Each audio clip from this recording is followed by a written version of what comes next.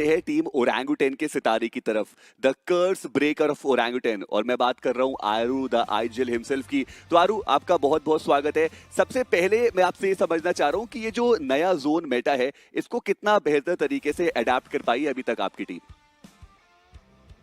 नया zone Meta है वो खेलने में तो काफ़ी मज़ा आया, क्योंकि प्ले स्टाइल सारी टीम्स की और हमारी भी डिफरेंट करनी पड़ रही है। बहुत सारी नई चीज़ें हमने ट्राई की है, ड्रॉप भी थोड़ा सेंट्रल की है रैंगले में, तो काफ़ी ज़्यादा अच्छा है। और इसमें हम लोग को एक चीज़ सीखने मिल रही है कि जो जोन आप पे आ रहे हैं उनको कन्वर्ट कर लो तो आपको बहुत एडवांटेज मिल जाता है पॉइंट्स टेबल में।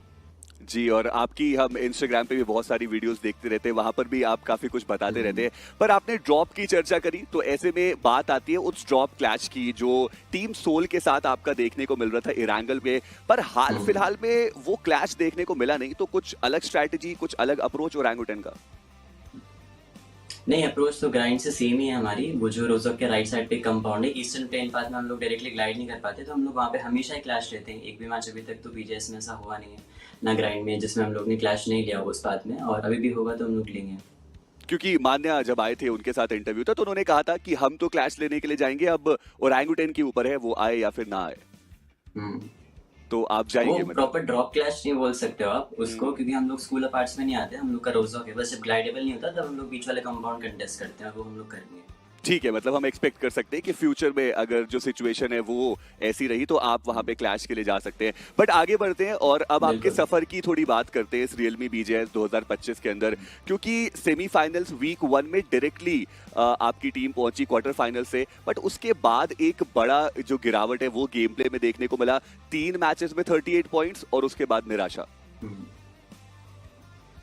तो वही है कि ये वाला जो जोन मेटा है उसके अकॉर्डिंग बहुत ज़्यादा छोटी छोटी चीज़ों का ध्यान भी रखना पड़ता है, जो जिस पे हम लोग बहुत ज़्यादा लैग बिहाइंड भी किए थे। वही है कि हम लोग इनकन्सिस्टेंट है, जब अच्छा खेलेंगे तो बहुत अच्छा खेलेंगे, बुरा खेलेंगे तो बहुत बुरा खेल रहे हैं। अभी वही है कि हम लोग वो स्वीट स्पॉट ढूंढ रहे हैं ताकि फाइनल्स के लिए हम लोग अच्छा सा एक्सपीरियंस गैदर कर पाएँ, जो मेजर गलतियाँ हो रही है उनको अवॉइड कर पाएँ। क्योंकि हम लोग सारे राउंड्स खेले, ग्राइंड खेले, quarter final, wild card, quarter और सेमीफाइनल्स 1, सेमीफाइनल 2, तो इतना सारा एक्सपीरियंस हमको डेफिनेटली हेल्प तो करने वाला ही है।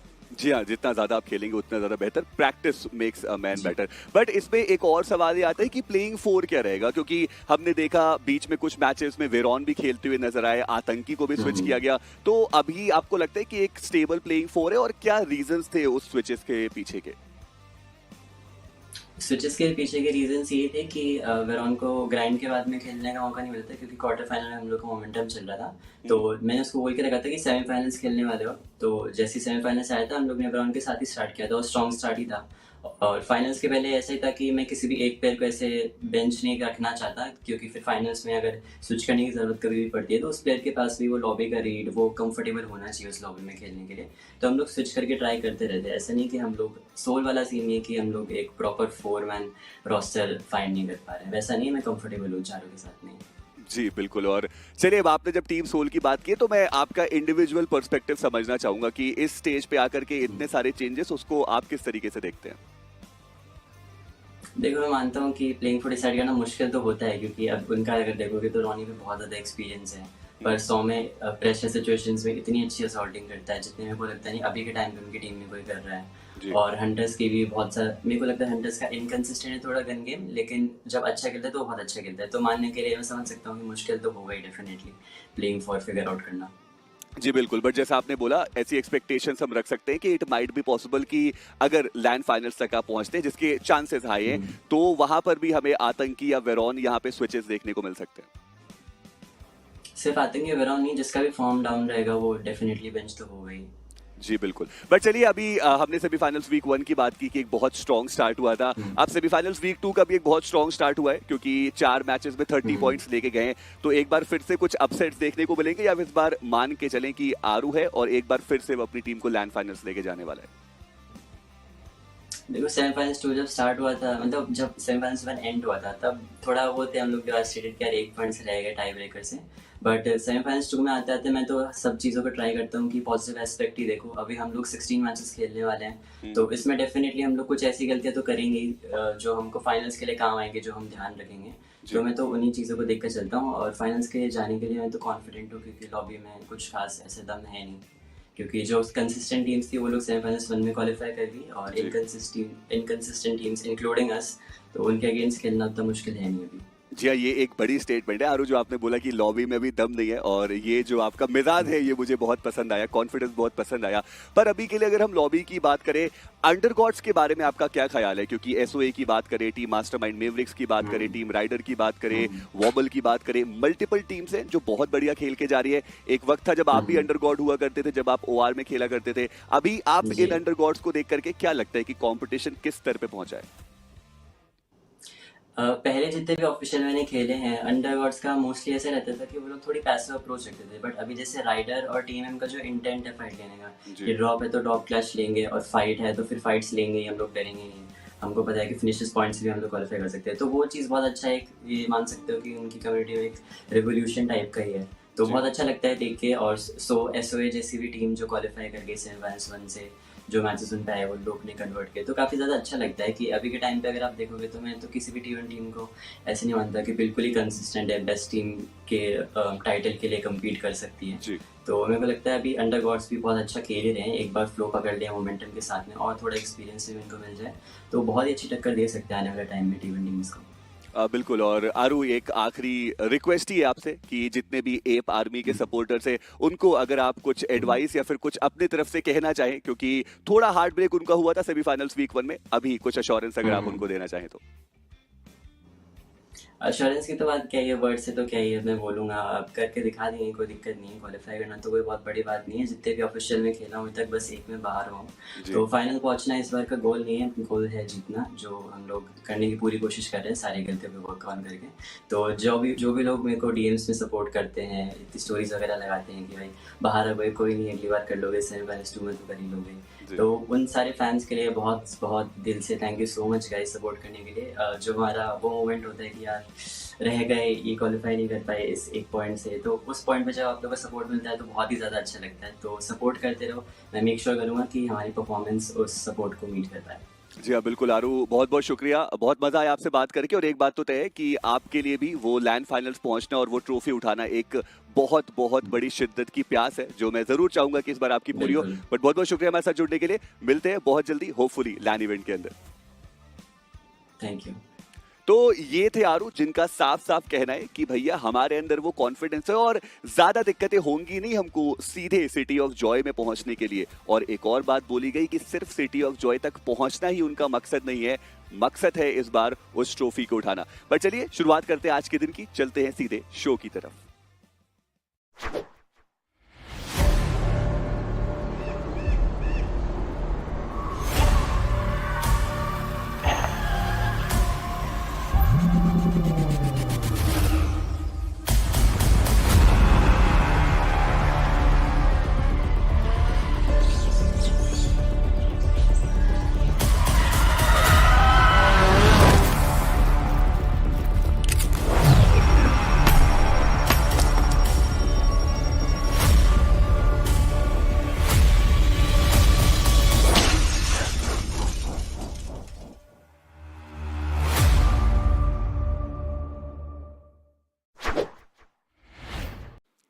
History's been a testament. Inside of the week 1, we have seen pulling off a comeback on the day 2 is possible. But on day 3, it gets a little too tough. So right now, the teams on the latter half of the board, they need to buckle up and make sure that they are going to be clawing their way at least closer to the top 8. Welcome to realme BGIS 2025, where I'm going to be a host of Castro Necro. John, let's say with me, it's going to be iSuper Johnny. And Johnny, day 2 arrives. This is going to be the best possible time for the teams to establish that mount towards the top 8. Exactly, and historically, day 2 has been known as the day of comebacks. And I'm pretty sure a few big names that have left a lot lacking in their performances in the last few days in semifinals week 1 and of course in the opening day of semifinals week 2 are going to deliver on all of that hype that was there about them today itself. And speaking of the day 2 itself, we've still got so many big names on the latter half of the board. But looking at the overall standings, it still feels like somewhat of the week 1 as well. Yeah, it is quite similar in the sense that the difference between the top and the bottom isn't really there. One single game can help you bounce back and claim a spot within that top 8. But that is going to be the troublesome thing for the teams that are already in the top 8. How do they be consistent? How do they hold on to their position? The only difference is that now we've got the table toppers as Wobble Gaming, while in the Oh, past yeah. it was OG with 38 points. But OG, they've now only managed to acquire 30 points. But what's really similar to OG's run in the week one is that OG performed once again pretty great in the first few maps, but then later on they once again dropped the ball. I mean, they had the opportunity to do different this time, considering their maps, their matches were kind of in a row. But OG, you have to be happy about that performance on Miramar we saw yesterday. That was incredible. Decision making at its best. They took the right fights as well. The timing of running into those fights was perfect. But as you were talking about Wobble Gaming, Necro, right now the only team that has crossed 20 placement points in the 4 games they played yesterday. They were very consistent. They were able to secure a chicken dinner as well. They're getting a decent number of eliminations, and I am extremely happy looking at how Wobble Gaming is playing. Yesterday's day was all about the circles, though. The circles were forming out in such weird terrains. Ryder Esports on that little piece of land on the map of Sanok, somehow just snatching away the chicken dinner, losing out on 2 players off the rip like that. Who would have thought? Exactly. They lost 2 players early in that bootcamp conflict, and then it was a gamble, by the way, swimming towards that island. But hey, it doesn't matter. Even after that chicken dinner, we do not see Ryder Esports in the top 8. That's going to be a big problem, though. But a big bounce back coming from Seoul, coming from Hyderabad Hydras in the last few matches. Roy Million Esports, a big name. And of course, THWNON, that chicken dinner in Erangel took end of the day, put them in the top 8. Second page is on the screen. You've got Team Tamila's Ryder Esports for Sister Esports on 9th, 10th, and 11th position, respectively. Altitude as well has been doing much better compared to the week one, but still it feels like something's lacking in their performance. Yeah, I mean, Altitude Esports, they are going for those fights, but again, we are not seeing them come out on top a lot of those times. Hail Inferno Squad, a big name that's still stuck on the second page, but the biggest is going to be our defending champions. What is going on with Revenant X-Park, Necro? Rough luck for them in every single game they've been playing. They're choking those 4-on-4 fights, and we have seen a prime example of that even inside of the week one, and now we're also seeing the example on the day one of the week two as well. Yeah. So Revenant X-Park, something needs to be done. They're always choking those fights, and there's always those third parties coming in as well, just wiping them out. And the same thing is also happening with the players of Phoenix Esports. They're not exactly choking those 4-on-4 fights, but the third parties have been their kryptonite. We've got our predictions at the start of the day. We all locked in our teams. I went with Seoul. And you, Johnny, went with OG. Yeah, I think the monkey business right now is doing well. It's booming. That performance on Miramar yesterday gave me a lot of hope from OG. But hey, you went with Seoul, as you said, and of course Seoul is doing quite well, both the teams OG and Seoul inside of the top 8. But buddy, I'm worried about Ryder Esports. It's Icy Baby's pick. Yeah, Ryder Esports, they're currently on the latter half. Not too far back, though, from the top 8, so they've got a decent base setup for themselves. We've got the schedule of the day 2 on the screen. B and C are going to be kicking things off on the map of Erangel. Then later on, A and B will come inside of the action. You will also see A and C playing the match number 9. Match number 10 will be played by B and C once again. A and C will play the Miramar, and then the final game is going to be wrapped up by Group A and B. I think the good thing about week 2 of the semifinals is we get to see all 3 groups perform 4 times every single day. 16 matches for these teams. But Necro, while we were looking at the rankings, Phoenix Esports, we saw them in the bottom 4. Now, that is surprising. I know what's missing, man. You need to give them that motivational speech of yours, and it needs to be a fresh one. Look, motivational speech we'll give them when the game begins. Okay, because that's when they would need it the most. But right now, I need to focus on Metal Esports. They have been so good, clinically, tactically, whatever you want to speak about Metal Esports. They've just been on par on every single decision they're making. Yeah, I think right behind Wobble Gaming, one of the most consistent names that we have seen in this semi-finals. And of course, it's not just the second week, first week as well. They were off to a decent start. Woke up a little too late. Yeah, woke up a little too late. But then again, I mean, when they woke up, you could see that momentum build up. Good thing is, they've carried the momentum quite nicely into the second week, and because of that, there's hope that we might actually see Metal Esports qualify for the finals again. It's not even a question. The form they have got right now, without a doubt, Metal Esports are going to be qualifying. And Johnny, I think they've got the realme P3 Ultra 5G with them. Maybe that's one of the main reasons they're enjoying that 90 FPS BGMI gaming as well. And you know what? Speaking of the realme P3 Ultra 5G, have a look at this video.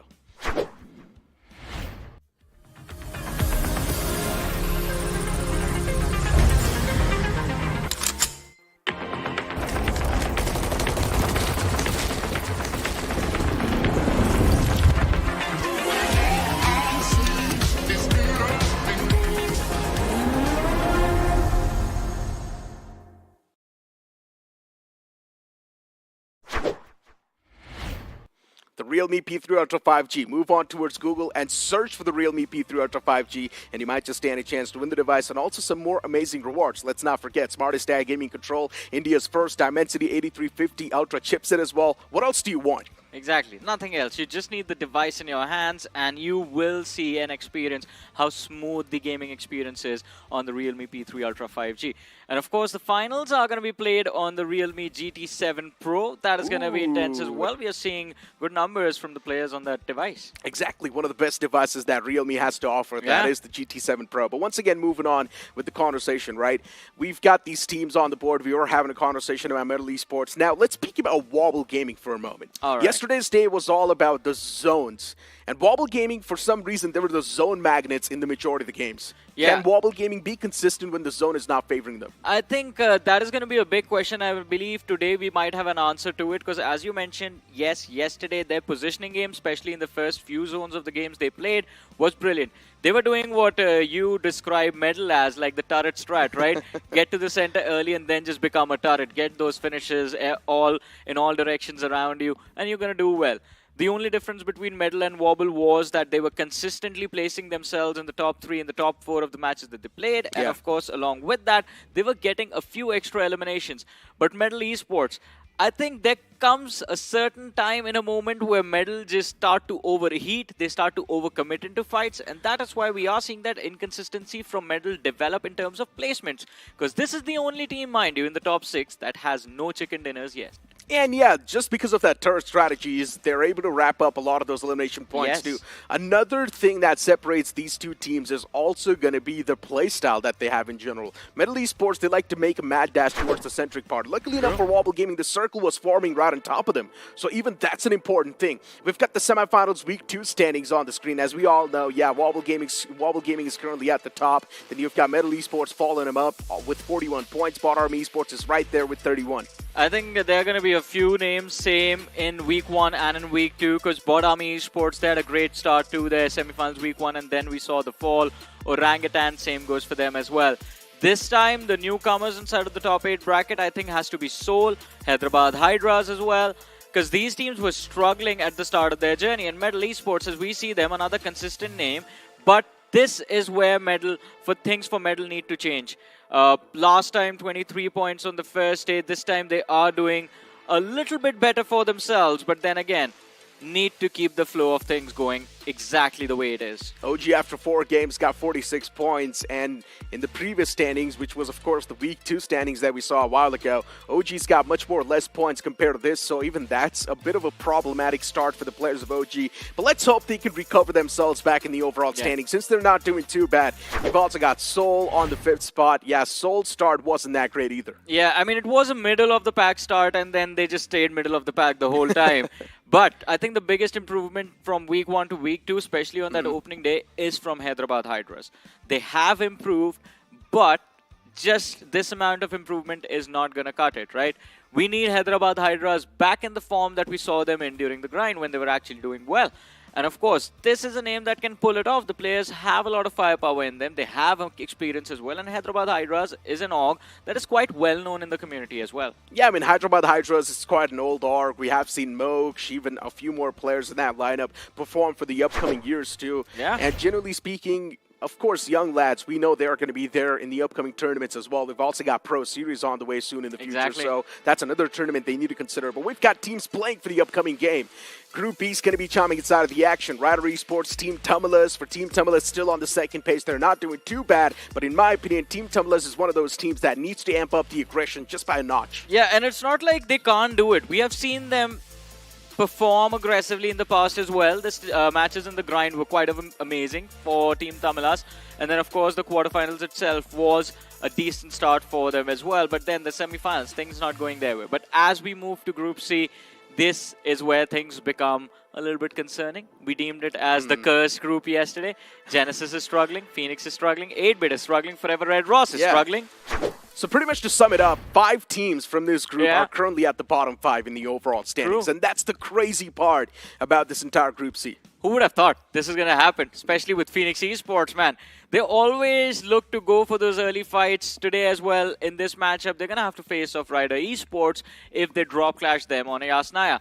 Now, you were arguing with yourself yesterday as to whether Phoenix Esports should change their drop or be aggressive. They have 12 matches now, and Necro, I think just a few minutes left before we jump into the action. You have to motivate them a little bit, man. All right. Every time after your speech, they do well. Have you realized that? Okay, you know what? Since you've been asking so Yeah. much for the motivational speech, even yesterday you asked me to motivate the players. Here's the motivational speech.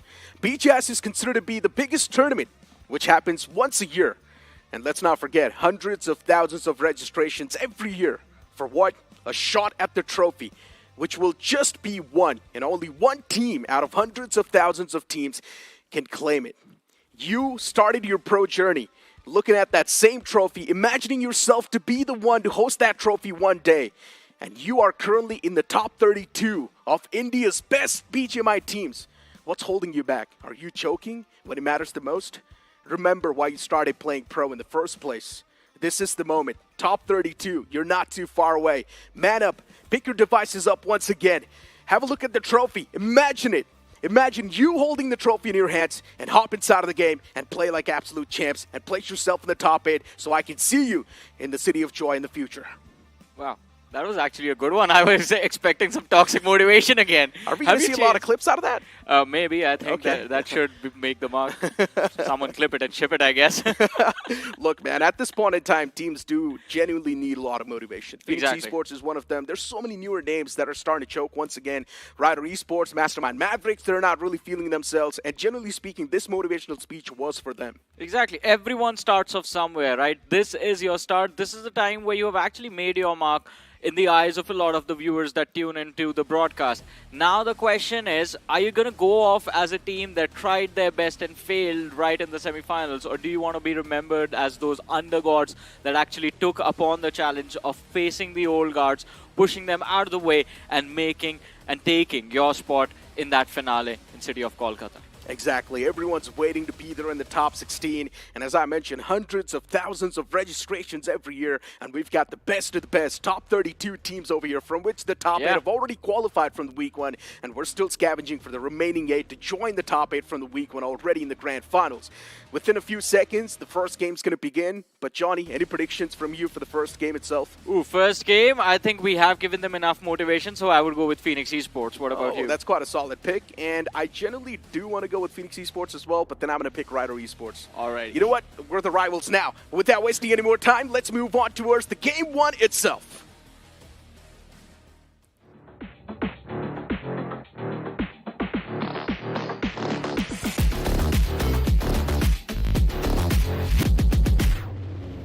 As the plane's going to hit the skies, starting all the way from Stalbert towards down south, which is going to be Sosnovka military base. Now this plane flat path dividing the map into 2 equal halves, but still if you want to move in towards Zarki, Georgiapol, that seems like a tough stretch. It is definitely going to be a tough stretch, but Necro, you picked Ryder, I picked Phoenix. I think one of us is going to be walking away with a disappointed heart right off the bat. Yasnaya Poliana quite close to the flight path, and we all know that drop clash is coming our way in the next few seconds. Hades is moving towards Severny. Interesting. They're not going to be having any sort of problems off the rip. Are we going to see Phoenix Esports take an exit towards Yasnaya Poliana? Yes, without a doubt, that's going to happen. And I'm pretty sure even Ryder Esports is right on that same tracks. Johnny, we're about to see that clash come through. Oh, man. And it is an important game for both these two teams. Ryder doing a little bit better in the overall leaderboard. Phoenix not so much, stuck on that last page. And this fight can either make or break their entire day. This is where you start to build momentum for the comeback, or this is where you fail. Phoenix Esports, Ryder Esports, almost on the verge of locking horns once again. They have dropped in towards those apartments. And both the teams quite stubborn, actually. Yeah. Ryder Esports is not doing too bad, but Phoenix Esports is all the way on the last page, so they need this fight no matter what. And Venom kickstart things as he managed to find the first knock. Fragger gets knocked out. Aimbot as well in that same building. A lot of things now seem way too eager, and Ryder Esports, they're dropping down in the man number. It's not looking good. Phoenix Esports as well, they've lost out on L2 for now. The man's out of commission, but even Devanch falls down. Ryder Esports on the verge of being eliminated. Pump shotgun in the hands of the last man itself. Exists, he's in the corner. in that room with the shotgun to hold things out. The man now needs to play defensive, but the moment he went for the peek, Venom was quick on that trigger and eliminates the last man standing from Rider Esports. Oh man, this is the first time we've seen Phoenix have a clean win in the semifinals. Drop clashes that they've been going after again and again and again. And of course, Rider Esports, they tried their level best, were able to secure 2 knocks, Alto and Fury hitting the floor. But then in the end, that exit of his not really working out. He wanted to jump from one room across into the other. But hey, 8-bit, it seems like an awkward start for them. As Pekka will be able to stop that car mid-rotation. They have set up a little bit of a soft bridge camp, all thanks to that southern circle that we are getting in this game. 8-bit's on the move. And yeah, the southern circle, let's not forget, we've seen a lot of curveball shifts too. Yeah. So if it does shift up north, all the teams that are making the early rotation down south will be messed up big time. Even Team Tumulus is one of them, by the way. They've already rotated down south. You can see Mr. IGL still towards Fairy Pier. But speaking about the main stuff, Phoenix Esports eliminating Rider Esports. Now my prediction changes to Seoul. What? You can't change prediction mid-game, man. Look, I mean, at the start of the day, I locked in Seoul as my prediction, so I can change to it. That's your prediction for the entire day, no? We were predicting for just this game. I win, Necro. You know what? I'm going to let you have that happiness. All right, thank you. Tri-Tamilian Esports losing out. But luckily enough for Metal Esports, they still somehow managed to skedaddle away from that spot. But at the cost of what? A sacrificial lamb named Prince. Metal Esports, let's see how they recover. They've done quite well for themselves, by the way, every time the circle is towards the military island. And even this time, they've taken control of the few compounds next to the shoreline, the northern shoreline. Although having that extra bit of information that Tri-Tamilian Esports is also present, and as soon as they cross the hills, they're going to have a little bit of a run-in with them. Metal Esports, they would like to stay towards those shoreline compounds and wait for the other teams that will be breaching the military island in the next few moments. And I have to say, we saw 8-bit move in.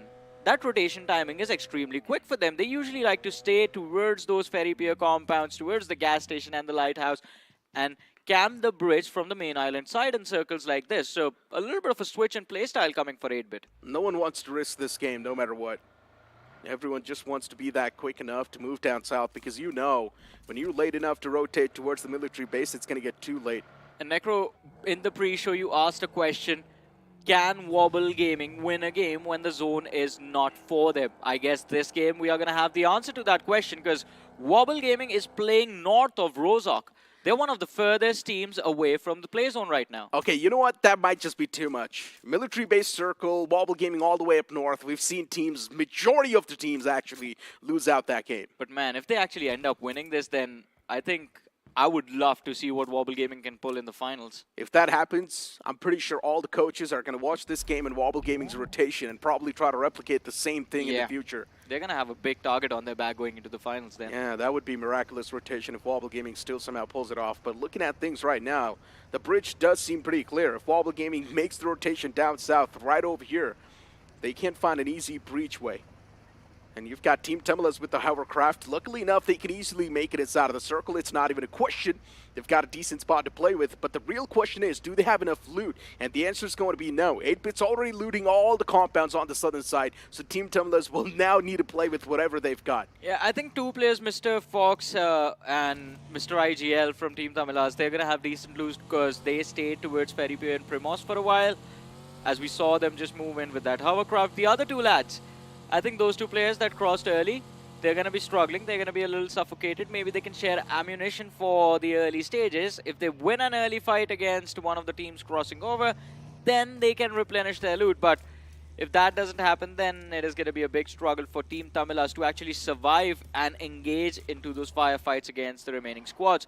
So on our screens, they've taken a few compounds just northeast of Milta City. Oh my god! Forever Red Ross pulled off that strategy. Put the vehicle on top of the boat and then rotate towards the military base. Now they've got a buggy to work with. I did not know carriers were a part of this game. Yeah, you can do it, man. It's a little tricky, but you can do it. I've seen a decent amount of clips in the past. But I never thought a team like Forever Red Ross, which is already struggling in the overall standings, can actually come up with such advanced tactics. I was just about to say that. I mean, they're dead last in the rankings right now. So, hey, think about it this way, right? If there was ever a time to take risk, Forever Red Ross is in the best position. As IC said it yesterday, when you hit rock bottom, the only way is up. Yeah, the motivational speech that I gave a while ago is also for Forever Red Ross because they're choking the hardest. Hey, see, I was telling you, right? When you give the motivation speech, Phoenix Esports does well. Yeah, flawless They fight won that conversion off fight, the rim. man. You should thank me, technically. I did thank you. Thank you, Necro. I'll take that, gladly. But you know what? Hyderabad Hydras, they've got a nice bridge camp going on for themselves. They're definitely going to be stopping a few teams and maybe shattering a few games as well for them. Hyderabad Hydras, decent camp setup so far. Yeah. But Mastermind Mavericks now on our screens. Water City in their control. Interesting thing is Mastermind Mavericks have been holding on to this spot for a while. And this might just result in them being in extreme trouble when they reach the southern shoreline of the main island. They're going to be the last team to move out because everyone else has already moved into the play zone. Even Hades H4K is breaching the circle from that northwestern quadrant. Genesis following them up. Wobble Gaming, for some reason, are still just stuck in northern Georgia Pole. And Phoenix, what is Phoenix doing? They are still in Yasnaya Poliana. I told you, for Wobble Gaming to convert the game, it's going to be next to impossible. It's too much to ask for. Wobble Gaming's really good when it comes to holding down a spot. And right now, they need a breach in. That's the main concern. GlitchX Reborn trying something new, using the glider to try and cross on towards the opposite side. I'm not exactly sure how effective this strategy is going to be, but if it does work out, man, oh man, it will be one of the wonders. Let's hope that they do not get spotted. Yeah. And there's a lot of shots taken against them because we've seen a bird fall down in the past. Exactly, and it's two of the veterans from the side of Glitch Reborn that we are spectating right now. Akshat and Navi both in the same glider. Where are the other two players? Are they on a boat right underneath? I think so. Yeah, seems like it. Yeah. They're pretty much on that same terrain, right next to each other. GlitchX Reborn, all the four players, all the eggs in one basket, actually. And they're ready to pull off this rotation. If it does somehow work out, that's going to be the biggest payoff of their life. But hold on to that thought, Team Tumulus. Mr. IGL softened up a little bit. The man instantly backs away. I like the humbleness from the man. As we spoke about it, and you mentioned they are going to be suffocated for loot in the early stages. And that is why Team Tamilas, they have to be respectful for all of the teams they collide against. If they spot out, they can't be the first ones pulling the trigger as well. Exactly. Just 60 bullets on the spare on that QBZ. Yeah, even for the AKM, it's just 147 spare. It's really rough. Team Tumulas, they found themselves in the worst possible scenario. The only thing that can actually save them today is by taking a fight. They have no other option. And it can't be a long-distance fight as well. It has to be point-blank range because they will need those replenishments of the throwables, of the first aids, of the ammunition itself. It's got to be a proper 4v4 fight. Yeah, someone needs to push them, and then they need to win. They need to win it flawlessly simple. Also, by the way, luckily things work out for Glitch Reborn. No one was playing Novo Repnoi containers, no one was playing Novo Repnoi City, so they do manage to get themselves on the shorelines of Military Island. They do end up breaching the southeastern edge. Everyone's inside of the base at this moment. The circle is centering on up towards that vicinity too, so there's a big chance we might see a military base brawl. Genesis on the way too. For Genesis Esports, I'm not exactly sure how effective this strategy is going to be. There's too many teams around that same area. You've got to look at the Esports. Genesis right next to him. This will be tough. Necro, look at the HP bars for Wobble Gaming. Is this team just going to die to the blue zone itself? Seems like it. If you cannot get any points, deny the points to the opponents as well. That seems like the game strategy for Wobble Gaming. Unless they want to go super late inside of the circle, which in my opinion is not going to work out, especially inside of the new zone settings. I don't think they're going to have enough first stage to survive stage 3, stage 4 transition, and especially with the circle moving towards the military island completely, crossing the bridge, that's it, not even going to be a dream. That proves my point. Yeah. Wobble Gaming, when it comes to the circle, not being on top of them, they choke. And that's what exactly is happening. They're not even making any sort of decisions. Just getting knocked out by the zone, eliminated by the zone as well. They've lost out on one player, by the way. Yeah. So yeah, that's a bit of a rough outing. You do see finally Sporta moving down south. He's the only man with a bit of that advanced step, while still the remaining players in the back lines for Wobble Gaming. You've also got Phoenix Esports going for quite a late game rotation. Mastermind Mavericks following them up closely. There might just be a brawl brewing soon. What is Neo trying to do? He's trying to get himself into an off angle on that bridge, but a misstep and he falls and loses a big chunk of his HP. By the way, a big fight brewing up on this military bridge.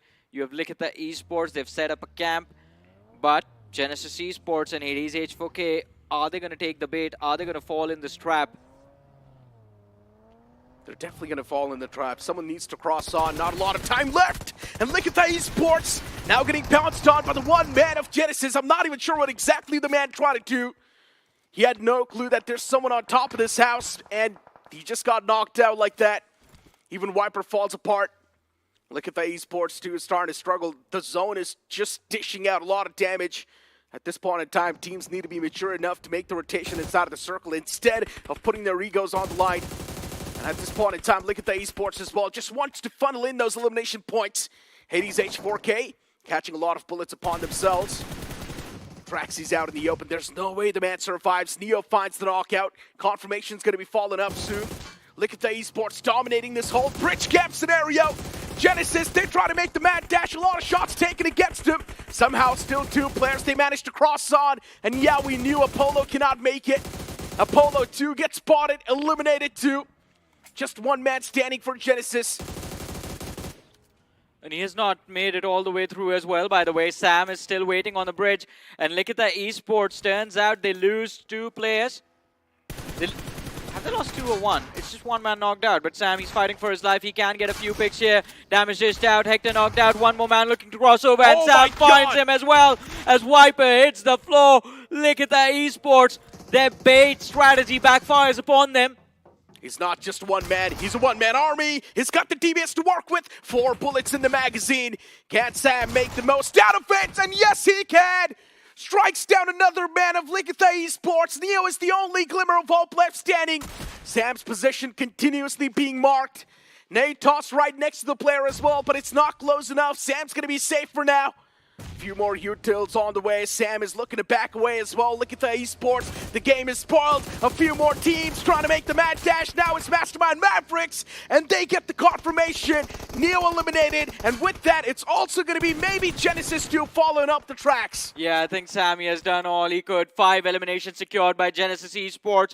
A much better outing in this game compared to Likita Esports. There's one more man from the side of Hades H4K in the back lines. It's Devil. And if he thinks that the bridge is empty, he might be in for an unpleasant surprise. Sam, do you not see that card in front of you? Shots fired, knock secured, and the finish comes through. A brilliant turnaround from Genesis in this match. A game that could have been a worst possible start to the day. Sam makes sure that he recovers and walks away with something. Phoenix Esports losing out an aimbot. Another man as well in the back lines taking a lot of damage. Even Venom gets knocked out. Phoenix Esports, things have fallen apart. They need to get the strings back in their hands. It's not looking good. Soul seems like the puppet master inside of the fight.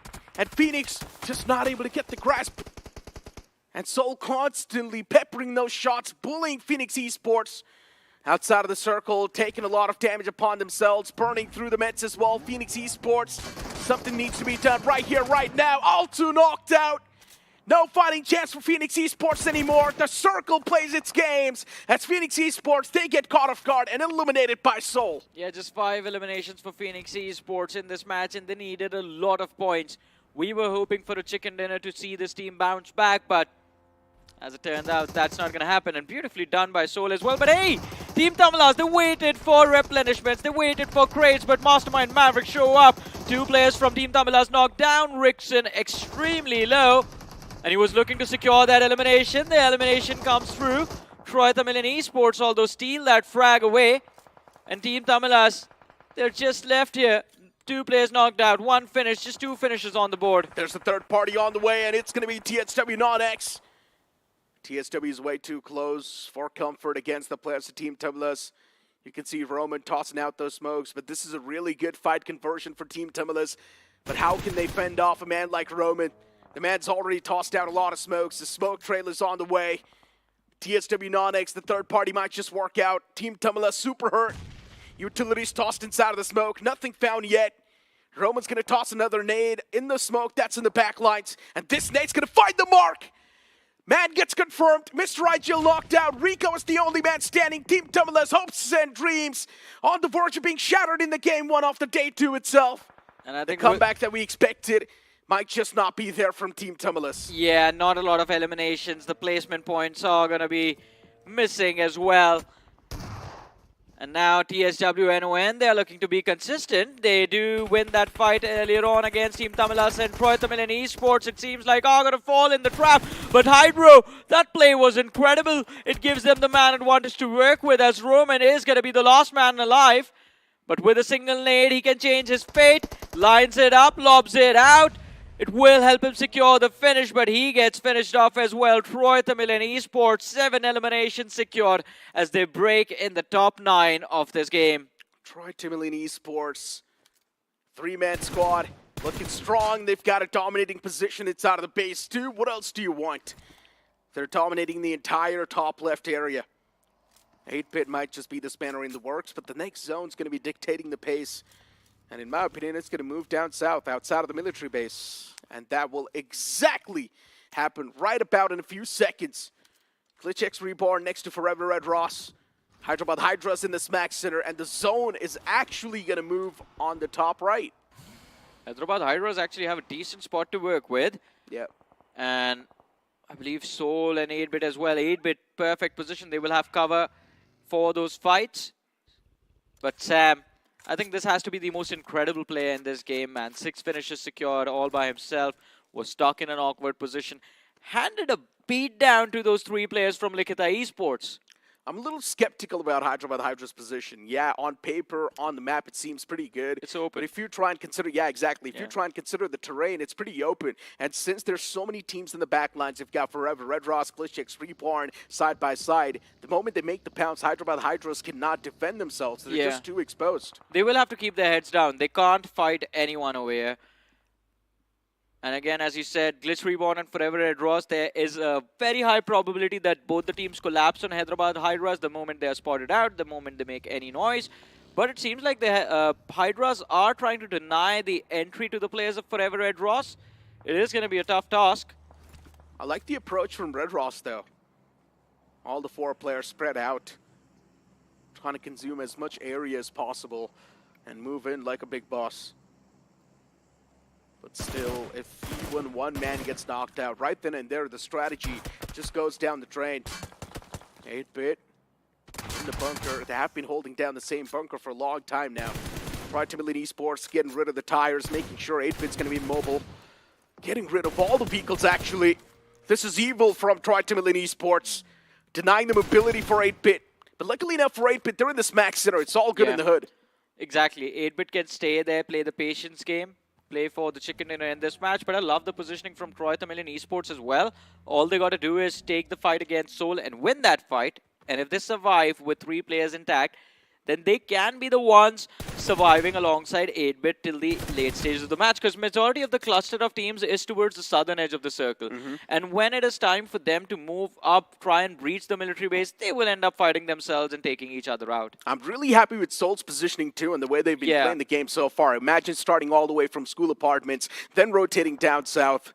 So still the rotations have been on point from Soul. That fight against Phoenix Esports was absolutely incredible, man. They forced them to stay inside of the blue, and that blue zone damage actually gave the HP advantages to Soul. But hey, Glitch Reborn, it seems like they are going to be reborn, but in the next match, as the players in this game at least are starting to fall, Forever Red Ross, they have the man advantage. Rex OG, he's the last man left alive. And it's a 1v2 against 2 players from the side of Forever Red Ross, but shots in the back, and Sam, what is he doing? Necro, 2 more finishes for Sam all this while. It's 9 finishes for Genesis Esports, and they are in the top 7 as well. I can't believe the man's managed to rack up 8 finishes so far. Yeah. Solo man on a mission, eliminating teams after teams. What am I watching? Genesis still somehow running high in the game. Sam is the only man just carrying that flag, not even scared of taking the fights. And Sam knows he's done his job. He's got more than enough points. He's got the average acquired for Genesis. Exactly, 10 points for Genesis from this match. Doesn't matter if Sam survives or not anymore. And even in this dire situation, he is looking to see if he can get a few extra finishes, I guess, before he gets taken out. See Hyderabad Hydras just getting picked off now. They're getting bullied in that spot. Luckily, Sam lent a helping hand, because Genesis, if Glitch Reborn was there, it would have been much worse for Hyderabad Hydras. Look at Soul spread. They've got so much control. They've got the entire right side in their heads. Soul now taking shots even against Hyderabad Hydras. Hyderabad Hydras are out in the open. They can't do anything. The Hydras are now getting punished for all the dues they did. Ninja, another man behind the rock, chipped down pretty low. Patches himself up in the nick of time. A few smokes tossed out as well from the Hydras. Is that really going to keep them safe? Can they survive for long enough? Those utils seem pretty close, but Soul, they lose out on Ronnie. Rough luck for Soul. They need to get the revival on that fallen comrade. And that's why you see the backup arriving as well. But Lucifer wanted to go for the confirmation. Good shots from Soul. Deny that confirmation. Forever Red Ross cannot go for any sort of risky plays yet. It's not just the conversations, Necro. They're denying the circle breach to both these teams. Hyderabad Hydras pinned down. Forever Red Ross in the next few moments. They won't be allowed to move up as well. And that would mean extra eliminations on the board for Soul. And of course, 2 teams out of the way. On the finish feed, look at that. Troy Tamilian Esports, they come in collision against Medal. And I think this might be the end for Troy Tamilian Esports. Pekka is forced outside the play zone. And now the main conflict is between him and Thunder. Soul's looking too good, but they're still with just a 2-man squad. Troy Tamilian Esports, Inferno's down low.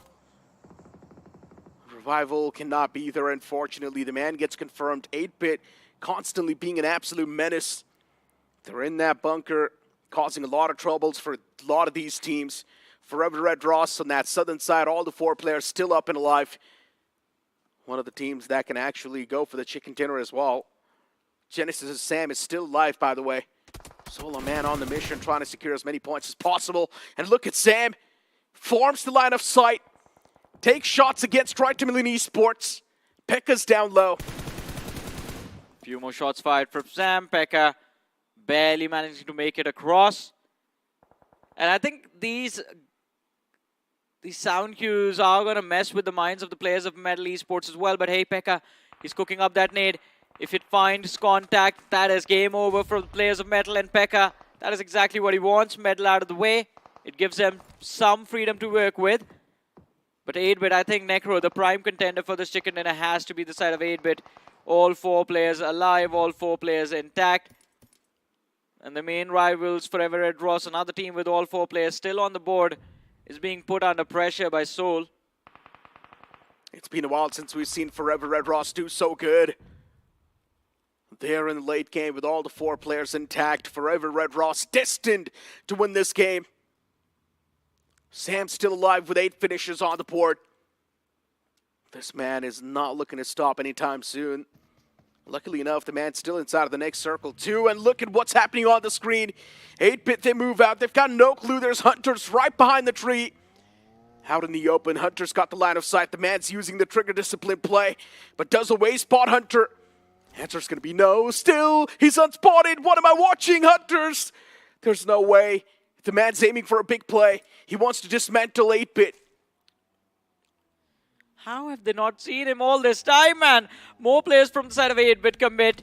And Hunters will have an opportunity to line him up. Mafia right there in front of his eyes. That is such a juicy finish, but I believe Hunter spotted out. Yeah, finally, I think the pixels on his helmet were spotted.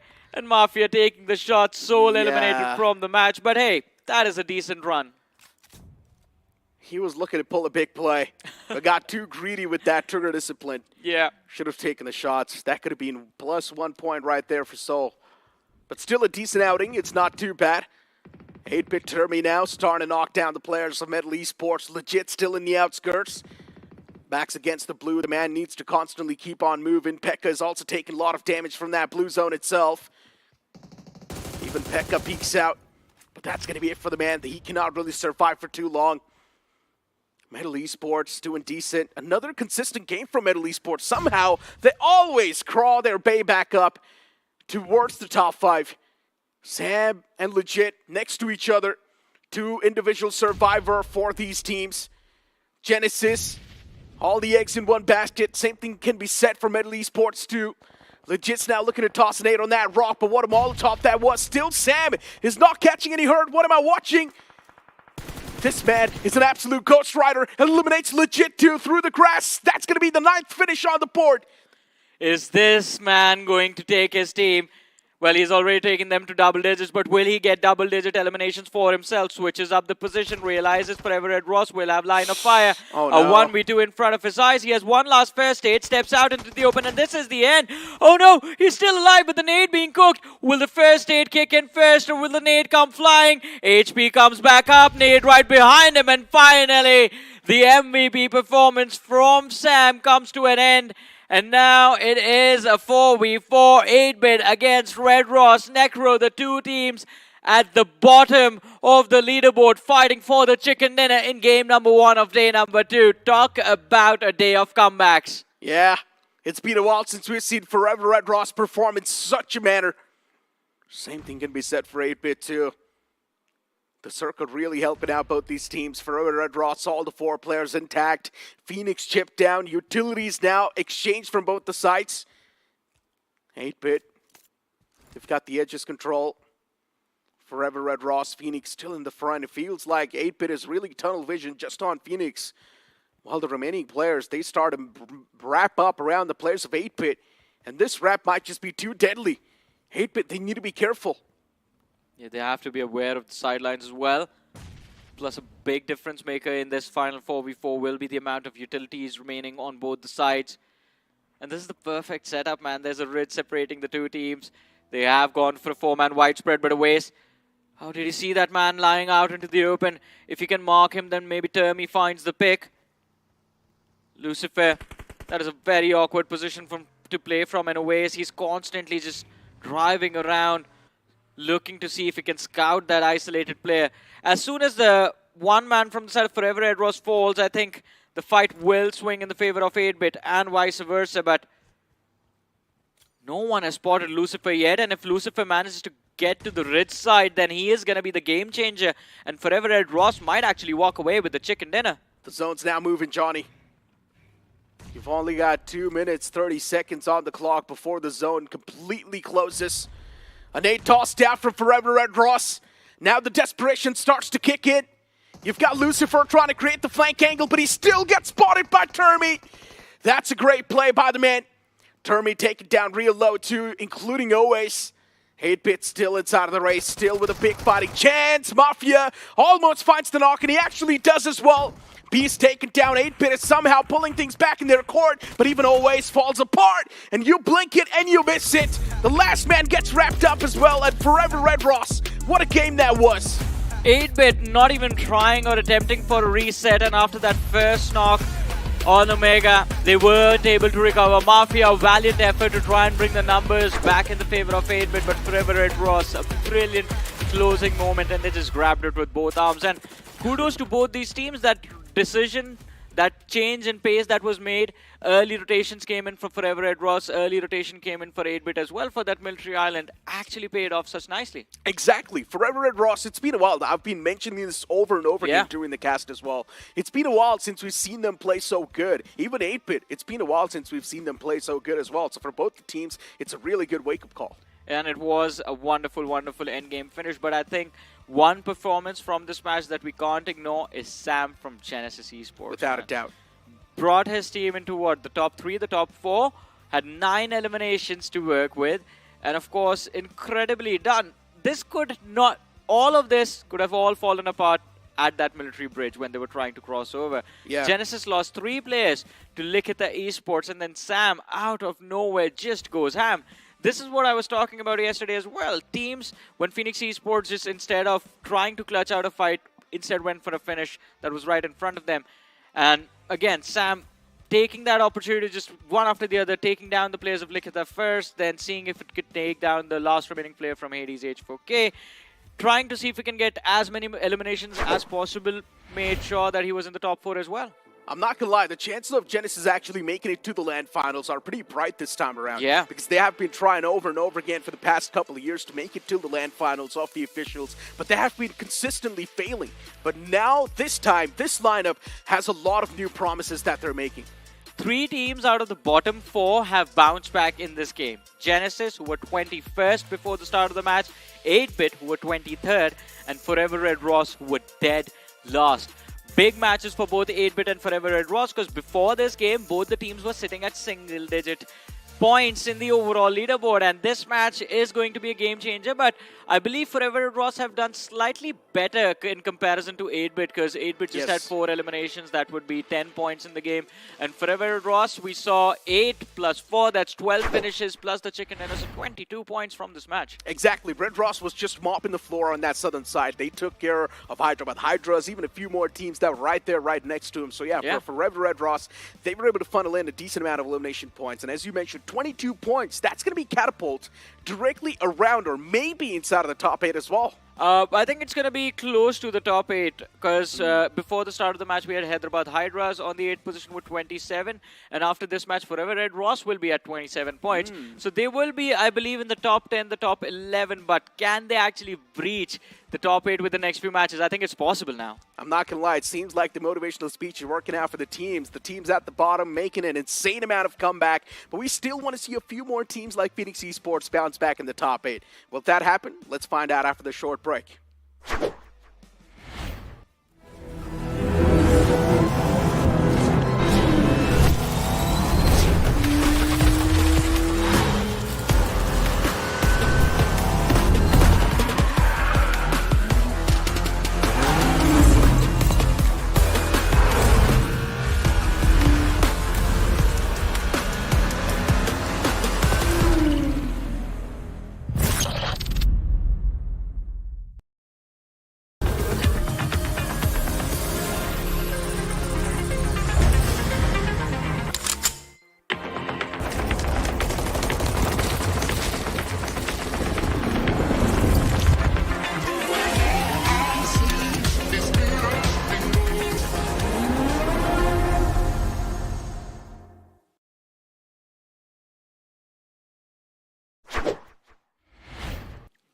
Welcome back after that break, ladies and gentlemen, to the realme BGIS 2025. And as the semi-finals week 2, day 2 begins, the day of comebacks is upon us. And coming back to the desk, we have Icy Baby.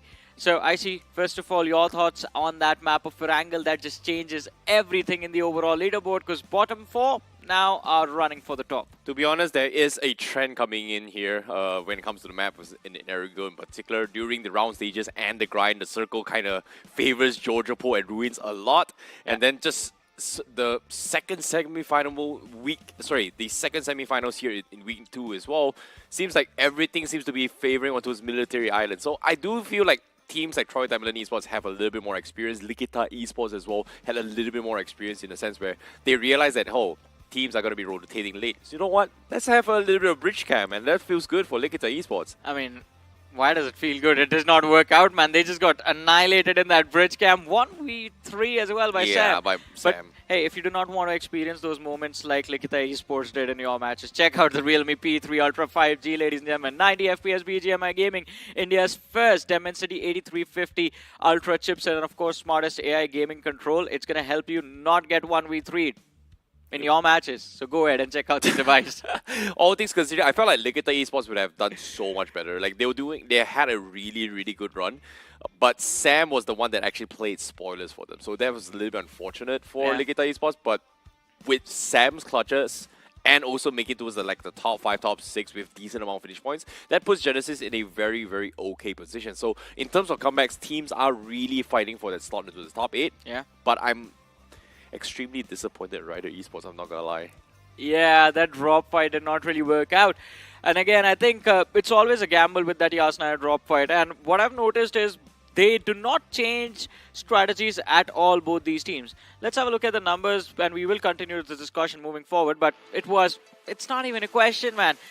Well-deserved, earned MVP for this match by Sam. 9 finishes, over 1,000 damage, and all of this all alone no one lent a helping hand. Exactly. Sam pretty much clutched out the situation big time in that bridge and then translated into the final few seconds of the zone itself. So Sam, he definitely played spoilers for a lot of teams. Getting 9 finishes is undeniably, but I'm curious to see how much will it actually affect the overall score.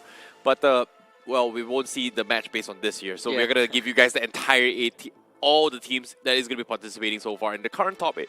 Top 8, Troy Tamlin Esports is now on number 3. Yeah, I think this was a decent performance from Troy Tamlin Esports because they were going frag heavy, they were going after those finishes, and that actually helps them climb up. But hey, Genesis Esports from being 21st to on the 9th position with this match.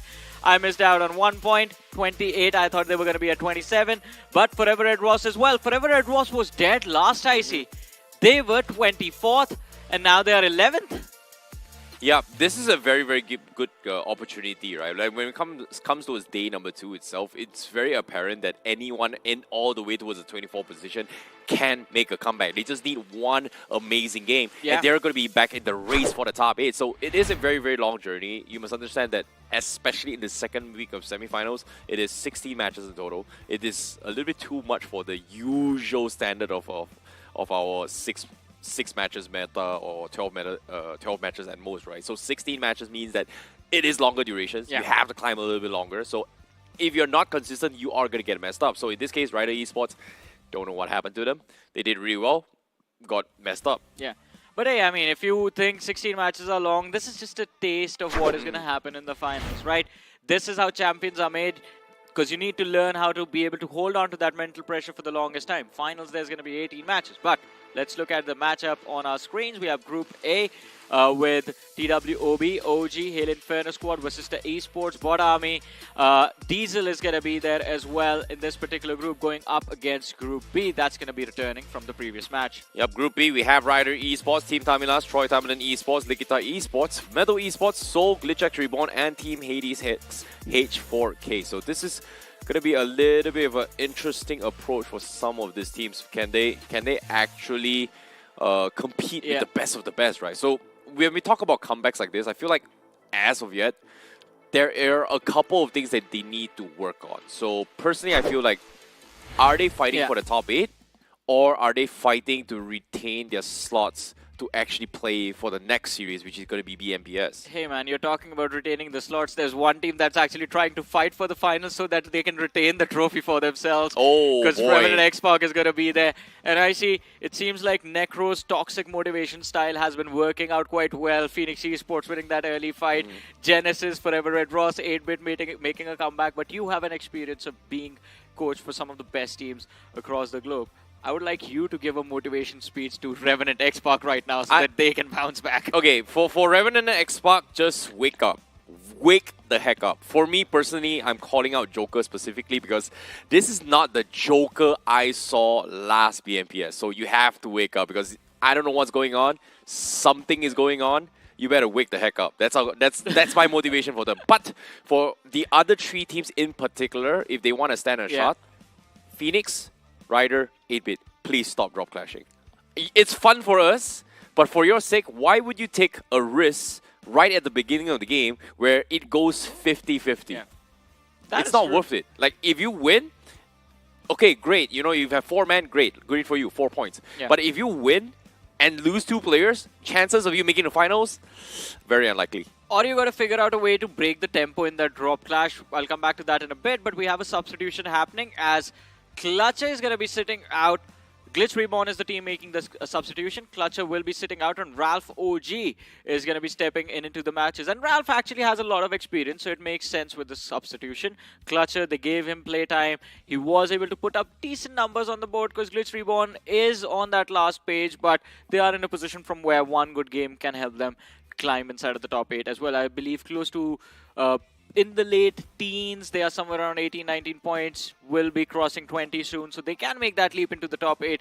And Ralph OG has a lot of aggression, so he can bring those finishes for his team. Is that going to happen in the upcoming game? But coming back to that drop clash fight, there used to be a time when 2 teams used to drop clash in Yasna and Poliana back in the days. And the way both of them figured that we break tempo would be to take control of either sides of the city. If Yep. a team was dropping towards the southern compound, the other one went north. If a team was dropping towards the eastern side, the other one would just shift towards the west. But in case of Ryder Esports and Phoenix, they just drop on the same darn building every single Yeah. time and fight right off the bat. That is what's not going to work out. You got to figure out how to slow down and Yeah. find some breathing room in a drop. I think it comes down to just, are they willing to share or are they willing to commit to those fights, right? So Phoenix has proven themselves that they can beat anyone in Yasnaya, right? Yeah. Against Revenant Export, they've done it. Against Ryder, they've done it. So it's very apparent this is an ego thing. Who wants to make room? But again, the team that makes room has to go a completely different drop spot. Yeah. Learn the entire rotations and routes of entry for certain circles and redo the entire strategy all the way through. So not many teams are willing to take this kind of risk, but it all comes down to just ego, experience, and how stubborn are you able to win those fights. That's all. But man, stubbornness is costing them a lot of points now. Opportunity to recover in this upcoming map of Miramar. Who is going to make a bounce back? Time to find that out. Miramar, here we go.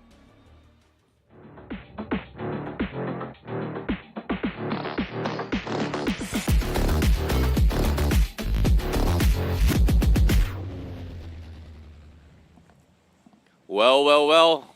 The map of Miramar on its way now for Group A and B. And the flight path going to be starting things off from all the way of the southwest of the corner. We have Wildemar going to be in the picture and ending towards the northeast section of Impala. A pretty southeastern flight path for all these teams. But I'm curious to see, are we going to see those drop clashes heading up towards the north as well? Because this is going to be a very, very interesting one. Because teams like Orangutan, they definitely need to make a little bit of step up as well. Aru early on, we had a little bit of chat with him. Yeah. And that chat was kind of interesting as well. Because personally, I felt like they should have been a little bit down. Considering that they barely, almost, I would say barely, they almost could have qualified to the Grand Finals. Yeah. I agree with that. I think, but it was that momentum that they were able to shift again in their favor in that last match that might have given a lot of hope for OG. But let's see how this game turns out, because seldom there are moments where OG gets comfortable start in Miramar. Usually they get surrounded. Either the flight path is going to be away from Chumacera or they're going to be surrounded and pressured in that early Chumacera drop. This time they go for a 4-man widespread drop and take map control of Chumacera because the flight path is in their favor. But let's see how the rest of the match turns out. Oh, the circle towards Los Leones and Impala. I see we're in for an exciting game of Miramar, man. We're in for a very exciting game of Los Leonas Circle. Here we go again. Yeah. But all things considered, I feel like when it comes to maps like this, teams have started to realize that southeast corner mountain terrain is so strong when it comes to having high ground and punishing people coming from Los Leonas and exiting as well. Yeah. So I think teams like Tamilas as well as Ryder is going to be the closest to that region, so that's going to be something that they might happen. But guess what, Troy Tamilin, they are going to be in the head-to-head against Seoul right now. And as you can see, Ronnie going to be taking a little bit of pot shots coming in. Pekka cooking out nade to try and set things up. The nade might actually connect, and it does connect on both of them. They are pretty low.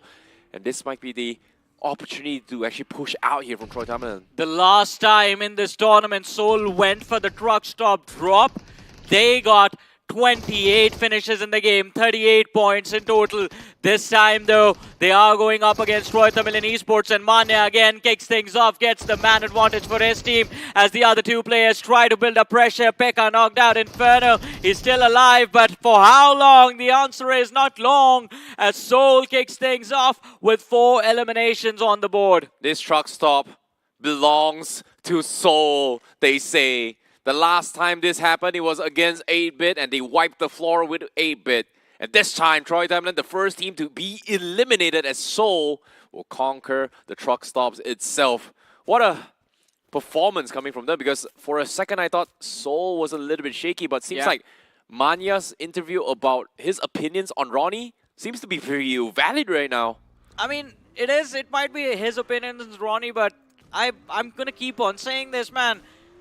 Seoul, right now, for wherever they are in this tournament, and whenever they make a bounce back, they owe it all to Manya. He's been doing so much, getting the finishes, leading the team.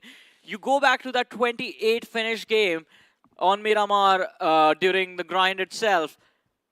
Manya clutched out that first fight against the 8-bit single-handedly. And then the team took a turn this time around as well. Those two individuals outside the gas station were so low that if even one player from the side of Troy Tamilian Esports went aggressive, peaked, both of them were getting knocked out. Manya in the backlines created the pressure, found the opening. And again, I think now, since the team had a much cleaner start to this game, they have their HP bars back up. If all four of them make the bounce, we are going to see Seoul, they might just take the first position away from Medal, I guess, after this. Well, that is going to be the start of the journey so far. But if you guys want to perform at the finest, be sure to check out the realme P3 Ultra 5G, the segment's best 90 FPS gaming for BGMI itself. So be sure to search it up and also win on Google as well as Flipkart. Just search realme P3 Ultra 5G to find out for those specs. Meanwhile, Johnny, I can agree. But so far, that was pretty much the group stages and the round stages, right? Yeah. For Seoul, the team that dominated during the semifinals as well as the quarterfinals in map of Miramar is pretty much Rider Esports. And the games that they had did well as well and almost made a comeback to actually qualify to the Grand Finals was also done in this exact same map, which is Rider Esports. I guess we have two contenders for the King of Miramar title. There was a time when Versatile used to compete for that, but I guess Somraj now likes Sitting at home and watch? Nah, he likes Rainforest better.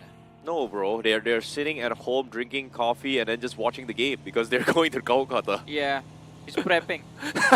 He's preparing to deal with the humidity. But I also wanted to say they do well on Sanok now instead of Miramar. Ironically. Yeah, I mean, all set for the humidity, I guess. You know what Revenant X-Pac did well in? What? Vikendi. Oh yeah, best map this tournament for Revenant X-Pac. Yeah, unfortunately doesn't exist in this map. They did really well in BMPS though. Yeah, true. Yeah, seems like they don't deal with heat really well though. Is that Maybe why that's the reason why. Yeah, exactly what I was about to say. Is that why they're not performing? They do not get to take a chill pill every now and then during the day. Oh well, such is life. All is well, must go well. Only time will tell. And as of yet, Bot Army Esports, a team that none of us kind of expected them to do well, coming in from the in-game qualifiers, while their presence when they first debuted, but consistency has been an issue for Bot Army Esports because when they hit really, really hard. And will the trend continue for Bot Army Esports? Because during week 1 of the semifinals, they did really well on the first day, and then completely flopped the following day. And now it's going to be day 2, the second week. Bot Army Esports, will they actually rise up to the challenge? This is going to be my question right now. I think you miss an opportunity once, it's okay, but do not miss it the second time because you won't get a third chance. That has to be the case for both Bot Army Esports, OG, even Medal, but Medal are doing very well for themselves. I think Medal today, they are in those late 40s. If they can get themselves to the 80s, it should be a good enough situation for Medal Esports. That should be the target, 80 points on the board. Yeah. And they are in a position from where they can succeed as well. But Bot Army and OG, these teams, they started with 3rd, 4th in the opening week, this week as well in a similar stance. I think I would like to see them just be consistent and end day number 2 still in the top 4. Yeah, I agree. But another team that needs to kind of bulk themselves up is going to be TWOB. Ever since their debut during the grind until now, their journey was very interesting in a sense where, in Jax's own opinion, the whole team is considered a new roster. So they did pretty okay, according to them, even though they placed 10 and barely qualified to the higher rounds during the grind. But they still made it here to the semifinals, so it's still an achievement. But now with Jax playing as the substitute so far, we saw a couple of knocks here and there yesterday, but TWOB just could not close up games yet. And this is kind of concerning because I've seen moments coming from Yashu, I've seen moments coming from Kana, I've seen moments coming from Anonymous, but they always feel like individual plays rather than team play. True, true. I mean, individually, these players are quite gifted, and as you mentioned, we have seen those moments on display as well. But yeah, team communication seems a little bit lacking. And the standard, the benchmark, the problem is for TWOB was set in the last Pro Series when Prince and the gang were playing under this banner. They made it into the top 4 in the finals of the Pro Series. And that might be that extra bit of added pressure on these young players that, hey, we have to follow the legacy that has been left behind. Is that the same Prince in Meadow now? Yes, it's the Oh, same. It's the boy. same lineup. The whole lineup switched. You know what's really interesting about Meadow Esports? They were in the exact same boat as TWOB. Yeah. Barely doing much, everything what happened. But this second semi-finals here so far, it's really nice to see Legit kind of pop off because he feels like that's the Legit I've seen from back in the days. It's been a while. It took some time, but the wake-up call when it's needed is so important. And right now, it's a do-or-die situation here for all these teams. Like, there's only 2 questions right into their minds. Are they here to play with the best in India in Kolkata? Or are they here just to keep the bench warm and then play in BMPS? Talk about the best, and we do see 2 of the biggest lineups in terms of recognition going up against each other right now, as Likita Esports and Vasista Esports cut out their distance, their differences, and close in against on each other. Nades go flying. Opening knock not found yet, but from the backlines, Hector kicks things off as Rage God is going to hit the floor. And Likita Esports, we know once they have an opening, they make the pounce. All the players go running into that compound as they're going to try and wipe the floor with the players of Vasista as quickly as possible. Goblin, though, he gets ignored through the window, and this might be a brutal blow on the players of Vasista. One after the other, they're falling down. Last man left alive, Tapa, and he's just standing then. Goblin, all 4 finishes for this man. His teammates lent a helping hand, but hey, he still gets those numbers. Great shot calling coming from Likita Esports. What a clutch coming from Goblin as well, because the opening knock from Hector and the second Molotov on the second floor by Goblin pretty much says like, guys, it's a 2v4, it's time to rush and end things. And despite the resets comes through, Goblin was able to pick them all one by one. So very, very nice 4 points in the hands of Likita Esports. However, this seems to be a repeat here from the game of Erangel because they get exactly 4 finishes from Erangel outside the zone and now 4 inside Miramar. Yeah, but let's see. Last time they weren't able to move inside the stage 3. This time stage 2 still in the blue. Hopefully they make it, but I see something stingling in my soul, man. They've gotten 8 finishes already. They've lost 1 player. Are we going to see a big game from this team again? Oh boy, now TWOB, they're going to be crashing into his orangutan. Atenki getting scouted out by himself, pretty much stranded all alone. And the confirmation is going to be secured here. They find Atenki, OG loses 1, TWOB with a very interesting pit stop, but with the zone about to shift right now, seems like they are going to be on the move. They are still inside the zone though. Yeah. I like that TWOB just go overboard with everything. There was absolutely no need to blow up that vehicle. No one had a line of fire. They just did it, just assuming if someone is there on the other side, they get taken out as well. That was just a move made out of caution. But let's see. Revenant X-Park up against Likita Esports. Hector knocked out. And Likita, they're going to struggle to find a trade in this fight as well, since it's stage 3, blue zone damage will be accounted for. And Likita Esports want to get inside the circle, I think, a little bit quicker. And there's no one there. Neo was the closest player to Hector, but he was just asked to keep moving along his merry way. Yeah, seems like Revenant X-Park going for this pickoff is a little bit okay. It is wasting a little bit time here, but personally I feel like Revenant X-Park, you know, we've seen Shadow being one of the most consistent player coming from Revenant X-Park throughout their entire journey here. Spray God, we have seen his ups and downs for a couple of times now. So as of yet, Revenant X-Park, we know all 4 players are just very mechanically gifted. It's just that we need them to work together as a unit right now. And can they overcome the adversities is going to be very, very tough because they are going to be coming from the west side. But inside the zone, look at this. Bot Army Esports having the run-in against Mellow Esports. Who would have thought this is going to be a major fight down towards the northeast side. And the third parties might be coming through, but we haven't seen any action on this terrain so far. I mean, there was an opportunity for Soul to go for a third party, but Glitch Reborn are causing pressure for them. And Glitch Reborn, you can see him on the radar as well. They have an angle from where they're going to cause trouble for Soul first and then start causing trouble for Bot Army Esports. But all of this lines up for Medal. If your opponents are distracted, you just shoot them in the back and finish things off. But 2 players left alive for Soul as Bot Army Esports are looking to make this bounce. Oh boy, Bot Army Esports, they have to figure out who they want to fight. Seoul's only got 2 players inside. There's no way they're pushing out. They're caught in the middle across have 2 teams. But seems like Nako have no choice but to fight back. Devotee with the opening knock. Now Ronnie living it all by himself. He finds a pick off and now he's going to try and salvage the situation. But unfortunately to say, he's all by himself. 9 finishes in total for Seoul. No placement points so far.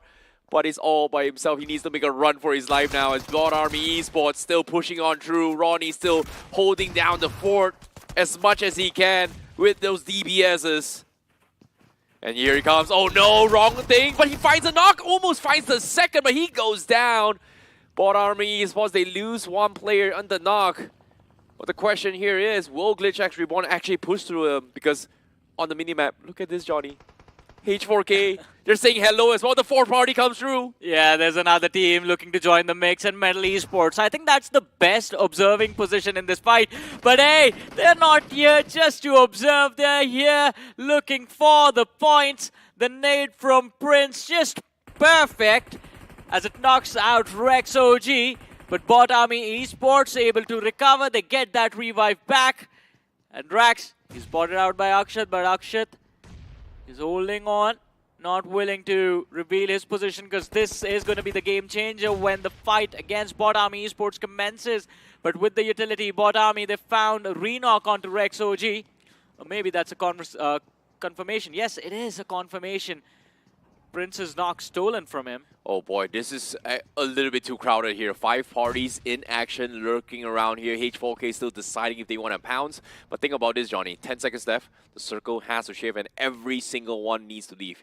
Bot Army was obviously, they are hesitant to actually leave right now, knowing that there might be a team on top, which we saw just now, Metal Esports. But right below, it's going to be Glitch X Reborn as well. So if they don't start moving now, things are going to get a little bit dicey here. But Monty, opening knock with those nades comes through.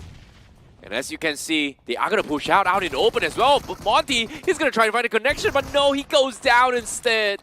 Oh man, that's an unfortunate knock, but Bot Army Esports, they wrap things up with Glitch Reborn. They lose 2 players. Although 6 points secured into the top 11 on Bot Army Esports, let's not forget they're already doing very well for themselves in the overall ranking. So this 6 point, it is going to be a decent start, but Metal Esports, a team that is sitting on the first position of the leaderboard, still not willing to slow down. Bot Army Esports finished off as Metal secures 2 finishes. Oh my goodness, Meadow, they just had the better position, right? Like nobody to actually mess them up in those vehicles. Stayed up there, waited for the right moment. Guess what? The moment they tried to leave, they get completely messed up. But at the same time, Meadow, guess what? They tried to go for the lose and they lose their vehicle in the process. That's just horrible driving, man.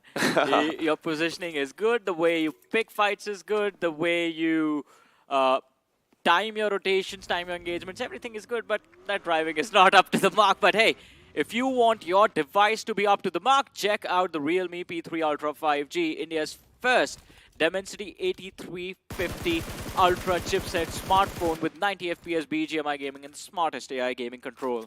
Oh, speaking of which, right now, H4K, they weren't able to pick off any finishes from that party at all. Meadow was the ones to actually wrap things up with those 2 teams. Did they get a lot? Not exactly, but what's important right now is to thin the herd, and that's going to be 10 teams left in this next phase of the zone. And as of yet, because of all this space, you can see information is very, very lacking for teams on the Northeast. They don't know what's happening inside the zone. And amidst the insides here, look at the minimap, Johnny. Teams in brown, that's actually Rider Esports on the smack middle of the zone right now. Right, here's a little bit of a replay of what happened a few moments ago. Hail Inferno squad pushing the players of Seoul, but Seoul still finding a few extra eliminations for themselves. They were able to win the fight against Hail Inferno squad, but lost 2 players. Thanks to Glitch Reborn showing up for a 3rd party, and then eventually Bot Army Esports showing up for a wipe. But neither Glitch Reborn survived, neither Seoul, neither was it Bot Army Esports. The only survivors from that factory conflict was Metal Esports because they were never involved. Well, as of yet, speaking of involved here, no wonder I was wondering how Seoul got their 8 finishes. Because we saw the early engagement, the 4-4 against Troy Tamaland. I was like, oh, where did the other 4 came through? And Hail Inferno squad was eliminated, so that's how you know. But all things considered, let's take a look at the rest of the world as of yet. Likita Esports, they had a little bit of a run-in early on with Revenant and Xbox. They lost Hectors, but Goblin's clutch with that 4 finishes was so huge and important. Now it's all about sealing the deal, but the rush comes through. 3 versus 4 now, coming from Likita Esports against Team Tamilas. And it's not going to be an easy one as well, as Neo makes the pounce. His teammate Viper is going to be knocked out. So numbers, I believe, are in the favor of Team Tamilas over here. 4 versus 2. Oh no, Goblin spotted out through the window. That's just going to make things worse. But his teammate was there, at least for a few seconds. Viper and Neo getting finished off, and now Goblin left in a pure 1v4. He was able to shut down a team earlier, secure 4 eliminations. Can he do it for the second time? Finds 2 knocks, looking for the finish confirmation as the pressure through the window comes through, and Goblin with the 3rd knock now.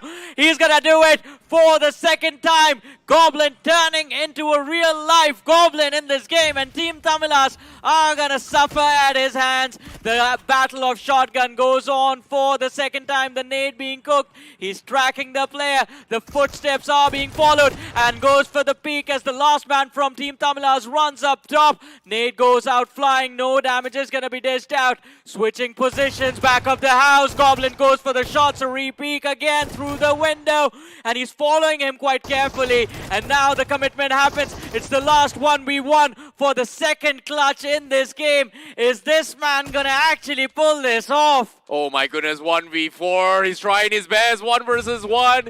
Goblin is doing exactly just that. Can he clutch things out? And he gets it! Goblin! Goblin! Goblin, the savior for Likita Esports. Dismantling teams all by himself. A 1 versus 4 for Goblin. That's the 2nd 4-finish fiesta that he has given us in this game, man.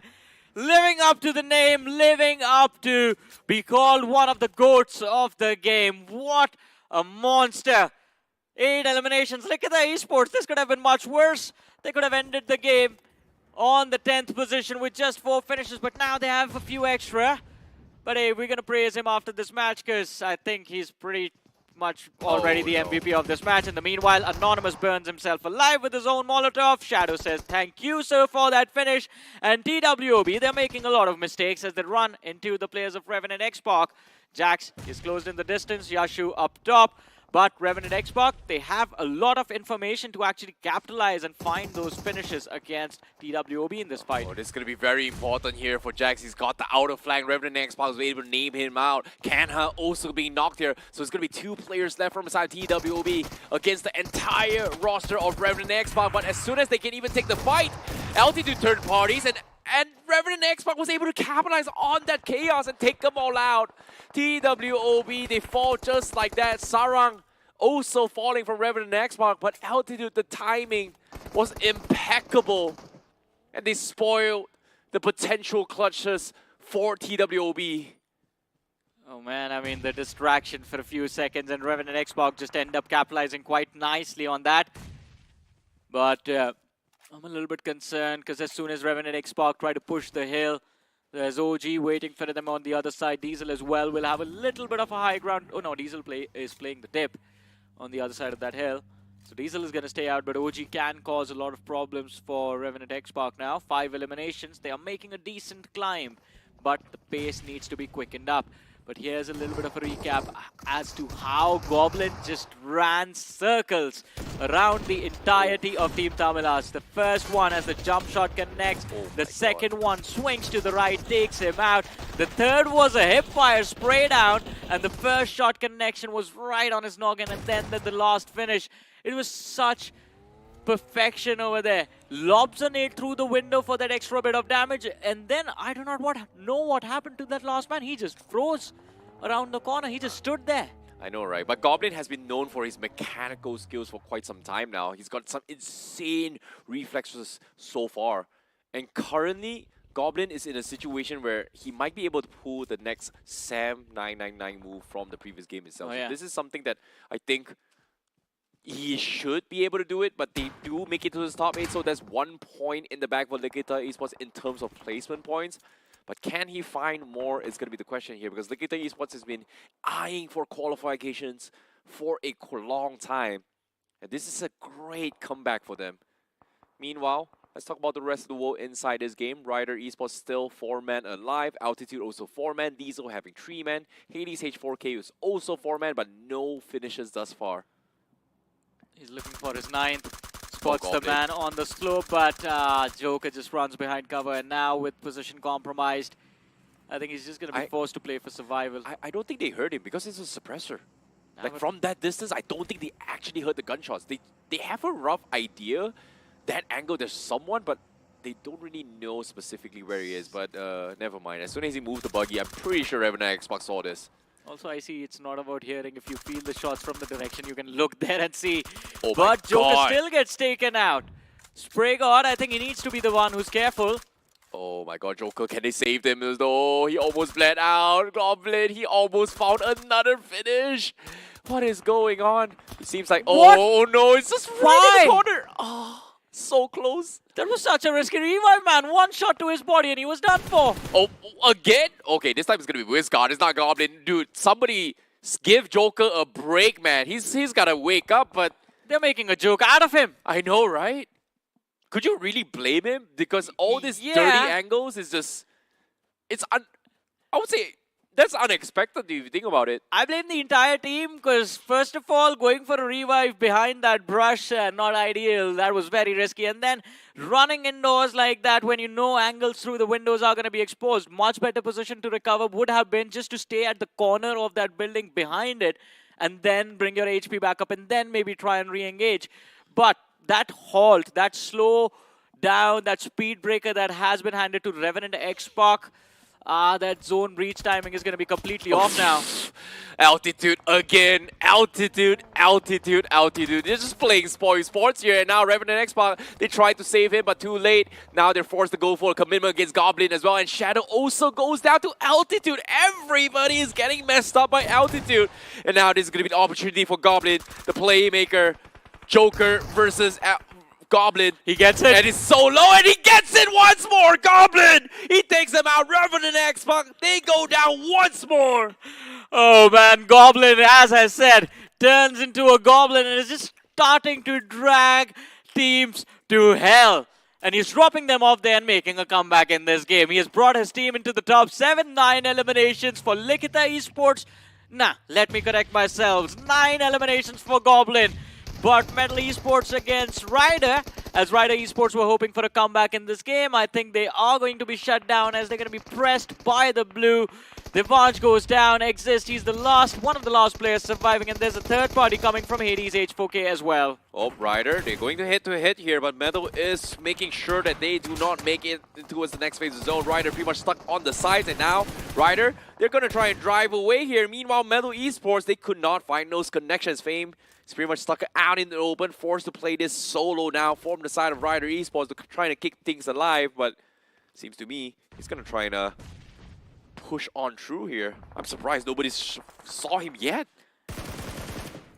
Oh, confirmation's not coming through, but Sarvid, he heard those gunshots. He knows there's someone. Fame, he's going to try salvage and fight Sarvid. Gets a very nice pump. 1 versus 1. Can the star player from the side of Ryder Esports clutch things out? Same can be said for Sarvid. Here he goes, the pump comes through. No, it does not. Sarvid gets the pump instead. And Metal Esports 6 eliminations as they break into the top 6. It is turning out that Metal Esports, they're here to claim the first medal for one of the early names that we can comfortably say has qualified for that grand finale. Still a long way to go, but if they play like this at the end of the day, I think we can safely say that. But OG on the other side, Aru knocked out. And Altitude also, by the way, I see making a bounce back in the overall rankings with this match. Well, true, but all things considered, Altitude is undeniably Goblin's lucky charm right now, because That is for true. some reason Goblin has never found them, but seems like my caster's curse is kind of back as well, because Goblin is going to get pushed by Altitude. Goblin is going to try and hold on, but he will eventually go down. Caster's curse, but all things considered, Likita Esports, they will bow out on 6th place. There is a decent amount of finishes and also placement points for them, but the game continues. 5 team remains, and Altitude is looking for that bounce back, like you said. Staying on the note of Caster's Curse, I see. Did you not pick Ryder Esports today? Oh man, one of the best underguard lineups is about to take a beating in the entire day, aren't they? Yeah, probably. But Haru going down here from the side of Orangutan. And Wizgod remains from the side of Orangutan, and 5 teams remain. 0 finishes for Orangutan. That's kind of awkward, but Nate's coming from H4K. He's going to be dropping on beside Wizgod. No connections, but seems to me this is going to be a 4 versus 4 versus 3 versus 1 versus 1 situation between 4 teams. Sorry, let me correct that. It's 4 versus 3 versus 3 versus 1 situation, yeah. Yeah, Metal Esports just got taken out over there, and Orangutan also eliminated. But hey, again, as we talk about the day of comebacks, Hades H4K, they make it into the top 3 along with Altitude and Diesel, but Altitude, it seems like their position is superior to everyone else. They have eliminations, they have the momentum. All they gotta do is take care of Diesel and Hades H4K, and both those teams are gonna be fighting for the same slope control. And Altitude, they're moving further in. It's stage 9, blue zone collapse, just 2 minutes and 13 seconds remaining for these teams, but Lazy from the Altitude side gets dropped, and Nate from Diesel finds connection. This seems like a repeat from yesterday's Miramar. Yesterday, it was H4K, Altitude, and Soul. This time, it's going to be Diesel instead. Will Diesel make that chicken dinner in this game? It all solely depends on those timings. Altitude, they are 1 knock. They can get the reset with the amount of smokes here. Now it's all about a question on who starts the fight first, because this 3 teams is just waiting to pounce. And Johnny, look at Clouds. He's so far away from the rest of the team. He's got a very, very nice off angle on top of those trucks to work with. It's got decent high ground advantage, but Sujal, on the other hand, he's going to be creeping his way through.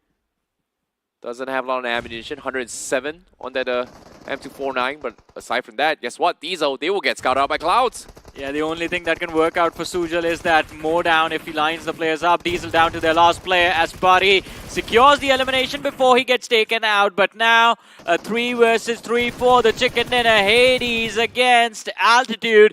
And it's Altitude kicking things off as Knight gets knocked out, but a trade comes through. Final 2v2. Who gets spotted out? Well, Lazy confirms the finish.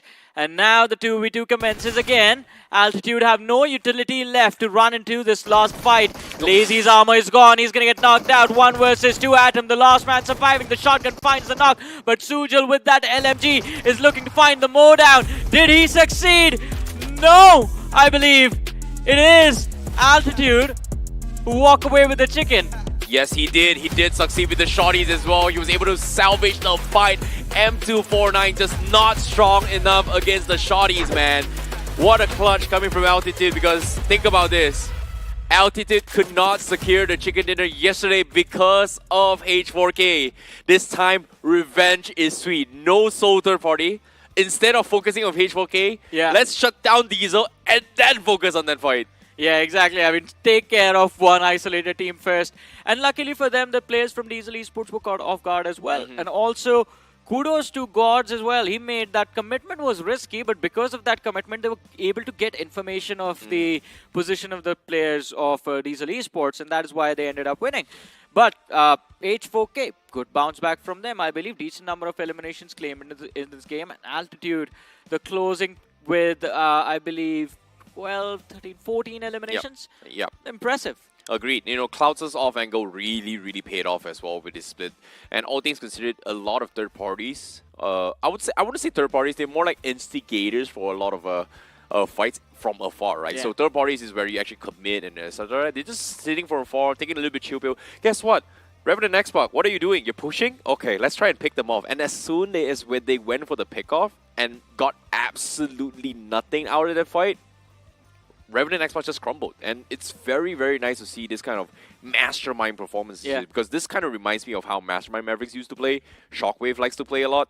For them to actually take a page off that, this is the Altitude that we saw during the round stages. Exactly, but hey, I mean, because of this performance, things again shaking up in the overall leaderboard. Altitude will make a bounce back, H4K will make a climb again. Likita Esports, all thanks to that Godlin performance in that previous game, are going to make a bounce back as well in this particular match. Then there's Diesel Esports, who were kind of struggling in the middle pack. Now they get to make a climb. Man, I do not know how the top 8 is going to look after this game. I know, right? We saw God Mino's performance. Now we saw God Blin. This is very, very interesting here so far. And I think throughout this entire few rounds so far, we've only seen 2 God-level plays thus far. One by Godmino, second by Goblin. Man, can't discount Sam from that previous game. Well, he also got 9 eliminations. True, but that wasn't like a God-level play. That was like Why a not? demigod level play. Did better than Goblin, by the way, in that previous game. Sam broke into the top 4. Yeah, but Goblin single-handedly manhandled a team by himself, not once, twice. Sam manhandled Likita Esports.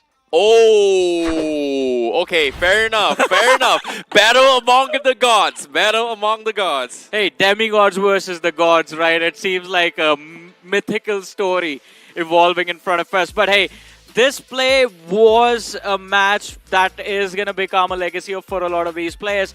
We talk about Goblin's performance, we talk about the run from Altitude Esports, and of course Soul as well. For a second, I felt we had that big Miramar performance that we wanted to see for a long time, building up in front of us, but then out of nowhere, they get a couple of third parties and then just get annihilated. Wait, to be honest, this compound isn't exactly the greatest to hold, right? Just because of the elevation of the top of the mountain, people will treat it as a finish, I would say a trap, right? In the pit trap, but that was just insane. You know, everyone there was pretty much stuck here, and Goblin with this insane performance for 1v4. Like, I thought he was pretty much done for, but he just kept on with his nerves, played the safe card, pushed when needed, and just destroyed everyone. It was insane. I think Team Tamilas go back and watch that fight, and I think they're just going to be shy after that. Like, yeah, how did we lose that?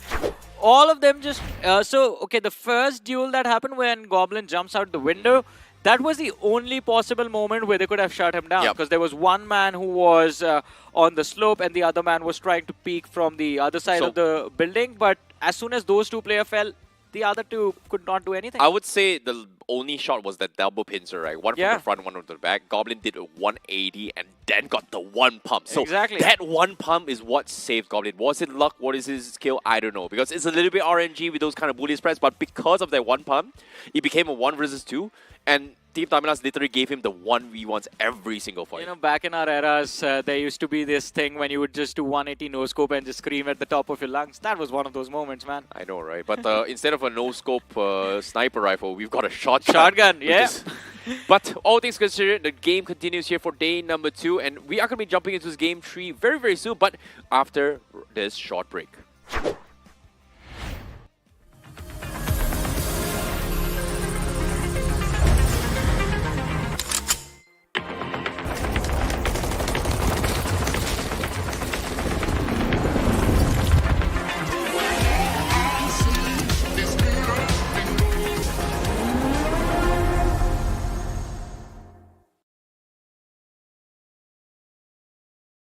Scout भाई petrol भर दो ना। क्या भाई लोग रोंडो जाना है क्या? तू जानता नहीं मैं कौन हूँ? अबे तू बाहर में भर के तो बता। अबे रोंडो में रोंडो किसको बोला रे? रोंडो बोलता है हाँ? तू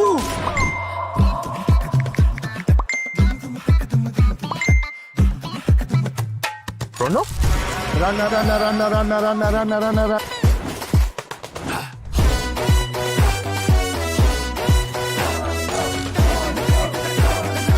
Nation wants to know कहाँ है ये रोंडो?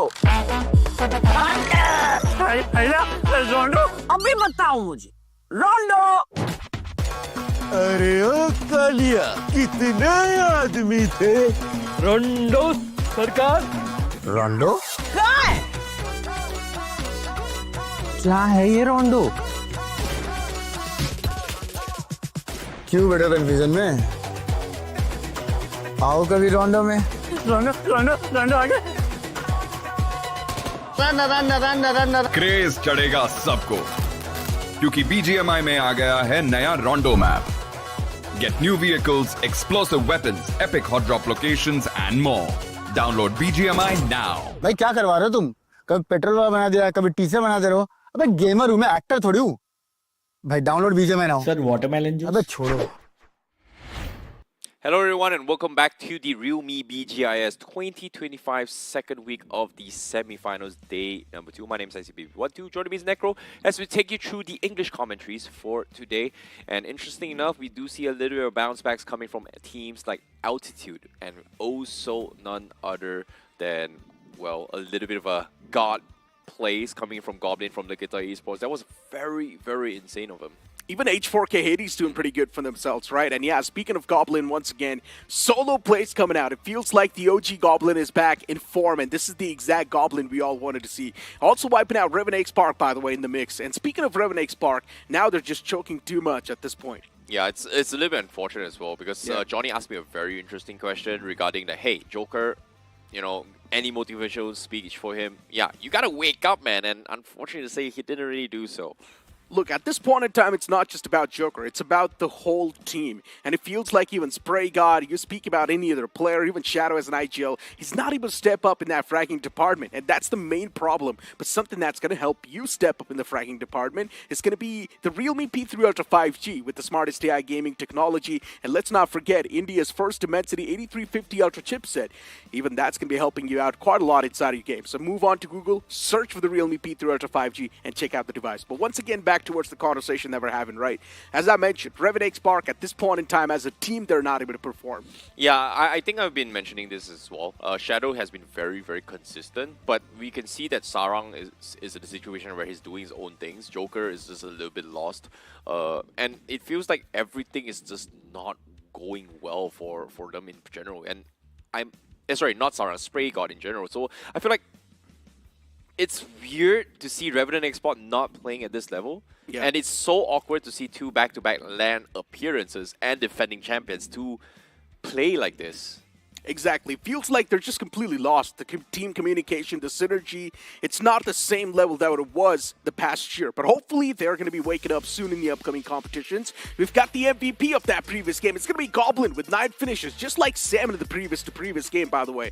With 987 damage wrapped up. You've got God Z2 from Altitude Esports with 6. You've got Cloud Z2 from Altitude with 4. Well, to be honest, we are going to be expecting potentially a trend coming in here. I see a pattern. The solo warriors are stepping up big time. But with the play coming from Guitar Esports and also Altitude, will they actually push up? And guess what? Altitude with that chicken dinner will put themselves in towards the second position with 47 points. And guess what? They've only played 5 matches, whereas Metal Esports has played 6. They are still on top, 10 points ahead. Wobble Gaming still on 3rd place here with 45. Soul on the 4th place. But Guitar Esports, with that performance coming from Goblin here, they are in the 9th position. But they have only played 6 matches. They already played 6 matches. Really close still. Look at the esports on the 9th spot with 32 points. Still, there's a bit of a chance for them to actually bounce back in the overall standings, and maybe one big game can secure them a decent spot in the top 8 directly. Team Tumblr slowly and steadily dwindling down. It's not a good news at all. You've got Vasista Esports, Revenant Spark on the 16th spot. Even Revenant Spark is fading away from the 2nd page. Yeah, this is not looking good for them as well, considering the fact that they need one big game to actually stand a chance to actually make a comeback as well. But bottom side here, H4K, they do have 2 top 2s here. Top 2 for today, top 2 from yesterday. It's not the end of the world. So one great game for them. They are going to be back in the race to actually compete for the final slot. But the teams at the bottom here, Phoenix, TWOB, and Mastermind Mavericks. This is not what I was expecting coming from them here, because TWOB, even though it's a different roster now, they have I would say, a trend of a pattern of a playstyle, which gives them some sort of consistency in terms of overall placements here. And so far, even with Jax coming in, they were looking for fights, but the third parties from Altitude is just annoying. So I don't know if it's luck, or it's timing, or it's skill, but it seems like just nothing is working out for them. Yeah, exactly. A lot of these teams are now starting to choke as well, but we're also seeing some great comebacks happen, right? And prime example is going to be Altitude Esports in that, because in Week 1, Altitude Esports was not even close to this performance. Who would have thought in Week 2, Altitude Esports will just dominate the overall standings?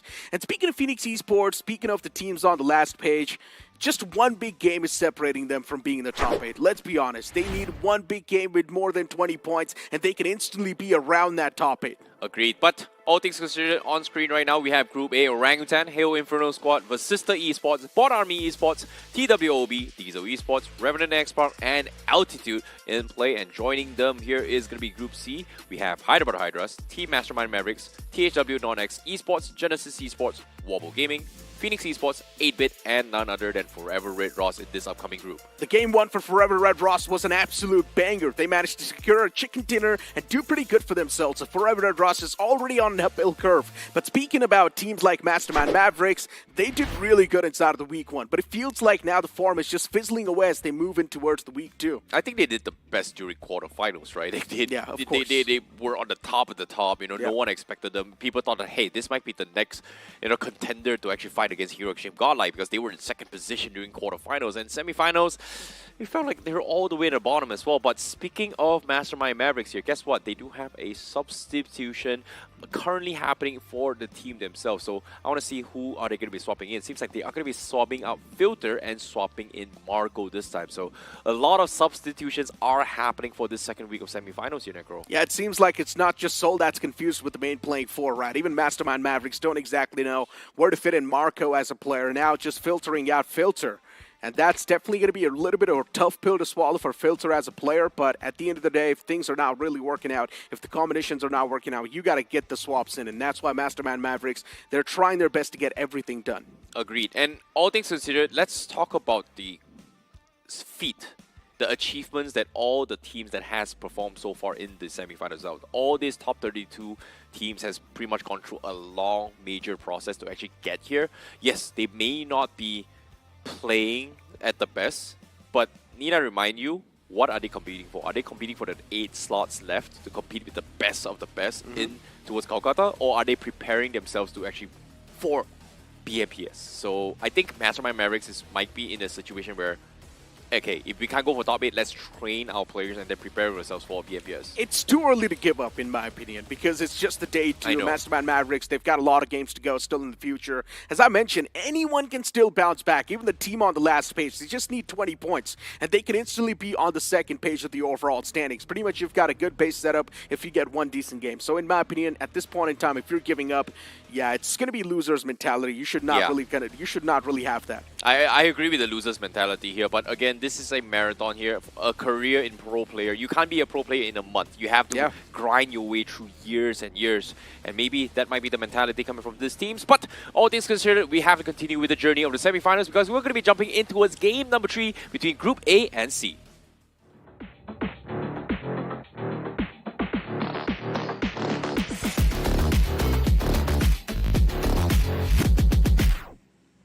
As the plane's going to be in the sky, in the rainforest of Sandhawk, starting all the way from Tambang towards Hathin. Now this plane flat path is extremely tilted towards the top left. If the teams want to move in towards Camp Bong, Docks, or even Camp Bravo, that's going to be a real tough stretch. Now, question remains, are we going to see drop clashes between these two groups? Because fortunately for 8-Bit, there is no Rider Esports this time, so they're going to be safe. And you know what's another good fortunate news for them? Necro? What? Hero Extreme Godlike is not here too. Well, 8-Bit still has a chance that they actually make a comeback as well. They are playing 16 matches in total. So one great game for 8-Bit. They will be in the bounce back to actually qualify for the top 8, but they just need one good game.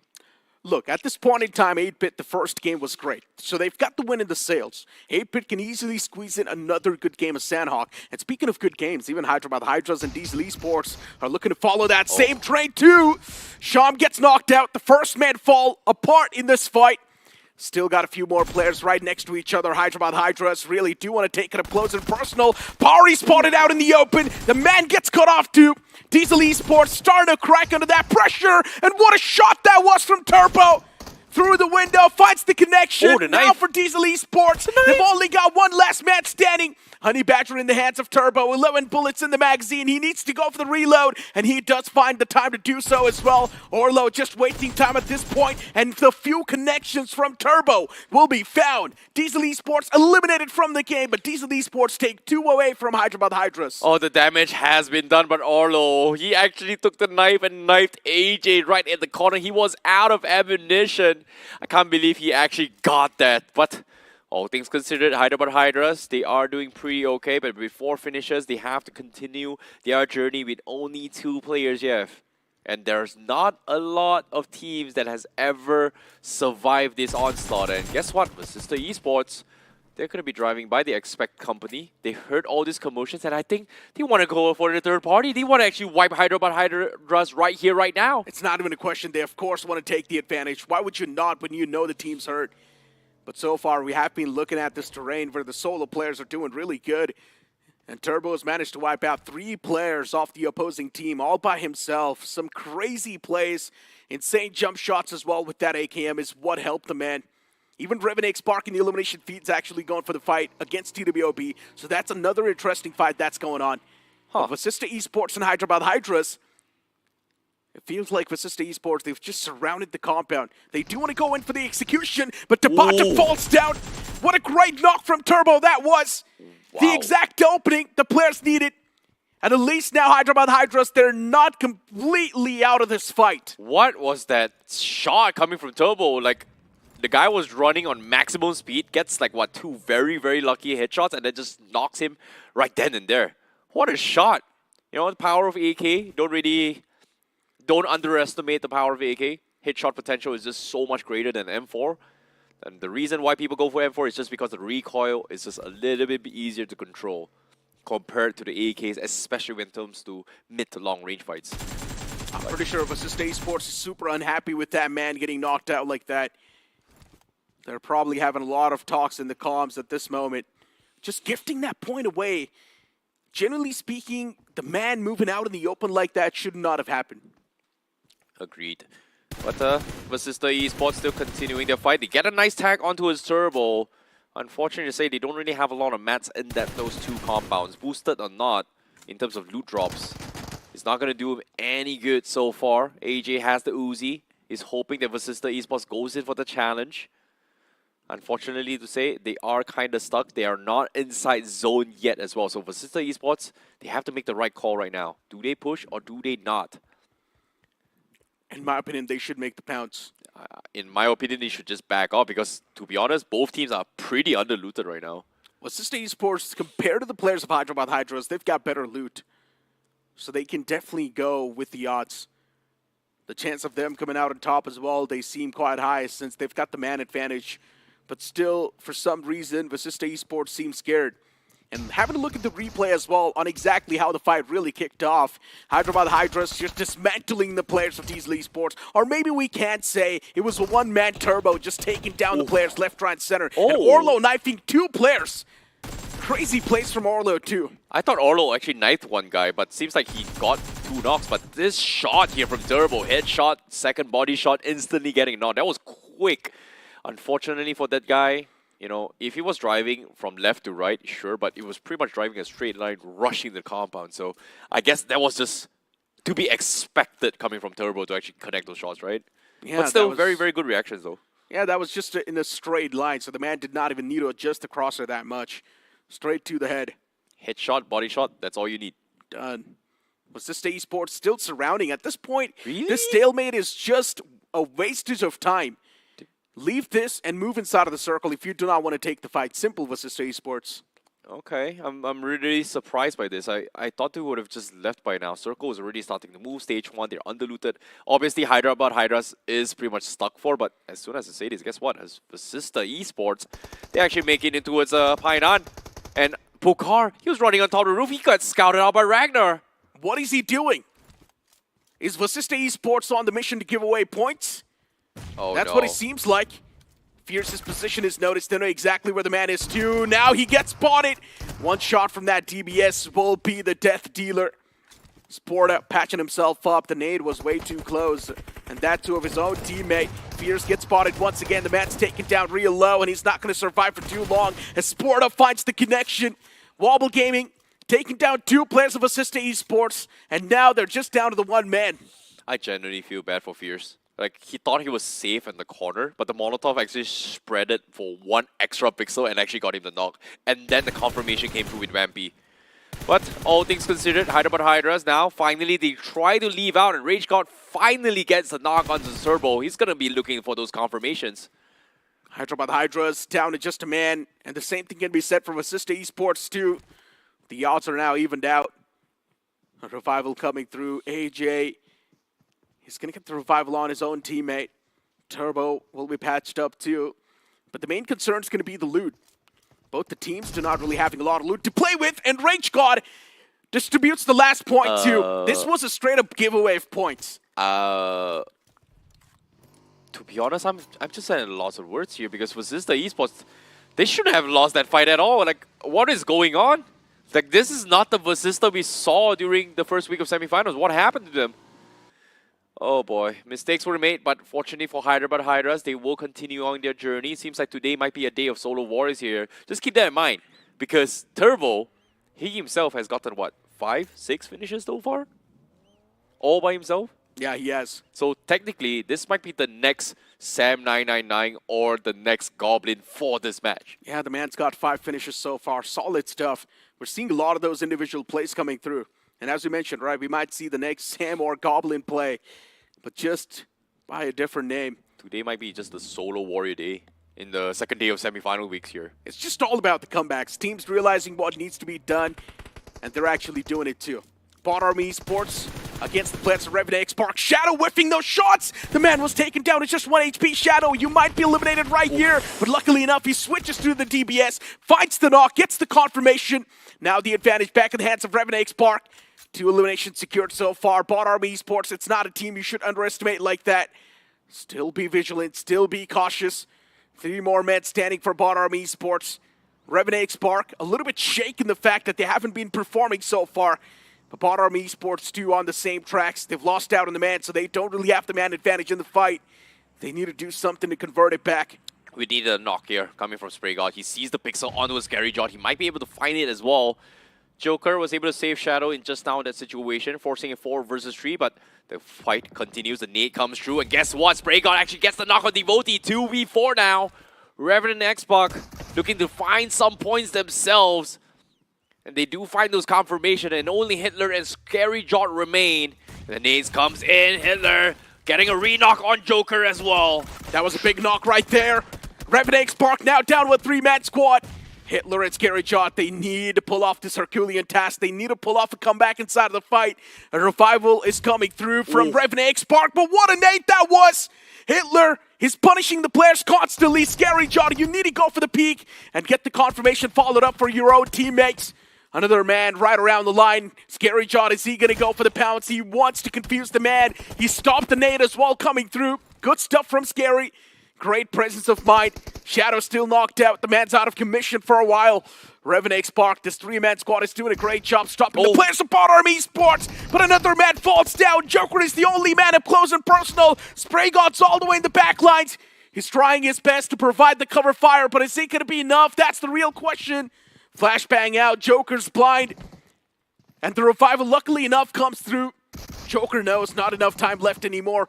Bot Army Esports, you guys got to make the pounce, but because of Spray God, they're not able to do so. No, Spray God, they can't get control. The moment Spray God runs out and open, he's done for as well. The only way they survive this is because Spray God is providing those cover fires. You can see the hesitation coming from Bot Army Esports. But with that being played, coming in as well, Revenant Export, they're all out of meds. Shadow forced to use the bandages as well. This is not looking good. This is taking a little bit too long, Necro. Stage 2, Circle shifting onto his north side, and Revenant Export. Spray God, he got knocked. What happened? Yeah, by the play zone, the man forgot to heal. Oh no. Oh no, they're all out of meds. 2 tunnel visioned on giving the cover fire. Spray God messed up big time. And now the biggest thing that was stopping the players of Bot Army Esports on making the pounce is not there in the game anymore. Bot Army Esports can afford to take the risk. Spray God gets confirmed. That's going to be 1 elimination point in the pockets.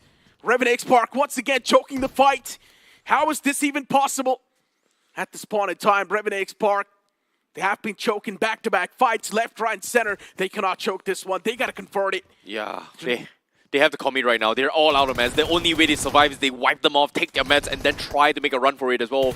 But no vehicles, no nothing. This might be the potential last fights of these 2 teams in this map itself. Shadow from the flank. Nice pixel shot coming in from Shadow. Through the edges, finds the knock, and now Scary John, last man remaining. As he goes for the connection, he finds Sarang. And they're gonna take each other out. But look at this, Scary John, he's about to bleed. He's only finds one more! Can he find the confirmation? Oh my god! Oh my god! Scary John! An absolute madman, but he won't go down! No! The bandage! The bandage! He survives! He saves himself. actually He survives. somehow saves himself. Scary John on a pixel of HP. He still eliminates the existence of Revenant X Park. What a play that was! Taking down 3 men all by himself. And Revenant X Park now disappointed in what just happened to them. What a big blunder this was. And this is why I keep on saying Revenant X Park, they're just choking those fights over and over again. Solo Warrior Day, Necro. Solo Warrior Day. We've seen it from Goblin. We've seen it from Sam999. Now it is going to be Scary John up in the running for this Solo Warrior title. The circle is still away from the man, though. Dude, I'll be amazed he actually makes it to the top 8 again. It'll be surprising, without a doubt. And something that's going to surprise you with its performance is the realme P3 Ultra 5G. Move on towards Google, search for the realme P3 Ultra 5G, and you might just stand a chance to win the device. Back towards the game, though. Phoenix Esports. Sights locked on Mastermind Mavericks. Nade cooked up as well. This might just be the end for Avi. But Fury stopped it instant. I'm not even sure why Fury stopped it. Nade tossed towards that same direction, does not do enough damage. Fury is the only man trying to face the players of Mastermind Mavericks. Where's the backup? That's my question. A few players around the territory, but still they're not able to find any sort of line of sight. This territorial coverage the players of Phoenix Esports have, it's given them some sort of an advantage. Mastermind Mavericks as well. Now getting picked off. They've lost out on the man that was there up close and personal next to Fury. Marco's position's noticed. He's taken down real low, and that's going to be the nail in the coffin. Oh boy, 11 teams remaining in stage 4, the circle. Guess what? The circle is not exactly favorable for any teams as of yet, because this is the first time we're seeing it. It's going to shift out of Hatin. It's going to be on the bridge, and Altitude has the best possible position again. They indeed do. Phoenix Esports trying to make the mad dash. Now getting caught off guard. What am I watching? Blunderous plays from Phoenix Esports, and OG's just funneling in those elimination points. All two getting spotted too in the back lines. Phoenix Esports, they tried their best, but OG, they've got some better territorial control. Holding off the players on the edge. And now you've got Red Ross on the opposite side. OG needs to take care of them as well. Wiscott, does he have any escape options available? Yes, he does. Oh boy, Orangutan. Despite the bounce back lead as well, they haven't had great games so far here in day number 2. But with 4 finishes and 10 teams remaining and have a decent amount of cover here, they might be able to farm a couple of finishes, especially coming from the northeast side.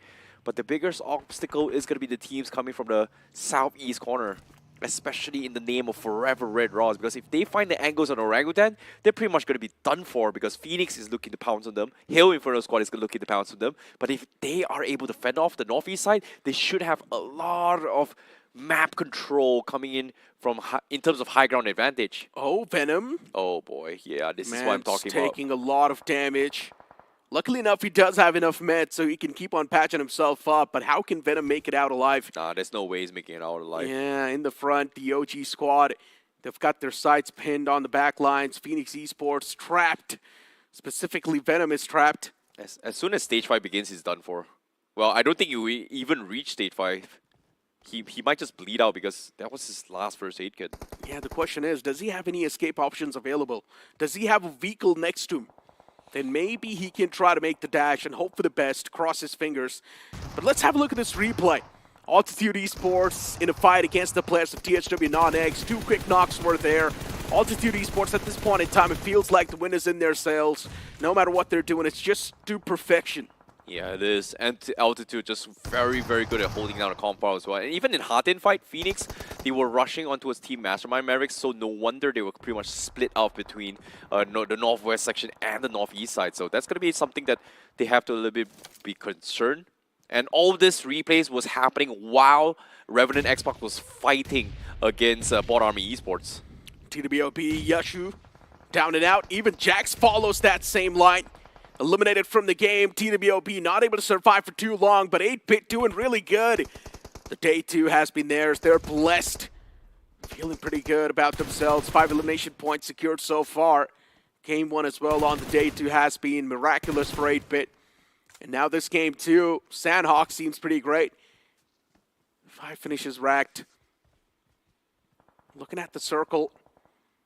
Hail Inferno squad, Juthan is the only man in a decent spot, even Altitude Esports. They've got the compound to work with, but Hail Inferno squad, they've got their own troubles brewing up. Now they need to get rid of the players of OG2. Well, Sporta and Phoenix, what? Okay. Well, Phoenix just doesn't have the angles. He actually got shot from the side, so that's going to be him getting taken out. But Scary John, it was him! It is the game of Solo Warriors! It is him! He's in the top man! 8. Can we see a god play here coming from Scary John? He's almost going down. And Genesis might be the ones to stop him as well. We saw the god moment coming from Sam999, but the nades comes through for Mac. Ooh. Not close enough. Not close enough. Not close enough. Scary's still alive. He makes it the top 8? Exactly. Scary's in the top 8.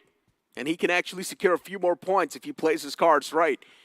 Just needs to keep himself positioned around the edge and not really gather a lot of attention upon himself. Even Phoenix Esports getting eliminated. Now he's in the top 7. Scary John is making it happen. Shots taken from Mac. Underneath the bridge, there's a team.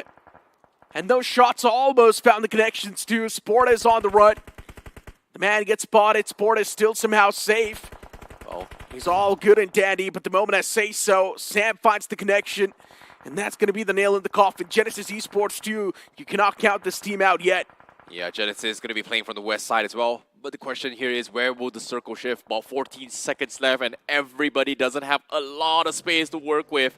OG, they're going to be deciding to go for the Hail Mary run, and they are going to be pushing Hail Inferno squad. They've lost Aru. Here comes the push against Jatin. Can they find the connection? No, Jatin is bobbing, is weaving his way through. 8-bit third parties, and WizGod finally takes the connection. But Hail Inferno squad needs to defend against this, and Orangutan, they lose so much more. WizGod, last man standing, and he could not make the play. Hail Inferno squad with just a 2-man squad though. Now there's still a big game left to conquer, and that's the only team inside of the circle. Such a weird circle as well. We've never seen a circle like this form ever in the past. And that's why Hail Inferno squad, this can actually be their game. But with just a 2-man squad, the circle might just be tough to defend. But since they've also got the edge to play with and also a decent bit of high ground, it's still possible. Genesis, 8-bit in the water lines. Altitude's taking shots against them. Termi's taken down real low. Omega gets knocked out. Termi's still alive. Mafia follows up that same spot. Hail Inferno squad as well now taking shots against 8-bit. The Sharks are getting hunted. Oh no, they're done for. 8-bit, they're all gone.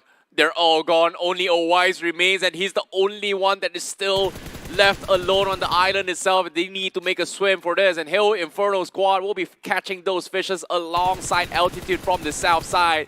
But it's Hail Inferno squad that takes all the finishes instead. 5 teams remain. Owise still alive. Genesis swimming across from the south side. But the question remains here. In this final 5, guess who's still alive? It is actually Scary Joe. No, never mind. Scary Joe just died. Oh, boy. Yeah, Icy's curse continues. Genesis Esports. Mac is knocked out. The man's begging for mercy. Genesis out in the water. Still got 4 teams standing. One of them is also going to be 8-bit.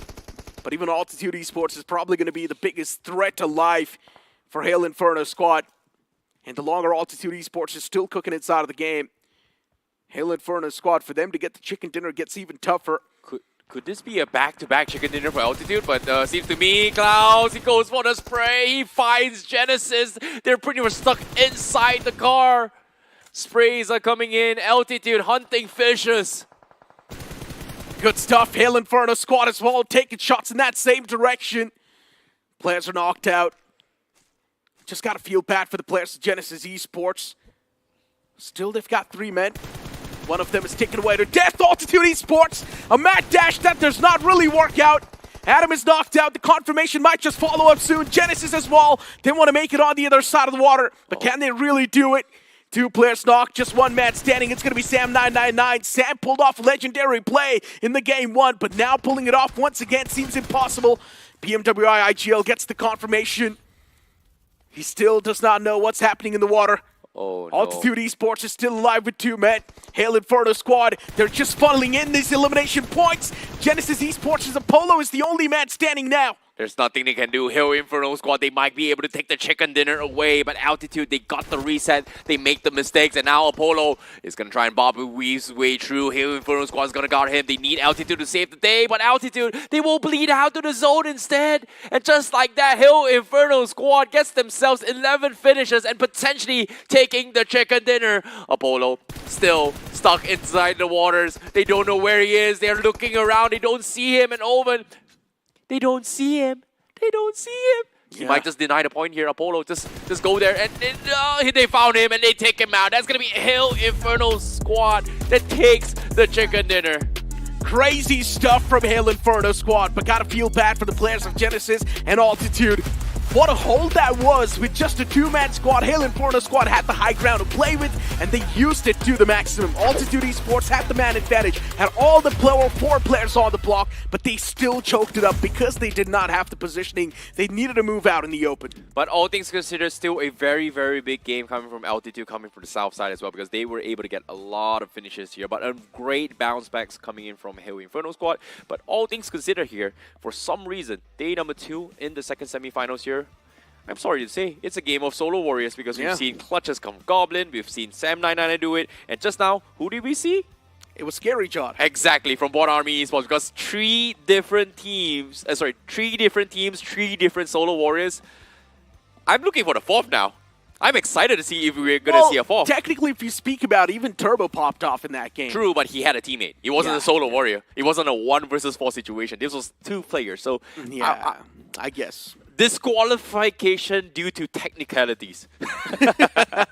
Having his own teammate alive should have naded him a while ago. I know, Maybe right? He would have been there. But you know what? Jokes apart, even for Hyderabad Hydras, they at least got the bare minimum, right? They at least got the decent amount of points secured. Speaking of Revenant Spark, though, what a blunderous play that was. Spray God getting knocked out outside of the circle like that. Then later on, the moment they lost that cover fire, Revenant Spark, they still had the advantage. The fight was taken down to a 1v3, but they still choke it up against Scary. To be honest, I'm going to keep things a little bit optimistic now from Revenant Xbox's position, right? It is only day number 2. There are still more games for them. If they have a little bit of comeback for today, maybe like 5 to 8 points out of these 2 games, finish every single game, sit down, guys, let's have a serious discussion. Let's wake the heck up. And then they bounce back. Because that's the only way that they get to reset the morale and replan their strategies. And this one night itself is going to be very, very important because they have 2 more days to come back. 1 good game, they're back. Let's be honest, they're probably doing that in their boot camp. They're probably sitting next to each other trying to discuss what exactly is going wrong. But it feels like they're just not able to figure out what exactly is actually the main problem. Personally, there's only 2 options, right? For me, if they are overthinking too much, it's too stressed, the solution is reset. Just calm down, relax, have some fun. Yeah.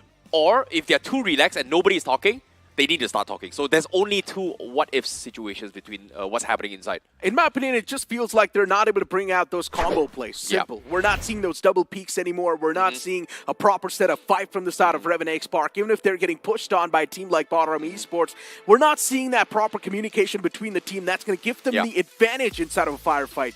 Instead, we're seeing these players individually wanting to convert the fight, and that's been the main problem. Revenant Spark is choking every single 4v4 fight they've taken so far, other than that Phoenix Esports fight that they won. Yeah, I agree. And this is something that they need to really take things a little bit more serious now here as well, because you must understand with the power of friendship, anything can happen. Are they no friends? Way, you just said that. Or are they teammates? Or are they colleagues? So that's going to be the 3 things I'm going to be asking here, but I can only speculate so much.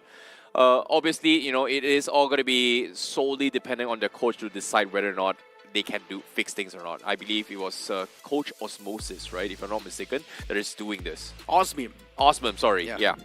So for Revenant Spark, at this point in time, as I mentioned, we just want to see some proper combo plays. We want to see those proper peaks as well, back-to-back peaks. If we see them from both the players happen, the double peak can actually make a lot of difference too. They need to communicate what the upcoming action is going to be from the individual player. That's the only way the 4v4 fights can be converted flawlessly. Because right now, at this point, the way Revenant Spark is playing, clearly the performance is on a big-time downhill. And if the same terrain keeps on happening, we know they're not going to move on in the Grand Finals. Finals, and right now they're pretty much on the last page of the overall standing. So for Revenant Spark, their back's against the wall. What do you have to lose? Nothing. So just move on, focus on the trophy, focus on the top 8, and maybe you can qualify. But for now, it's time for us to toss to a short break. You guys don't go anywhere.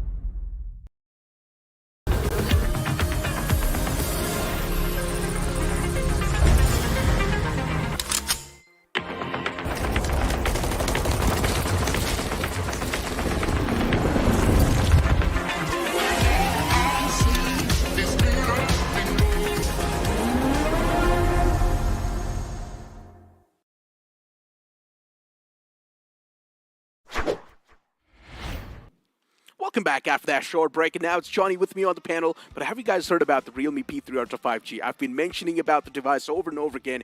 I would recommend you guys to once again move on towards Google and check out the device, realme P3 Ultra 5G, and you might just stand a chance to win the device and also some more exciting rewards. Let's not forget, the device comes in with 90 FPS BGMI gaming, smartest AI gaming control, and the world debut for the Dimensity 8350 Ultra chipset. So please check it out.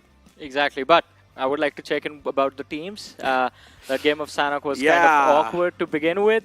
But then again, I mean, Sanhok always is. The problem is, we are going to go back to Sanhok again. First, we saw Turbo pulling off a nice 1-on-3. Then later on, we saw Scary Jawed actually clutching a crazy fight against Revenant Spark. And the only reason why that clutch came through is because Spray God got eliminated to the play zone. I'm not exactly sure what happened from his perspective. Did he not have enough meds? Or was he too tunnel visioned on giving the cover fire? But Spray God forgot to patch up, and he got eliminated by the play zone. I think, but with first 3 games done and dusted, today itself is turning out to be the play or day of solo warriors.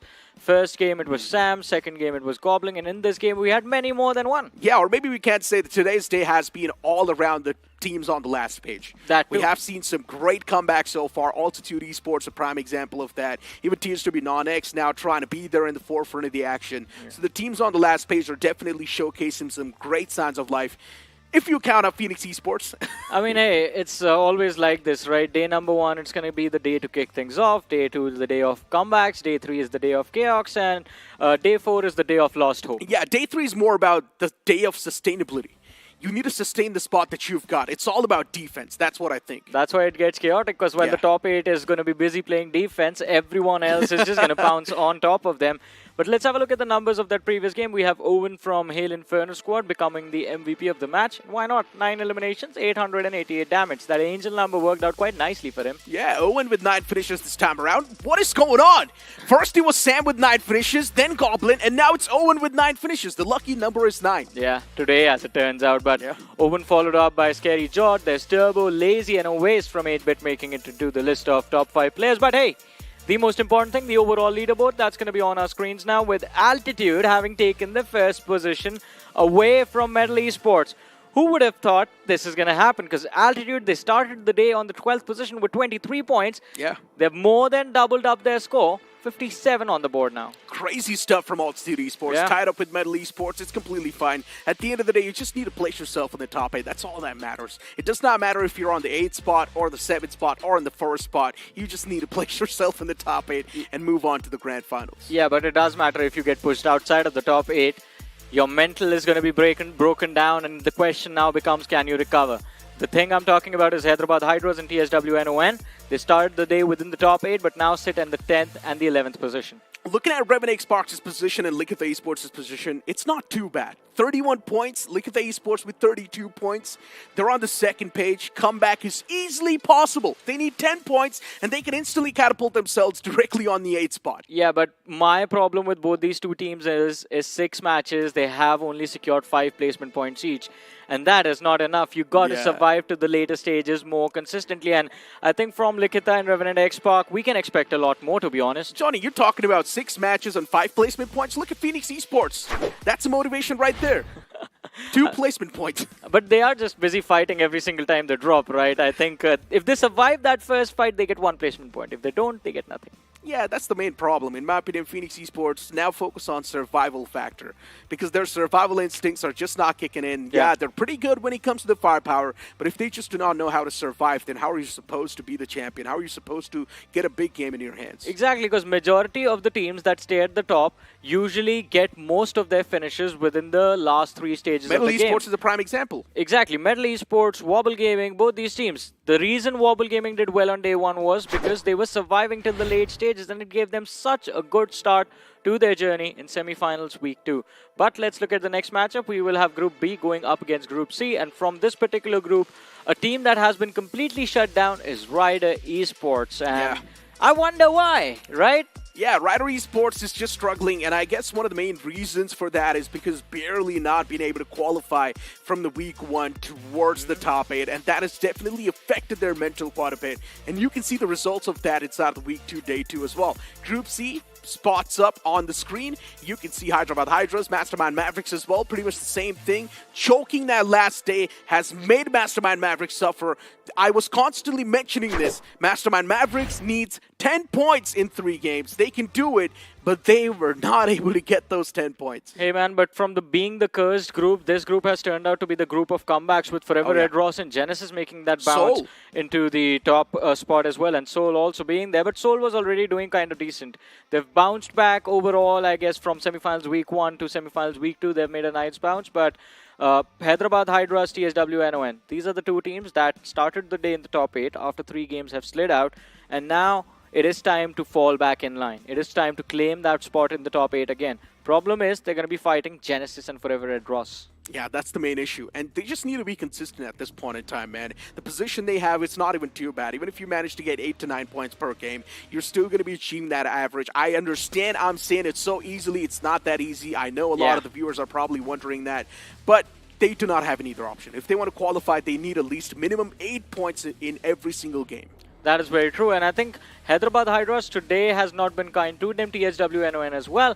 But if anything, I think taking inspiration from Genesis and Forever Red Ross might actually help them out. 2 teams in your group have made such incredible performances happen today, and if you guys can follow their path, you can also claim those spots back, because they had a head start to begin with, to be honest, but now that is gone. Exactly. And speaking of the head start, I'm also really happy with Team Seoul's performance today. It's been really consistent. It's not like we're seeing some poppy plays from them, but they're getting those consistent average, and that's why that's keeping Team Seoul inside of the race. But speaking of the race, is the race going to continue on this map of Sanop? Let's move on and find out.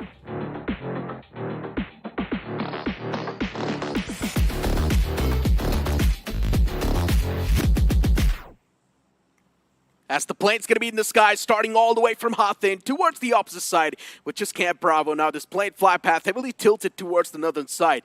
If the teams want to move down south, that's going to be an extreme hard way from the plane fly path. It will be tough to rotate there. Yeah, it is definitely going to be quite a big rotation, but that might give us a few early clashes. But let's have a look at what is going to happen in this particular matchup, because with Seoul being present in this group, we know for a fact that there might be conflict brewing up on that Camp Alpha Island. Genesis taking a drop towards Hathin, but the circle will dictate as to when that fight is going to happen. Another big fighting position, or in fact 2 of them, are going to be Paradise Resort. I do not see a lot of teams in Paradise Resort, so I think one of these squads is going to get free control of that particular area. Maybe Forever Red Ross, they've completely dropped surrounding Paradise Resort. And the other one always is Boot Camp. But I guess for the first time, Rider Esports get a comfortable start as they do not get drop clashed. Look at the esports around Ruins. You've got Wobble Gaming making it down south as well towards Sami area. Mastermind Mavericks, they've been struggling from the start till the end, so they need this game desperately no matter what. Seoul, as usual, dropping towards that temple area on top of the hill and also getting their hands on the Camp Alpha, so it's all good in the hood for now for Seoul. You've also got Genesis Esports right around that same island. I would love to see the circle pop around Camp Alpha too, but right now it's maintaining that consistency where it's around all the 3 areas. Yeah, it is definitely going to be an interesting game, but talk about interesting, I think the intensity of this match is going to be quite high because, as we mentioned, because of how the flight path was leaning a little bit towards the northern side, a few teams could have gotten into a fight, a conflict against each other right off the bat, but that is not that is not going to happen. Hyderabad Hydras, they kind of cross paths with Troy Tamil in esports, but they are going to keep on gliding towards that Camp Charlie position. Moke, she could have been caught out in the open, but the distance between them and the players of Troy Tamil in esports is a decent amount, so they do manage to get themselves to safety. But hey, same can't be said for Team Tamilas as Phoenix Esports make that early bounce. And Phoenix Esports finally, for the first time it feels like, some of the early fights on the map of Sanox are working out. Team Tamila is in world of trouble. The man's position is noticed. All the 4 players, they want to funnel in, but instead Rico's doing a fantastic job. Also handing out a few death blows in the sidelines as well, but Rico gets eliminated within an instant. Team Tamilas, they do not back away. Instead, even they push up close and personal, wanting to punish the players of Phoenix Esports. Fury is knocked out. Revival is possible, but Aimbot needs to convert every single duel he takes. Another man from Team Tamilas still alive, and that's going to be the final man alive for Team Tamilas. Phoenix Esports, they want to go in for the reset. And the reset's actually going to come through as well. It's not even a question. Yeah, but same can't be said for Team Tamilas. They have to line up some utility, but the player is going to be spotted out. But Aimbot whiffs the spray. A return fire committed from that man from Team Tamilas, who's the last surviving player as well. Can he turn out to be the saving grace for his team as Phoenix Esports? They end up recovering. That fallen man has been brought back. But hey, finish stolen. Forever Red Ross, now it seems like they have an opportunity to third party. Phoenix Esports, you got to watch out. The early game fights that they usually take, sometimes they can win those, but majority of the times they just get third-partied instantly. This is where the research and the analytical data comes into play. Phoenix Esports just needs to find some drop spots where they think there's not going to be any third parties. But now that they went for the fight against the players of Team Tumblers, Forever Red Ross is just ruining this party. On Beast, look at him. Just waiting like a beast, hunting its prey. Waiting to see the players of either Phoenix Esports or Team Tamilas, but Phoenix Esports, they disengage, surviving with just 2 players, 2 finishes. An even trade in that fight, but from where Phoenix Esports stand in the overall leaderboard, it definitely wasn't worth going for that drop clash fight. Yeah, it just blows. 1-for-1 trade, pretty much. Yeah. It's not worth it. Phoenix Esports down to a 2-man squad. Once again, a rough start. Generally speaking, Phoenix Esports, yeah, I love aggression. I love the way they play. But for their own good, I want them to play a little bit safely. I want them to go defensive, secure those placement points, to prioritize getting a chicken dinner. Fights, I do understand, are really fun to take. That can give you the adrenaline rush. But if you want to be the champion, you got to have a good mixture of placement points and even the elimination points. But hold on to that thought. Mastermind Mavericks, Rider Esports on the hilltop. 3 players right around that same curve too. Mastermind Mavericks exist. Is around that same area. Team Tamilas now getting pounced on by Forever Red Ross. They knew exactly what's going on inside of the compound too. Maxi isolated, but if he still can pull off a major play, that can be the biggest upset for Forever Red Ross. And that might just take away their form. But maybe I hyped up the man too much. Yeah, I mean, it's Forever Red Ross, man. That ain't Phoenix Esports that will just rush in blindly. They had the numbers advantage, plus they had the opportunity to loot Paradise Resort before they ran towards this third party. So they had the utility to commit as well. And now 2 finishes on the board for Forever Red Ross, which were basically a gift left behind by Phoenix Esports. They're going to be grateful for that. I mean, something that's going to be good for you guys is also going to be the realme P3 Ultra 5G. Move on towards Google, search for the realme P3 Ultra 5G, and you might just stand a chance to win the device and also some more exciting rewards. Back towards the game now. Rider Esports. TSW Non-X around that area. The man's on the horse. He can be knocked out. But just make sure you're not really shooting the poor horsey. I mean, there's no point shooting the horse. It doesn't go down. Plus, the player survives. You waste ammo. But Levi, I mean, a brilliant escape from Levi. Reminds me of a different Levi, to be honest, when he's on the horse. I know who you're talking about. Yeah. The Ackerman. Yes. Slayer of the Titans. The problem is, this Levi is not that useful. Nah, man, I mean, you can't do him dirty like that. He has slayed a few Titans as well. Well, there's no Titans. That's why I was about to say that. But you just cut me off like that. Now I sound bad. I was about to say this Levi is not as impactful as the Ackerman because there's no Titans to go off against. I thought you were about to roast him. No, man. But you just made me sound dirty now. My Levi, apologies, Necro. No offense, man. I did not mean to do you dirty like that. It's all up to Johnny. But hold on to that thought. Rex, the man's taken down real low. Lucifer is patching himself up, and what is that? GlitchX report, they wanted to make the bounce. They went for that heroic moment, but unfortunately, they could not really land the bike in that balcony.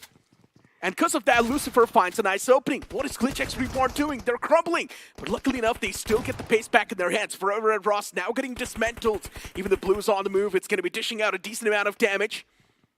You've got Arto in the back lines knocked out as well. Forever Red Ross down to just this one man. All the eggs in one basket. 2v2 fight. Akshat tossing out the molly in the hopes of burning someone to death. Forever Red Ross, somehow they've got things under control. Speaking of having things under control, GlitchX, they have completely messed up this fight. Somehow Rex is still getting things back in his hands. He finds the knockout. That's going to be the even Steven trades the players were looking for. Rex patches himself up, now looking good and dandy. Got his hands on the DBS too. Now comes the duel, and Rex wins it. That's going to be Forever Red Ross out of this game, but GlitchX Reborn at the cost of what? 3 of your own players. Yeah, and both these teams are struggling in terms of their ranking in the overall leaderboard. So this fight proves beneficial to absolutely no one, neither of them. But look at the circle, Necro. It's turning out to be a very beautiful game of Sanhok. The cluster towards Ruins. There's like a couple of teams south of Bootcamp. And Soul gets to rule from that Temple Hill for a long time. And GlitchX Reborn. Now we got to see another solo play from that man. But hold on. DSW Non-X, a bounce on top of the Plaza Rider Esports exists on top of the roof. The man needs some heavy cover fire. Teammates on the back, they need to save the day for Exist. But even Exist can go big if he plays it right. A good positioning from the man. TSW Non-X, all the 4 players in one house. Not a big fan of this either. Surrounding lines followed up by the players of Rider Esports. And also surrounded. TSW Non-X, nowhere to go. Trapped in one box. 4 walls around that same vicinity. What can you do? Where can you go? They have one player on the flank that can change this fight completely if he finds an opener.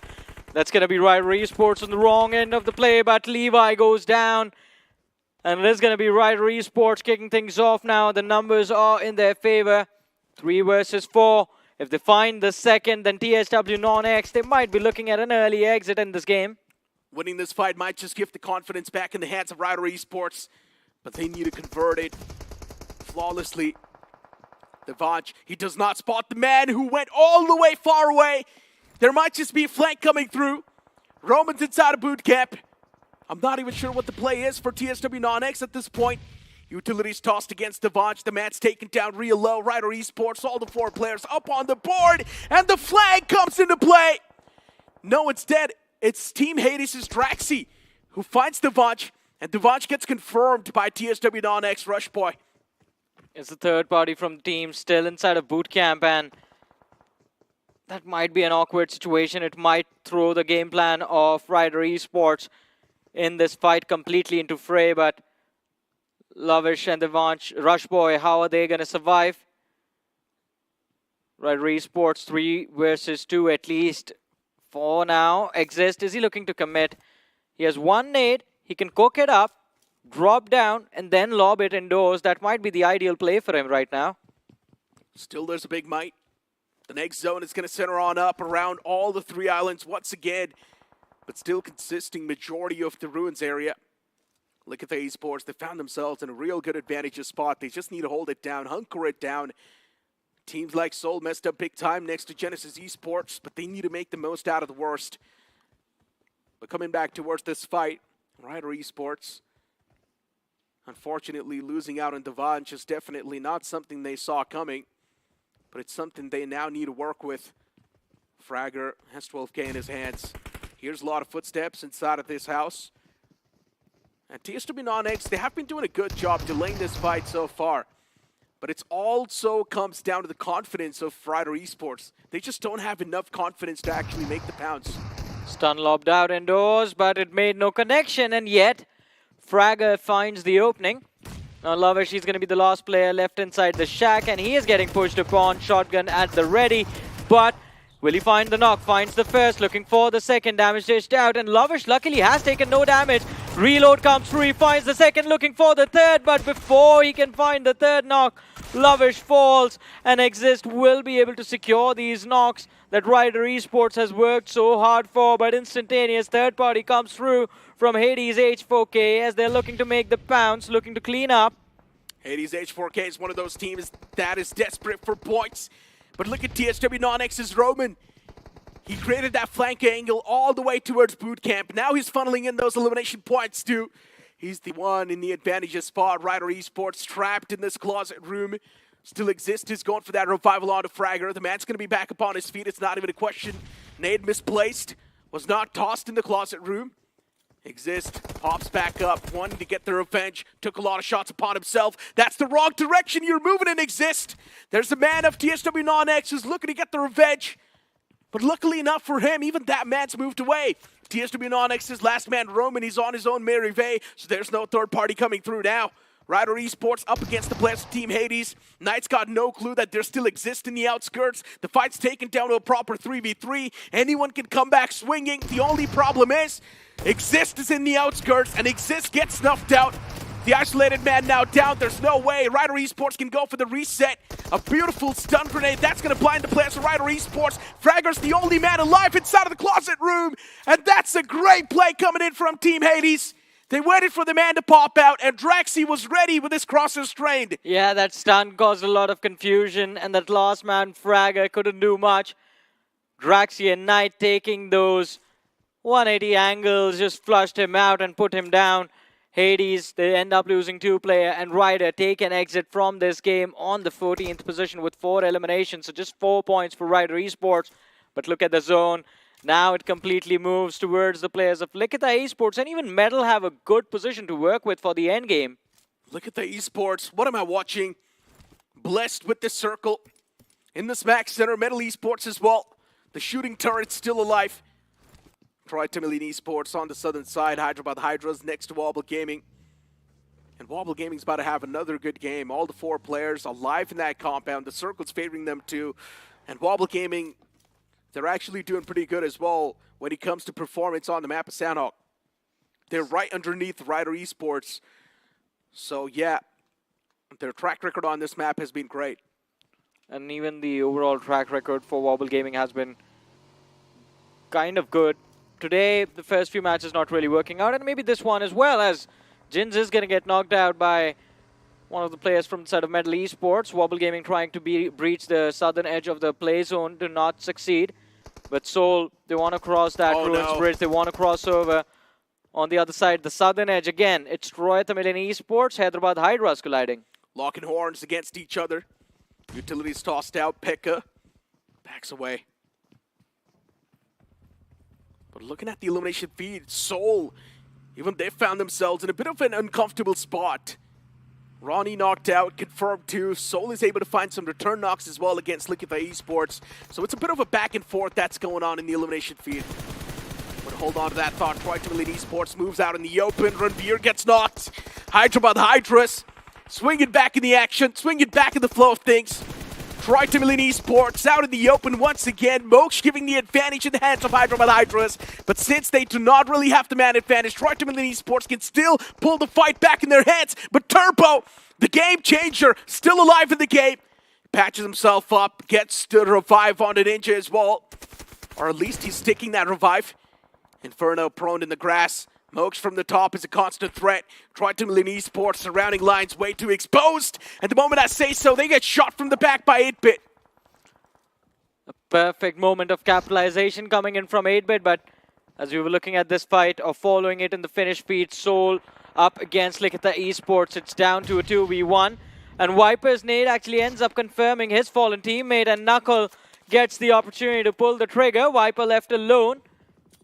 While Soul looks for a reset, no resets for Likita Esports. They might be done for if Knuckle finds the contact with this nade. Look at the esports from being in the best possible spot now to the worst. Just Viper alive. Plunder choking up the fight against Soul, but I also like that play from Knuckle. He knew that there's only one man alive from Likita Esports. Yeah. If he wanted, he could have actually pounced on and went for the 1v1, but instead he held himself back. That maturity is something that's why Knuckle is a core member of the lineup. And again, I mean, getting his team that reset opportunity, very important. Soul, they made a mad dash to cross that Ruins Bridge. That is how Ronnie went out, but now still alive, and especially taking that position away from Likita Esports, it can be big. But Phoenix Esports, there's going to be a big game from this side. 2 last players left as they take on the players of Metal. Prince spotted out. They do not have utility to flush him out, though. He's just running up the hill. Where's this confidence coming from, man? It's Phoenix Esports, absolute mad lads. It's not even a question, of course. They've got the confidence oozing out in such a way, even though they're not doing too hot in the overall standings. Prince spotted without any problem. Knock secured. Thunder still there behind the rock. Thunder can be a deadly man too. They need to watch out. But now with that reveal, Phoenix Esports, for them to take down Thunder just gets even easier. Genesis Esports, the confirmation follows up. That's going to be it for Metal Esports in this game. Should have been a good game for Metal Esports, but today's day has been a little bit rough. Yeah, I mean, they first were able to take the first position away in that game number 1 and then fell off. And in this game, I think Wobble Gaming, they have the opportunity to catch up to Metal and Altitude sitting on the top of the leaderboard. But Genesis, let's not forget that amazing performance by Sam earlier on actually has helped them get to that 9th spot. Just on the verge of breaking in the top 8. This game needs to get the job done. They have managed to squeeze inside of the top 7. And breaching the circle, it's not going to be an easy task, but all they have to do is pick off Phoenix Esports, and they're getting some help as well from Hyderabad Hydras and Wobble Gaming in order to succeed. Rough luck, all too confirmed. Hyderabad Hydra is still on the edge. Even they need to make it inside of the circle. How can you, though? Surrounded by so many foes. Hyderabad Hydra's survival seems tough. They want to make it inside of the Ruins area. The same thing can be said for even Soul. That's on the northern side. Next to Viper, that's the solo man alive for Likita Esports. Hyderabad Hydra's, I think, position for aimbot was compromised, and the crosses were pinned in that direction. But aimbot, opportunity to take a few points away. Sees the players of Genesis in front, but he's waiting for them to line up. Doesn't matter, gets spotted out by Hyderabad Hydras and gets picked off. Gotta feel bad for Phoenix Esports. Yeah. They're consistently getting 4 to 5 points, but that average is too low. It's extremely low. It's not going to help you a lot. Hold on to that thought, though. 8-bit. A big spurt of bullets on the way. Soul still looking okay. A bit of a scratch damage. Not a lot, but great peek from Knuckle. That was desperately needed. That's going to be the opener. And now Soul can actually move up a bit more. That's going to buy him enough time to move up, do some more damage against the players of 8-bit. Termi the only man alive, but even Soul, they drop down 2 bodies. It's rough. Knuckle is the only survivor. He needs to save the day for this banner. 3 finishes secured so far. Soul, they can pull off a big game too. In the top 4 as well. Okay-ish amount of points. Soul is getting the average. They're getting the job done barely. Genesis Apollo going for the peak against Knuckle. Is the success going to be found? That's the real question. It's going to be a bit of a back and forth. In my opinion, Soul should just step out of it. Knuckle should just play it passive and let the game take its flow. Yeah, I mean, already making it to the top 4. He's done quite a lot too. First stage left. But with those shots pulled earlier, I think he might have drawn too much attention to himself. And Genesis Esports now looking to take him out. This is such a tough spot to be in. The pressure from the blue is going to be a little too much, but Knuckle still surviving, although Wobble Gaming spot him out, and Sporta finds that finish. Top 3, here we go. Genesis against Wobble Gaming. And Genesis, they've lost a lot of HP on their player. Sam might just get knocked out over there with that nade. In fact, he gets finished off by Hyderabad Hydras. Genesis repay the favor. Shadow extremely low. And Wobble Gaming, they have the numbers equalized. As I mentioned, Wobble Gaming, whenever the circle favors them, they're pretty good at defense. And once again, it works out. Genesis, they need a breach inside, and Wobble Gaming's utility utilization has been really good. Shadow taken down low. The man's on the verge of being confirmed as well. Sporta's in the outskirts. But if Sporta gets knocked out, that's it for Wobble Gaming. That's going to be the main man down as well. Genesis Esports as Mac gets spotted. Mac is on the run.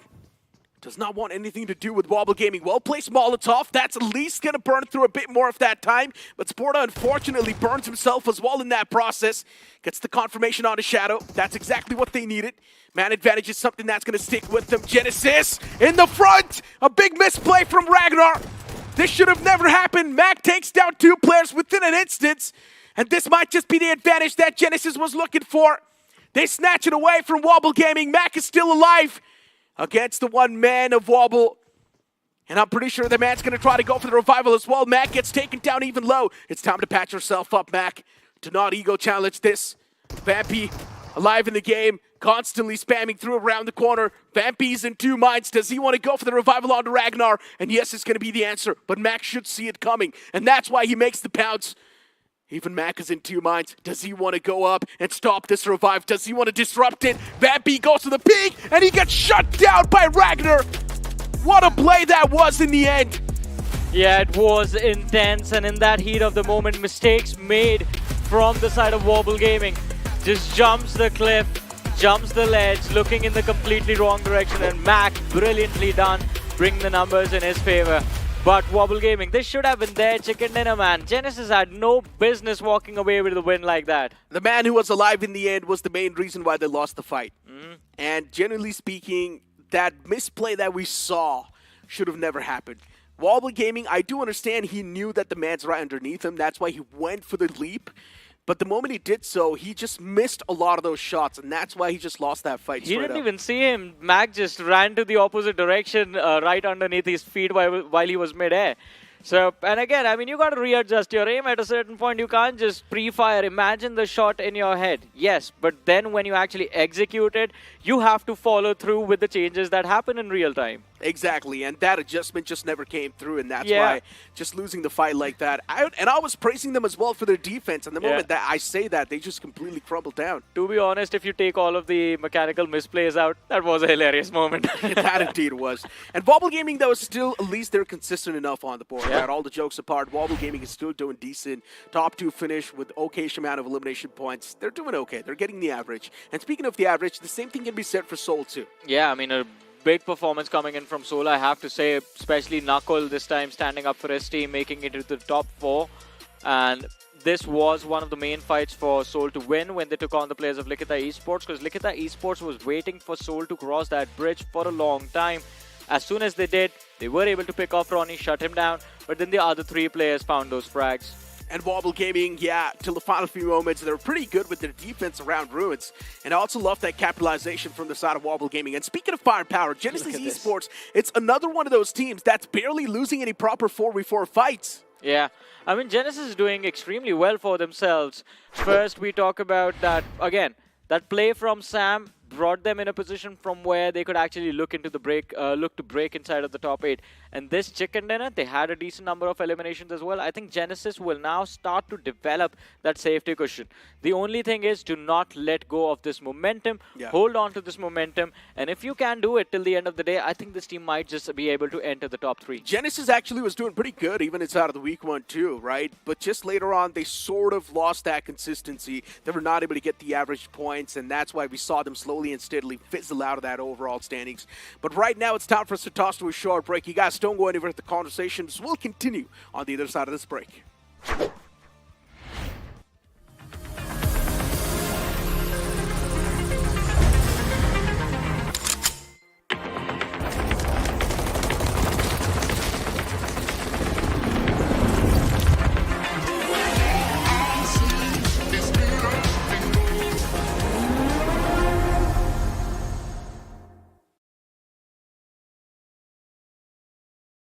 Scout भाई petrol भर दो ना. क्या भाई लोग, रोंडो जाना है क्या?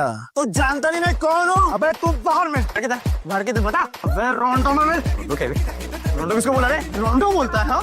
तू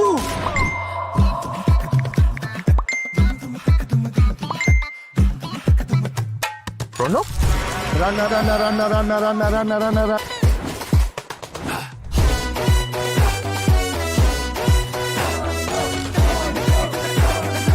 Nation wants to know. कहाँ है ये रोंडो? रोंडो? अभी बताओ मुझे। रोंडो? अरे ओ कालिया, कितने आदमी थे? रोंडो सरकार। रोंडो? कहाँ है? क्या है ये रोंडो? क्यों बड़े कन्फ्यूजन में? आओ कभी रोंडो में। रोंडो रोंडो रोंडो आगे। क्रेज चढ़ेगा सबको क्योंकि BGMI में आ गया है नया रोंडो map. Get new vehicles, explosive weapons, epic hot drop locations and more. Download BGMI now. भाई क्या करवा रहे हो तुम? कभी पेट्रोल वाला बना दिया, कभी टीचर बना दे रहे हो. अबे गेमर हूँ मैं, एक्टर थोड़ी हूँ. भाई download BGMI now. Sir watermelon juice. अबे छोड़ो. Welcome back after that break, ladies and gentlemen, to the realme BGIS 2025. This is Super Johnny, joined by IC Baby alongside with me. And IC, I mean, you were praising the solo warriors before this game of Sanhok. In this game, not a lot of big solo plays, but hey, if Mac wasn't there, Genesis could have missed out on the chicken. Okay, that was close. You know, I'll put it as like a demigod level rather than a god play here. We've seen 3 so far, which is Sam 999. We have seen God Sam, we have seen God Blin, and we have also seen Scary God. So, would I put Mac as a god level? I'll put him at demigod level. Hey man, I mean, all of these names are basically names of ancient monsters. I mean, if you know Son of Sam, Goblin, Scary Jord, they're scary in his name. He's definitely scary. Fair enough. But all things considered here, you know what's a very, very scary device? That is going to be the realme P3 Ultra 5G, because it is going to give you that monstrous performance that you are looking for to clutch things out in BGMI with that stable 90 FPS BGMI gaming in its segment as well. So be sure to search and also check it out, because you might be in a way, walk away with a brand new device yourself. Just search it on Google as well as Flipkart, realme P3 Ultra 5G. So, now, the moment of truth. Will there be a bounce back for Revenant X Spark? Oh, that's a difficult question to answer, to be honest, because with that first Sanhok, almost half of our journey for semifinals week 2 was done. With this Sanhok, they weren't really there, so can't say anything. 2 matches left. And with how they are playing right now, I don't think so. Well, all things considered, they are going to be going up against Likita Esports again. So we've seen the clash before, but are they going to clash this time on towards Miramar itself? But with that being said here, let's talk about the MVP of the match. Genesis Apollo is going to be the MVP for that previous match with a total of 6 finishes. Joined by them is going to be Nako with 4, Sporta from Wobble Gaming with 4, Aimbot from Phoenix with 3, and Mac with 3. But as we look at the overall rankings, I think one thing that I have been talking about, that is what I want to see, Genesis inside of the top 8. And there it is, on the 4th position, Genesis, 55 points. I think a little bit of a soft safety cushion to work with, but they need one more big performance, lads. End the day within the 60s, and you're going to be good to go for tomorrow. Wobble Gaming, also a decent start, 62 points. Agreed. The 2 teams that is currently in the top 8 here is going to be Hyderabad Hydras and Meadow Esports. No chicken dinners for them, but they have been very, very consistent in terms of their overall finish points. But now, in the second half here as well, Orangutan, they haven't played one more match. So most of the teams that are currently in the top 8 right now has played 7 matches. So for Orangutan, it's very easy for them to actually catch up. So one decent game for them, they are going to be back. Same can be said for Revenant Xbox, who's currently on the 16th position. Not that far off. One amazing game, they are going to be in the top 8 for sure. But hey, teams on the last page, especially the teams struggling in the 20s, are getting left behind slowly and steadily. And I see a name on the 21st position, Phoenix Esports. You were saying Revenant X-Park, Likita Esports. There is a bigger problem for Revenant X-Park to work, to deal with, because it is Miramar, it is Phoenix Esports. Fine. Yeah, they're just going to drop in the same building again. Okay, it's interesting to see this amount of drop clashes into the second semifinals by now. Like, I would expect teams to kind of adapt based on their usual drop slots, based on the round stages here. But so far, the teams that made it to the semifinals, who made adaptations, did not actually qualify, if that makes sense. So if they had drop clashes, they are used to playing that usual drop spots. But once they are put into the outside of their comfort zones, they kind of got a little bit lost because you have to relearn the entire rotation, the drop spots, the most effective way to penetrate into zones, blah, blah, blah, yada, yada. It's a long hassle, so it makes a lot of sense, but I don't think they want to give up, to be honest. You don't have to drop to an entirely new drop location. You can just drop in a different building. That's all you got to do. Get that early loot and then you can look to re-engage. But hey, substitution happening. We have Jax OP being subbed out, and I guess, yeah, it is going to take a superhuman performance to bring TWOB back, so they bring in Superman. You know, it's been a while since I've seen TWOB having the highlights moment as well. The last time I saw TWB had a highlight moment was actually done by Superman inside the map of Pochinki with that amazing nade, just taking out players inside the competition itself. So I would say, you know, they gave Jax his shot, to be honest. I feel like yesterday's performance, today's performance, he didn't really do too much. I don't know if it's fault or not, but so far, I feel like TWOB is in a situation where they are always caught in the wrong time when they take fights. Yeah, but talk about fights and timings to take fights. We have Group A, OG, Hail Inferno Squad, Vasista, Bottom Esports, TWOB, Diesel, Altitude, Revenant, X-Spark being there. And of course, next group is going to be Hyderabad Hydras, Mastermind Mavericks, TSWNON, Genesis, Wobble Gaming, Phoenix, 8-Bit, and Forever Red Ross. It is going to be intense, this particular group. And again, this matchup, one of the big fights is that Phoenix Esports, Revenant, X-Spark, San Martin drop clash. Whoever survives has an opportunity to make a bounce into the top 8. And while Revenant and X-Spark are still there on the second page of that leaderboard in the mid-30s, all they got to do is play for the late game survival strat. If they can succeed, then we know these players have the firepower to get those finishes. For the side of Phoenix Esports, man, a 25 bomber is needed right now to get anywhere close to the top 8. I think Phoenix Esports during the week 1 of semifinals, they were able to make a little bit of recovery starting from day 3 and day 4 onwards, but it feels so weird that they can't ride on those momentums here, because when we talk about two teams that actually make a recovery during the quarterfinals, was both Hyderabad Hydras and Phoenix respectively that make a bounce back to qualify. And so far, now Hyderabad Hydras tried to replicate it for week 1, didn't pull through. Week 2, they started out things very strong, and now they're maintaining the consistency. So I feel like Hyderabad Hydras has figured out something that Phoenix hasn't. I agree with that, and I think one of the big plays for one of the big differences for Hyderabad Hydras is just avoiding those early fights, making sure you're keeping your players alive, those bodies up and running for the mid-game stages, because that is where the most chaos is. But heading into Miramar, things are going to get extremely tricky. Well, the question here is, are we going to see that drop clash again? Because Revenant, Xbox, and Phoenix's rivalry inside San Martin has been going on for the longest time. Has anyone yielded yet, or will they continue their fight to try and get that easy 4 points in their hands? But without further ado, let's jump into game.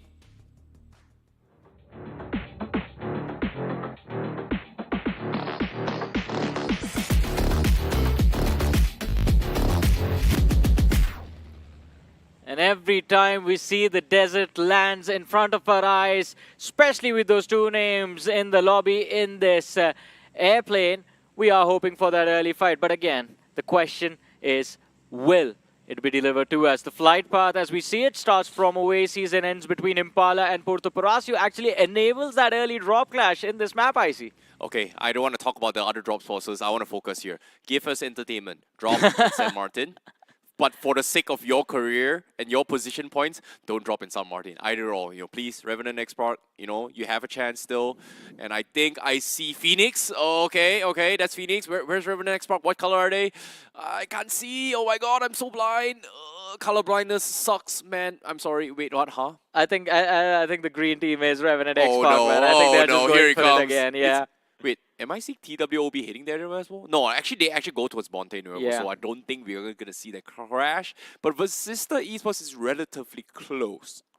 I think they're heading towards Pozo, so we might see a vehicle drop clash between TWOB and Vasista Esports right now. On the other side, I think Revenant X-Spark, Phoenix Esports, very stubborn. I believe both of them have dropped onto the same building again. Ding, ding, ding, round 4,000, because I have no idea how long this is going to continue here.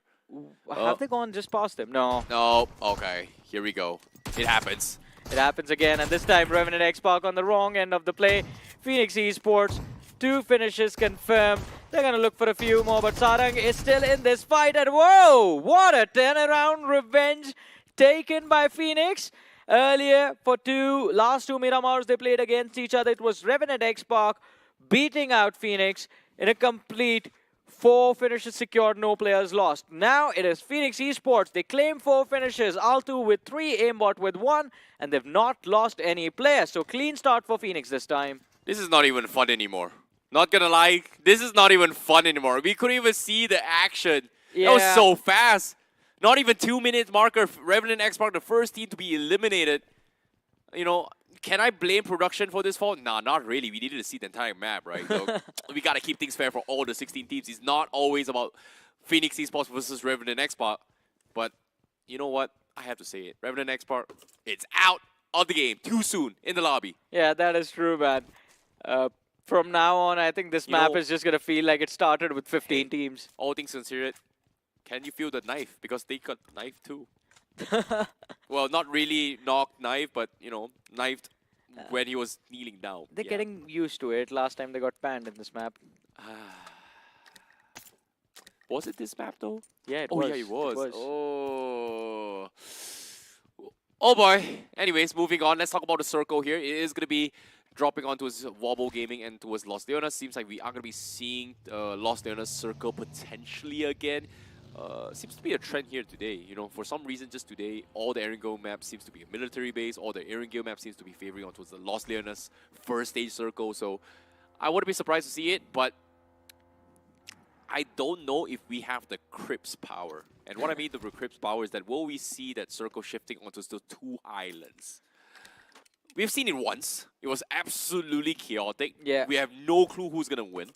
Not enough track record to study and analyze where's the best gameplay so far. But all in all, I know that the smallest island out of the 3 there, Yeah. and the split, going for a split there is one of the best possible outcome. And if I do recall properly, it was Genesis that pulled off a lot of finishes through that. So, well, if it happens that way, then it happens that way. But let's talk a little bit more on the other teams here. OG going for the secret cave down south, gets a decent amount of loot. But are they going to hide there is going to be another question. I mean, for OG, I think it's going to be best to stay hidden considering they're playing from an off drop. Usually they like to start from Chumacera, but this time they have completely avoided going towards that western part, southwestern quadrant of the map. And I think that is because of the flight path and the circle forming out towards the east. OG just decided to stay over. But Diesel Esports, they have closed in on a lot of distance, and Aru is going to be right next to them, so there's opportunity to find that early frag. But look at what is happening with Genesis, by the way. 3 players towards Graveyard, while Apollo just tries to play the center alone. Why is Apollo all by himself here? This is a very interesting split. Usually you expect for a 1-3 split just because you want the one guy to be, you know, scouting around, keeping tabs and recon for the team, right? So I'm very surprised this split is a bit far off, but seems like maybe, you know, his territory topography is a little bit lacking here. Wants to stay ahead and then see where's the best possible outcome in terms of sensor control, I guess. I mean, that could be the case, but let's see how things turn out. But if you want things to always turn out in your favor, inside of BGMI, check out the realme P3 Ultra 5G, India's first Dimensity 8350 Ultra chipset, 90 FPS BGMI gaming, and the smartest AI gaming control. Go on to Google, search for the realme P3 Ultra 5G, and you can stand a chance to win some exciting rewards for yourself. Now, speaking of rewards, I'm curious to see if you guys want to guess a little bit of a quiz right here. So we saw a little bit of glimpse of the secret cave in Miramar just now from Orangutan. Do you know what's another secret cave that I actually missed? Which one? Take a guess. That's why it's called a quiz. There's also another secret cave, just not in this map. Come on, you know this. I don't know, man. Vikendi, bro. Christmas cave. Yeah, I never went there. Yeah. And apparently Revenant X-Park will not be able to see it at all because again, Vikendi not in play means maybe, I don't know, man. I'm just gonna leave it there. I'm not gonna continue anymore. Like, why would you beat a old handicapped man on the ground. And why That's you- just wrong. Why do you keep bringing up Wikendi again and again, Icy? Do you miss Wikendi as Yes, well? obviously, you know. Don't think about Rondo. That's the new map in game. Okay, fine. Rondo is coming up. It's so hard to play. It's fun though. It's weird because in classics, Yeah. when you play Rondo, it's 2 flight path, but in competitive, it's 1 flight path. Yeah. It's weird. Like, I've never seen that before. I don't know how it goes, but sure, whatever. It's technically bigger than Miramar too. Yeah, I mean, biggest land surface area that's there in an 8x8. And the playstyle in Rondo is completely different from Miramar, Erangel, and also Sandhawk in general, just because the topography of those maps actually have ground rules. It's kind of like Hurricane, where if for certain walls you can explode it with those blast packs and mines and everything like that. But for Rondo, you can actually make a small little ditch. Yeah. You can even call in like a barricade kind of thing. And there's this EMP as well inside. Oh yeah, EMP the grenades. Yeah, it takes away the... Sorry, yeah, EMP takes away vehicles, but there's also a blue zone grenade, sorry. Also takes away the reticle of your scope. Oh yeah. That can be a game changer. Your scope is basically like a magnifying glass at that point. Can't aim. Fair enough, fair enough. Well, this is where you can actually damage your phone by, drawing like a own dot in the middle. So, I swear, back in my days when I was playing PCs and competitive, Yeah. if I tried to go for those no scopes, I would just break my monitor and there's like an extra frame of dot on it. You don't have to break a monitor, use a marker, bro. It's not a marker. It's like a pin and needle. You know what? I'm getting a little bit old here. We're sidetracking here. Let's talk about BGMI. Yeah. Wrong game, wrong platform, guys. Johnny, come on. Yeah. I better didn't than start this. it, man. You started it all. I'm sorry. I'm feeling nostalgic. But hey, it seems like a fight is about to begin between Hyderabad Hydras and Genesis. They are quite close to each other out into the open. And hey, Los Leones, La Benedita, the hills are going to be out of contention for the next few moments. But there's a massive cluster built up towards the southern edge of the circle. That's TSWNON. OG, Diesel Esports, Hail Inferno Squad will move in from that southeastern edge. And it seems like TWOB have gone along the southern highway. And then they're going to breach the circle from the southwestern edge as well. Well, all things considered, I want to see who's going to be taking the mountain terrain on the Los Leones southeast corner as well, because THW is closest there, and I think Orangutan is also trying to get up towards those mountain terrains to try and pick off teams coming in from Los Leones. And Vasista inside, I think Hyderabad Hydras is also inside, Genesis is also inside. So that's going to be a very, very interesting one here. But Hyderabad Hydras, they're actually staying away from actually entering the city. They don't really want to fight this, but seeing there are movements coming beside them, Genesis doesn't really want to take a pit stop right here, right now. And Genesis, they're getting comfortable now. They know they have a decent position inside of the top 8. They're going to try the level best to stay aggressive, keep the pressure on everyone else, especially on the teams below them in the overall leaderboard. And one of those names is Hyderabad Hydras. So if Genesis initiate this fight and end up winning it, it's going to be a big bonus for Genesis and, well, a tough beating for Hyderabad Hydras to recover from. But Shadow spots out Sport in the back lines. Trouble brewing up for Wobble Gaming in this game as well. Well, speaking of trouble right now, do they want to pop those tires because Ragnar is getting a little bit tapped off. Fortunately for him, he's going to be A-okay. The van is going to be able to give them a little bit of a barricade if they were caught out in the open. But considering that this is stage 2, and a majority of this stage 2 circle is going to be covering up in Los Leones. So we might expect to see this map happening as well. But the question here remains is that, unfortunately, say there is no Rider Esports and there is no Soul. So the teams that has pretty much performed in Los Leones pretty much gets a lot of finish points on top of that mountain or southeast corner of Los Leones. Man, that high ground advantage, it definitely can be quite big, but what can give you a big advantage in your matches, ladies and gentlemen, is a good device. And right now, nothing is better than the Realme P3 Ultra 5G, India's first Dimensity 8350 Ultra chipset, 90 FPS BGMI gaming, and the smartest AI gaming control, the best device in its segment for BGMI. So go on to Google, search for the Realme P3 Ultra 5G, and you could stand a chance to win some exciting rewards for yourself. Agreed. But Now TWOB, they're in a little bit of trouble. They got a little bit of a roster change here with Superman. Hopefully things are going to be a little bit better here, because if Los Leones comes to play, you definitely need those super nades coming from him. And Diesel, they are a little bit spread off. Cheyenne is pretty much isolated all by himself. Do they flush him out?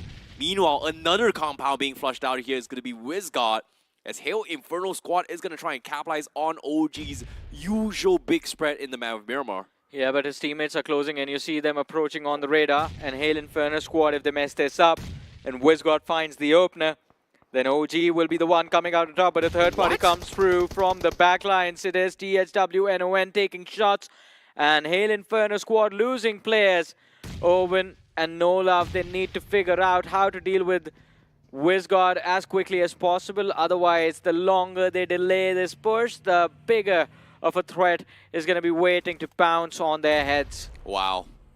The third party coming from THW is just so on point, because of that knock and the confirmation, Wizgod gets himself a little bit of time to hold down the fort. Meanwhile, the rest of his teammates is actually going for a huge flank from the backs of Hail Inferno squad. So this time they are the ones that is going to be pinned here. Look at this wide spread coming in. Atenki going to be reinforcing Wizgod, while AKOP needs the perfect knock. And there he goes, the grenade once more from AKOP.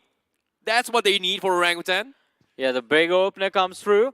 They're going to find the second as well, as the nades go flying in the compound that PMWI, IGL and Low Love are hiding in.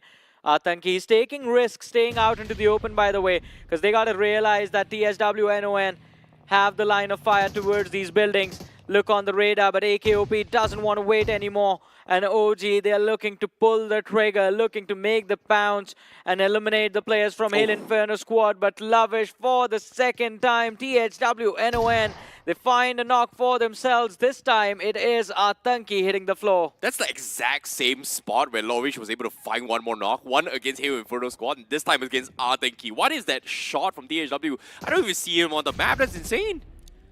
Well, we're barely on the top edge of the mini-map, but all things considered, Hail Inferno squad from a 4-man down towards a 2-man now. OG might be able to wrap things up, but all things considered, they need those angles to lob those nades, and so far they can't really see him. And look at this PMWI, they're just lobbing nades blindly in, but despite that, the blind nade actually connects on Atenki. Yeah, cooks it to perfection, waits for the footsteps, and then just lines it up by a year. And now with the small tower, he will look to secure that finish, but as he lobs the molly indoors, the players of OG are playing completely out into the open. Atanki gets finished off as PMWI IGL confirms that frag, and all of a sudden the odds are stacked against Orangutan. From what started as a 3 versus 2, it's brought down to a 2 versus 2. Well, on top of this as well, because THW was eyeing on this, they helped Orangutan a little bit more, but this fight is extended for so long that TWOB is sticking up to try and third-party this as well. Kanha is all by himself, but if Orangutan and Hail Inferno squad is just off by a pixel in terms of position, they are going to get shot in. But based on the minimap, it seems like TWOB says, like, you know what, let them fight, let's back off and reposition for the zone.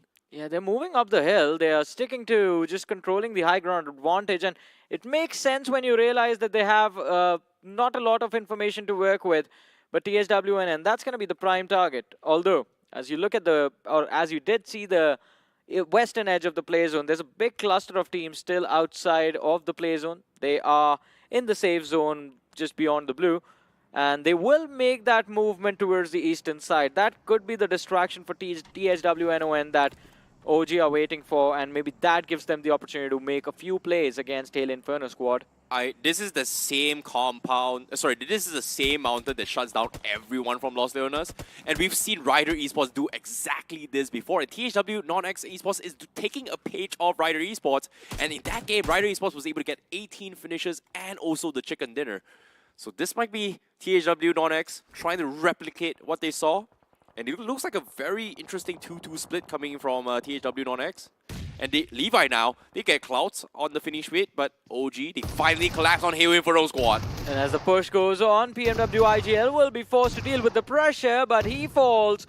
And OG swing the fight in their favor. But look at this, Diesel.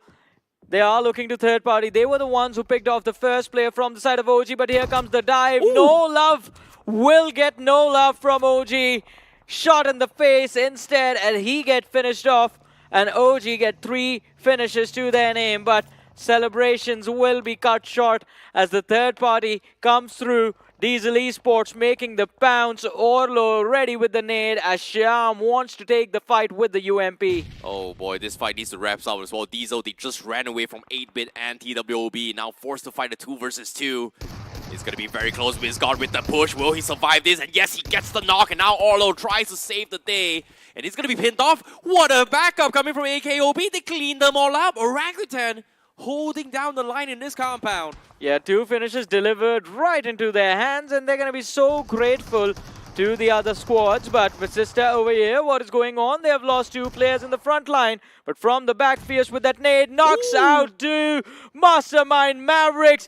Fierce is making them look like fools. The molly goes out as well, but will this man win this final duel as Rickson IGL is going to be the last player alive from the side of Mastermind Mavericks. Fierce is looking quite fierce with the DBS at the ready. Mastermind Mavericks looking to reset. He has no utility left to dish out any more damage. He needs to commit for the fight. And the revives are coming through. Fierce, he's looking for that extra knock, but the shot from the flank, and Rickson finds the frag. Oh, nice recovery coming from Rickson as well. The double smokes actually confused him for a little bit here. Very, very nice recovery. Unfortunately, safe over Sister Esports. They will not get those confirmations. Meanwhile, OG, they finally get rushed by TWOB and they get taken down on 11th placed. Yeah, that was hilarious, this third party from TWOB, because they had the opportunity twice before and they were quite hesitant, and I think now they finally were like, yeah, we don't have any other option. This is the only building at the edge of the circle, so we might have to go for it. And they make the pounce. OG, unfortunate exit in this game with just 5 points on the board. Oh boy, TWOB, they waited patiently. They finally get themselves a little bit of stock up. But look at this circle, Johnny. THW, they may have had control, but guess what? The circle not helping them. It is going to shift up north. So that means they have to find a way to regroup together before pushing up north. And Wobble Gaming is going to be inside those warehouses where they don't have a lot of vision in terms of vantage point, but it does give them some sort of natural cover. So that's going to be a little bit of a big win for them. But on screen, look at this. Phoenix pushing from the west side. They get the knock onto his Genesis. And a second nade. Venom, will he get the confirmation? Nope. No confirmation, but he gets the knock on Sam. Yeah, that's going to be a big play coming in from Phoenix right here. Genesis completely shut down, but the finishes are getting stolen. Altu, he is getting aggressive to find that 1 extra point for his team. Spots out. Finally, it gets confirmed. And this might be the first game where we see Phoenix Esports break into the top 10 with all 4 players still alive. The question is it too late for Phoenix to make a comeback? Hey, this is a big game for them, man. They shut down Revenant and X-Spark. Morale all-time high. He's about to take it to the next level. But the question here is, can they close out the game? Because right now, Apollo, last man standing from the side of Genesis Esports, 0 finishes. And also, THW seems to be a threat coming from the south side as the high ground advantage. So Apollo, right now, has one of the highest points possible. He gets scouted out by Phoenix. Fury sees a pixel of him. It's down towards his last health. 1 random stray bullet will take him out. And the nade comes through. Oh, okay, just a little bit short. A little bit short. Yeah, Apollo barely staying alive. And in this game, Genesis, they don't even have any finishes to work with. That's going to be quite a big pinch. A big blow on them if they get eliminated with no placements, no finishes. So Apollo needs to play for survival. Genesis were able to break into the top 4 after that previous match performance on Sanok, but they still got to hold on. Not a big safety cushion for them to work with as of now. Oh, Phoenix, they've got to play whack-a-mole on Apollo right now. They're trying to guess exactly where he is with those nades here. Pre-nade comes through. Apollo, he will finally get flushed out. Nice double push coming from Venom and Aimbot. But in a contrast as well, Aimbot, he's going to get knocked by THW on X once more. And Venom, he's trying to body block the bullets here to try and keep him alive. Do they get the reset? It seems like, yes, they do. They do. Yeah. TSW NON, they weren't able to find the line of fire anymore. Brilliantly done from Altu. Phoenix, 7 finishes as the break into the top 8. This has to be the best performance we've seen from Phoenix in semi-finals in its entirety, but Hyderabad Hydras might just be able to hand them a shutdown as even Hyderabad Hydras have all 4 players intact, and they've been playing very passive, just keeping their position hidden all this time. Their fates solely depend on this next zone right now. And as of yet, Phoenix, they have no way down. As they go in for the pick, guess what? The circle is going to shift on towards the roadside. So Phoenix, they have to find a way to get down. No vehicles whatsoever. Fury's on the south side. Do they have enough time, Johnny? 40 seconds left. And they need to take the long way or the quick way. And Hyderabad Hydra's first one to actually initiate in front to try and gatekeep them. Meanwhile, on the southeast corner, 8-bit against THW. Oh, this is going to be a big fight, especially for the side of 8-bit. They need a big play to bring themselves back on the overall leaderboard. 3 finishes on the board already. And THWNON, it seems like it's not just the altitude advantage that they have against 8-bit. It's the fact that 8-bit at any time can be third-partied by Bot Army Esports if they try to make a mad dash down this slope as well. And Lavish, he's waiting for an opportunity to strike. Just barely slithers inside the circle. All of these ridges work out in the favor of THWNON.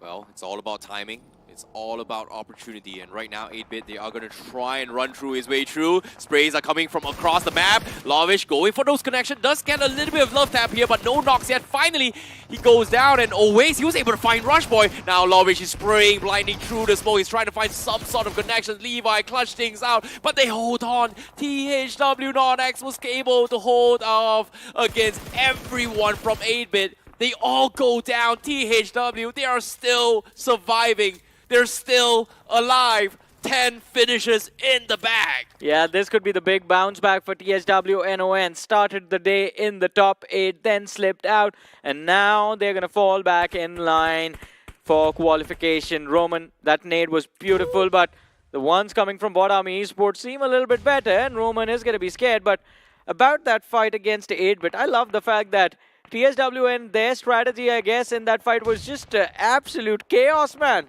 They made it so chaotic that I think 8-bit just struggled to realize where the players are charging towards them from. But Bot Army Esports, one of the frontliners goes down as third party comes through for Forever Red Ross. And now that might just be the time for THWNON to capitalize and take those finishes away. Oh no, THW, they need vehicles, and currently Bot Army Esports has those vehicles, and as soon as they go in for those commitments, they are going to get shot by Forever Red Ross. It's going to be a tough battle here. THW has to reposition this. And Scary Jot now, last man standing. Can he make the hero play? He's got 2. It's 1. Nades coming through. Oh, no connections for him. Circle about to completely close out. They are inside the zone, but the nade from Levi will get the confirmation. Another 2 more in the bag for THW Non-X. And hey man, if he does not get any Titans to slay, this man is going to start slaying the Ultra Way. Levi, 7 finishes on the board. THWNON 12 is going to be the total tally as all 4 players break in the top 6 of this match. Forever Red Ross, another decent performance coming in from this team after that first chicken dinner at the start of the day on Erangel. Now, when we talk about dominating strikes so far, THW Non-X Esports is on that. And guess what? Phoenix is also on the west side. 2 of the teams who has break past the double-digit markers in terms of finish points so far. They might need to collide, but guess what? Forever Red Ross, full control of the insides of this next phase of the zone as of yet. And this is going to be very, very important for them. It is important, but it's that split from Lucifer that has me concerned. He needs to either take control of the hill behind him or just fall in line with the rest of the team. But in the meanwhile, Hyderabad Hydra, as a team that was patient all this time, finally just makes the pounds on Mastermind Mavericks. An easy squad wipe coming through for Hyderabad Hydras, considering Mastermind Mavericks were down to their last 2 players. This is the Hyderabad Hydras that always finds their way to sneak into the LAN. And this might be the Hyderabad Hydras that actually qualifies into the top 8 after this performance. Yeah. But they need more finish points. They are in the top 5. There's decent amount of placement points, but they need some more points right now. And talk about points, I think this will be the most amount of points Phoenix has gotten in a single match. 8 eliminations, they break into the top 4 as well. But as I say that, aimbot hits the floor, and Phoenix is down to their last 2 players, Altu and Fury. They need to try and fight inside of the top 3 of this match. It's not going to be easy, but hey, THW colliding against Wobble Gaming can make it happen, as Wobble are down to just Porter. Another good performance coming in from Wobble Gaming. They have one finish, but they break into the top 5. And Sporter now is going to get pressured by THW NON and Phoenix from the back lines. Oh, here it comes Phoenix. They need those double digits, but Wobble Gaming, they go down. THW non-X, they clean out everyone once more. What is this performance coming from THW non-X? It seems like whoever who was on top of these mountains on Los Leones pretty much dominates, and right now they are pulling in a potential banger performance. Yeah. Phoenix Esports also looking to make a recovery here. 9 finishes in the bag. Hyderabad Hydras is looking to shut him out. Most action coming through. And the ones that is staying quiet here is going to be Forever Red Ross right now, amongst these 3 teams fighting against each other. From the backlines, it seems like Hyderabad Hydras, they found the opener against TSW NON. AJ with that high-flying nade. It's going to be difficult to find a connection. He has no vision. It was a long-distance knock, but Moksh is trying to move in for that flank. First team for him to deal with might just be the side of Phoenix Esports. He's going to be quite, in fact, right in front of them, and he sees Altu on the other side of the rows. Oh, now a little bit of a delay on that trigger pull. He could have gotten that knock, but he dishes out enough damage, and now Altu is spotted out again, but Moksh falls back. Oh boy, Altu, he actually goes down. He's actually got shot by THW.X. That's so unfortunate coming from Phoenix. And the confirmation comes through. Levi steals the finish. Again, was it a knock? Was it a finish? I don't know, but all I know is points are going all to THW right now. Phoenix, though, are they going to be satisfied with the top 4 with 9 eliminations to their name, or are they going to look for double digits? With this push, I think double digits might actually be an option, because this car, it is stuck. It is stuck. It finally moves out, but Turbo, he needs to be careful. Moksha, Ninja, they line up. There's a man behind them, and he's keeping his head down, but Ninja, before he realizes the nade is going to be lobbed in his direction, and Fury with that spray looks to secure at least 1 point, but he fails. Oh no, could have been a big moment in this match, but kudos to Hyderabad Hydras. They managed to keep Ninja alive. Could have been a solo warrior moment for him, but all things considered, the final big 3 finally colliding here. Forever Red Ross played it safe, now has to count. THW just full absolute domination right now. 7th finish, and they're gonna find one more. They're gonna clean out Hyderabad Hydras, and Rush Boys goes in for the push. Finds 2. Levi and Lavish still alive. AJ last man remaining, and they get the confirmation. 20 finishes in the bag for THW X not X. Hey man, a big lead. I think after this match, if they walk away with the chicken dinner, it might as well be the first position in the overall leaderboard. But for that, Lavish, he needs to kick things off as Beast for Forever Red Ross has gone for a flank, and R2 is leading the charge from the other ridge. They're looking to recover TSW NON. They're looking for those revives. One man brought back in, the other one also back on his feet, and once again THW NON, they have the man advantage to work with. 4 versus 3. I believe they could be destined for the win unless one of these nades makes contact and they lose 2 for a single nade. It's gonna be close. Roman gonna be baiting with those vehicles here. And right now, Forever Red Ross, they're panicking. They're trying to find an opener, but the nade comes through. It looks good, and yes, that's gonna be the knock coming in from THW. Rush Boy with the nade. Arto is hurt. A second nade is gonna be lobbed, but no connections yet. But the rush, look at this, Roman. He's gonna go in for the hunt as well. It's gonna pressure Forever Red Ross. They're backing out. THW swarming them, circling around them here as well. Forever Red Ross can't seem to get the reset. And THW's got them completely surrounded. Lavish, Rush Boy, Levi, they've got them trapped. They're surrounded. They found Bees, they found Arto, and they're done for. THW X non-X Esports gets the chicken dinner, gets the monstrous points. So many finish points. Yeah, 23 finishes, 10 for the chicken dinner, 33 points in a single game. After 33 points, doesn't matter if you're dead last, man. That is a comeback and a half, and this team was not even dead last. They were on the second page of that overall leaderboard. So again, a big performance from TSW, and love that play coming in the last 4 versus 3 after they got that first knock. just making sure that you keep the pressure on Forever Red Ross. Do not let them get that revive in. That was the move. And Roman, that was a prank, by the way. He just moved in with the vehicle close. Hey, I'm coming for you. No, I'm not. I'm going to wait for my teammates to show up first. It's been a while since I've seen a coordination of team play like that. Like that macro play from THWX on X was spot on. It's so rare these days. Yeah. But this is the closest to the current realme BGIS record in a single map earned for the most amount of points. The first place was by Seoul, 28 finishes and a chicken dinner, but that was the closest. That was like more than 20 points, but it's not 28, unfortunately. 33. 33? 33 points. Not finishes, Okay, total points. 23 points with the chicken dinners. Yeah, 33 points for THWX non-X. Should put them into the top 8 guaranteed. I think they're going to be first. They should be first, right? Yeah, I think because they were in the either first or no, actually top 3, because the teams in the top 2 were in those mid-60s, and I believe TSWNON was in the late 30s. So high chances they're going to be breaking into that top 3, as you said. But again, impressive performance, man. And there were multiple moments where a lot of teams had the opportunity to take them out, but I don't know how no one did. I know, right? It's just all placements here so far, but seems like whenever the circle heads towards Los Leonas and they're on top of the mountain, they will have a big game. But all things considered, I remember Necro saying that Levi can't slay Titans. You know, something along the lines about THW non-X. Oh, there's no Titans for him to slay, because guess what?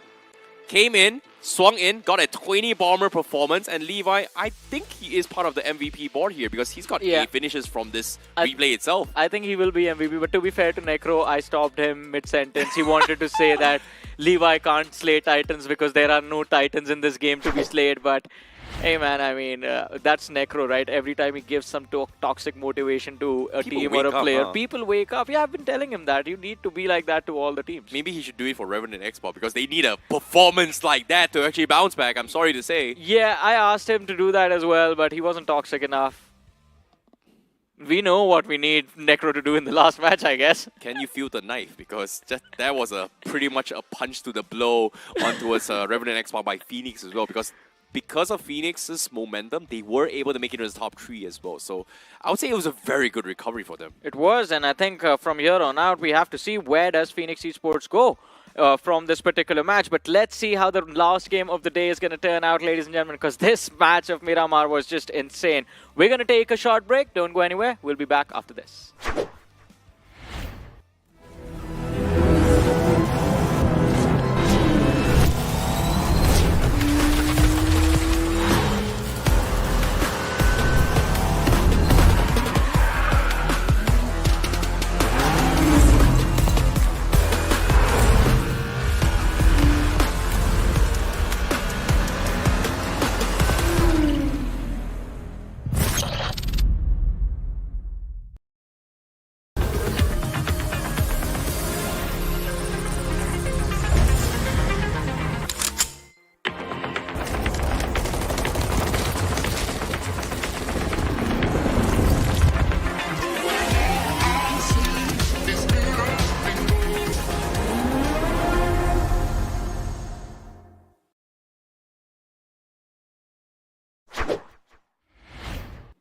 Hello everyone and welcome back to the realme BGIS 2025 second week of the semi-finals, and you guys are currently watching the English broadcast. My name's ICBaby12 and today I've brought in Necro because after that performance, THWX non-X was able to get a very, very amazing performance of a chicken dinner.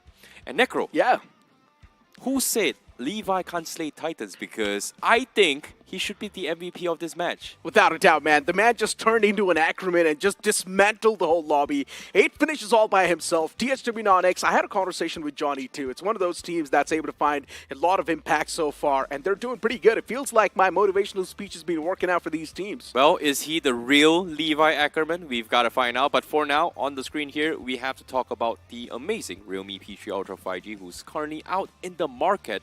India's first Dimensity 8350 Ultra chipset currently out in the market itself. So be sure to search and maybe win it on Google. Just search realme P3 Ultra 5G for the best, most stable 90 FPS BGMI gaming out there. So be sure to check it out right now. If you want to play like Levi Ackerman, coming in from THW X Non-X. You gotta get this phone. But nothing taken away from Red Ross either. That was quite a solid performance even from Red Ross. Let's not forget, the game one itself, Red Ross got a chicken dinner. Now they find themselves in the top 2. So even for Red Ross, they're going to find themselves in quite a decent spot. And speaking of Phoenix Esports as well, that's a way to kick things off for Phoenix Esports. This is the exact comeback they needed. Well, was it a big game? Close. They almost got it like a big clip. That top 3 finish is still decent here. It is the first step towards a comeback, but it's not like the big major step. But you know what's a big one? It's going to be THW, for sure. Without a doubt, man. A 33 bomber coming in like that, without a doubt, that's going to be the biggest performance so far we witnessed in the semifinals of the 2025. But moving on towards the Phoenix Esports' conversation once again, let's not forget, in week 1, too, Phoenix Esports woke up late. They got decent performances like this, and Phoenix Esports was pretty consistent after that. So maybe this is a good sign for Phoenix Esports. They can wake up in the overall board and get some good games in their hands. But speaking of the MVP of that previous game, without a doubt, it's going to be Levi from TSW Non-X with 8 finishes racked up and 28-25 survival time. You've also got Lovish from THW right there with 7 finishes, and then you've got Rush Boy as well. Pretty much the entire lineup, just missing one player.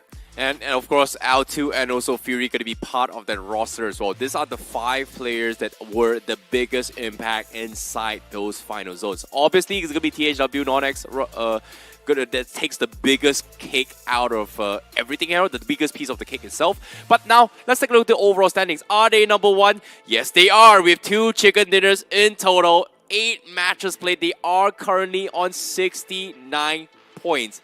Nice. But at the same time, they're not too far off from Metal Esports and Altitude here because they are 1 game behind. So technically, they would meet, well, in a situation where they might be toppled down, but still, it puts them in the top 8 at least. I've been mentioning this from the start, right? It does not really matter for you to place yourself on the first spot. You just need to be in the top 8. Simple. It's not like you're going to be getting some extra sort of prize pool if you place yourself on the first spot. No, that's not going to be the case. Just be in the top 8. That's all that matters. You've got the second page on the screen. OG pushed out. At the start of the day, OG was in the top 5. And now look at OG. The inconsistency once again hitting them. It's week 1 all over again.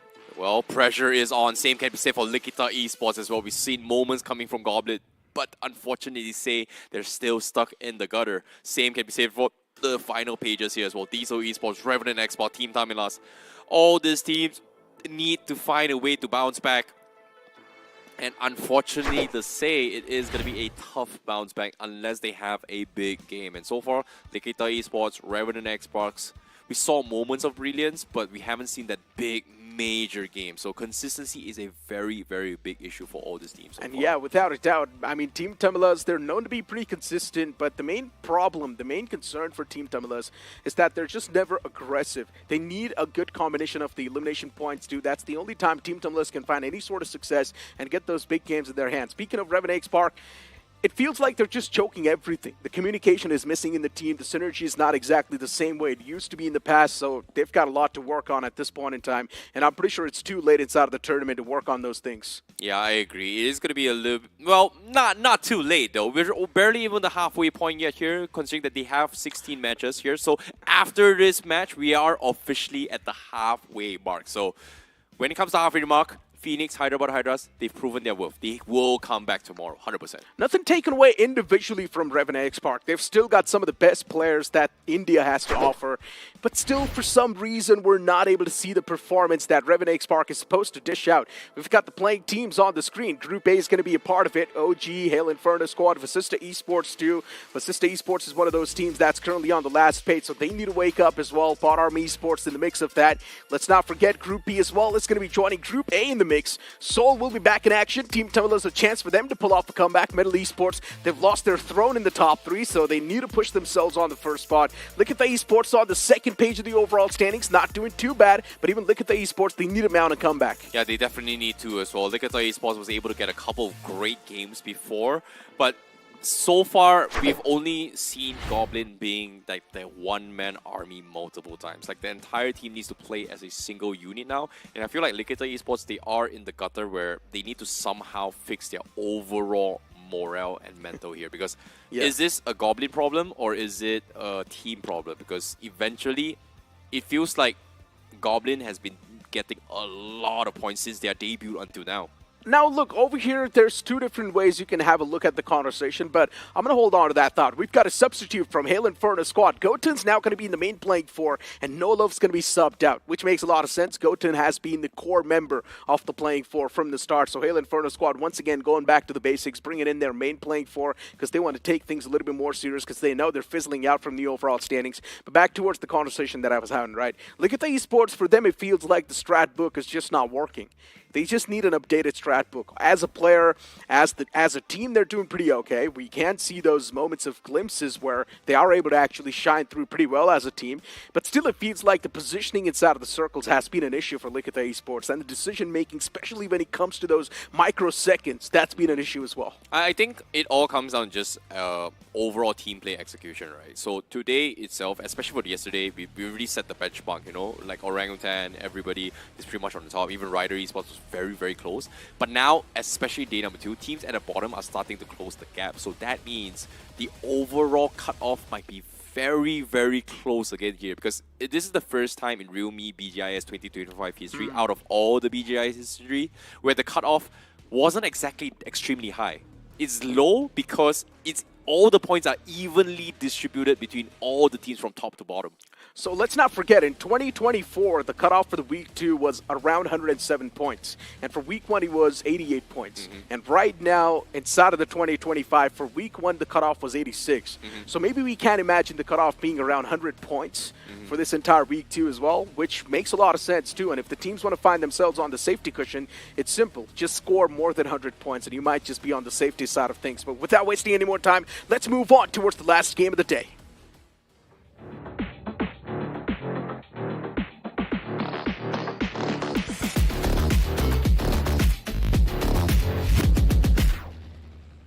As the plane's going to be in the sky, starting all the way from Gatka towards down south, which is going to be Sosnoka military base. Now this plane flight path heavily tilted towards the southern side. If the teams want to move in towards Yasna Poliana, even school, or even mansion, that's going to be a bit of a tough stretch. Go for the pit stop, get their hands on the basic weaponry, get your hands on some vehicles, and then move in towards your primary drop location. I don't want to sound unprofessional now. Is it me? Or do I smell that today's circle in Erangel is going to be another military-based circle again? No, I don't think. Not this time. But the flight path is indicating. Yeah, I mean, it is down south, but mostly, or sometimes it can actually be on the opposite side as well. So we might just see an Yasna Poliana circle. Okay, fair enough. But let's see if teams are going to be making a little bit of preparation here. Because Likita Esports, they had this same type of circle twice. First time didn't really go well. Second time did a little bit better in the bridge camp. But it was Genesis that came up on top on the first opening match itself. So this is where things get a little bit spicy here. But now, will we see the potential drop clash coming from Ryder? But Georgia Poe, we see GlitchX Reborn actually taking North George, TW South George, but what's happening towards Novo side? Yeah, exactly. Seoul, they like to move in towards school apartments, but this time they're dropping towards North. Is Seoul trying to target Revenax Park? This can be one of the hot topics. And we all are still waiting for that to pop up. It definitely does feel like Seoul wants to target the players of Revenax Park. And they're both moving towards North. Oh my god, I see. This is going to be the hot topics. Everyone's going to be speaking about this. Why does Seoul want to take a fight against Revenax Park? It's one of the biggest concerns, and it's one of the biggest questions too. What is going on? I don't think they're fighting here. They're just going to take those vehicles and drive off, because look at the circle right now. It's going to be a hard shift northeast. This is by far one of the most awkward flight path for all these teams, because number one, very far towards the southwest. Number two, circle is the furthest away from the drop spot itself. So I don't think Seoul will fight against Revenax Park, but taking away those vehicles from Revenax Park is going to put them, I would say, in a situation where they will be awkwardly slow in terms of getting vehicles to rotate their way through. So Joker, they do see remnants of this. They're a little bit more paranoid, but taking away these vehicles means that they will take longer pathways to find their individual vehicles. Exactly, that's the main point. And even Seoul itself is sort of briefing their game, because it's going to take a long time for them to actually rotate back all the way towards school and then continue their loot. So dropping all the way down south, I'm not exactly sure what sort of a game plan that was from Seoul, but I just hope it's going to fall into the right pieces soon. They do not even have the proper weaponry to actually go for an early game fight. Look at Hunters. The man's got TMR, Xana bolt action sniper in his hands. So he needs to make the most out of it. Hey, Rider Esports moving towards Yasna Polyana. You gotta double the trouble. That's the way to go. And Rider Esports, they will get Yasnaya themselves. So this is very happy of them here. Because we've seen this drop clash between Phoenix and them. So no Phoenix in the picture. They are going to be able to secure it here. And interesting enough, it's weird to see Revenant and Xpark kind of switch their drop spots multiple times now. Throughout their journey here in realme BGIS. Like they switch between Yasnaya, they switch between Novo. And we know for a fact that they're very comfortable playing from Yasnaya. So it's weird to see this happen. But Seoul. Now, Manya, what is up in your mind right now? Stealing the way the vehicles from Revenant and Xbox is one thing, but where are you going to drop to loot right now? Because Milta, we have Hail Inferno Squad in front of them, and I don't think it's smart of them to actually crash that. Apartments and also school is pretty much secured by Orangutan as of yet, so they are a little bit late to their usual drop spots now. Yeah, a bit of a curveball start to the game in general. Hail Inferno Squad, they've got the Milta area secured for themselves. Even Seoul is now moving towards farms. Huh. I'm sorry. Did I see a swimming pool? I didn't know Milta has a swimming pool. It's the new and updated Milta. Ah, Yeah. I didn't know that. Good morning, I see. I know, right? Good morning. It's time to wake up, you know? Yeah. And you know, for all these teams who needs to wake up early, guess what? In order to wake up early, you know what you need to do? What? Sleep early. True.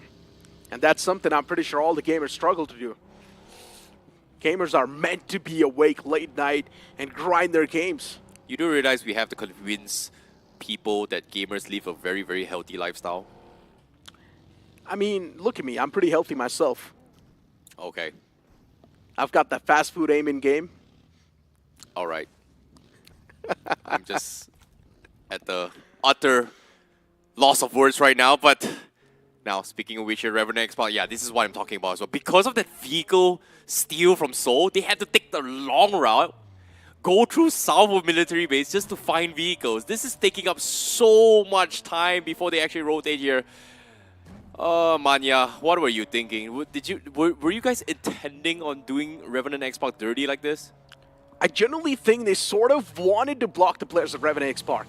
They had some sort of intention to do so because there's no way Seoul never knew that Revenant X Park is going to be dropping inside of North Noi with that blade fly path.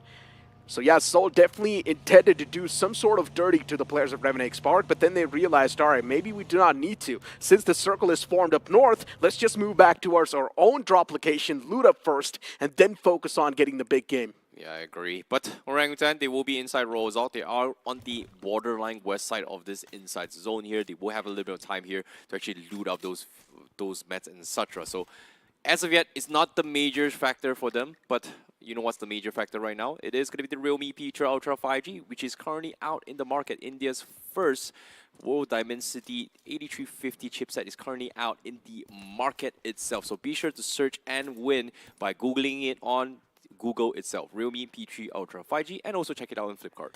Yeah, you can.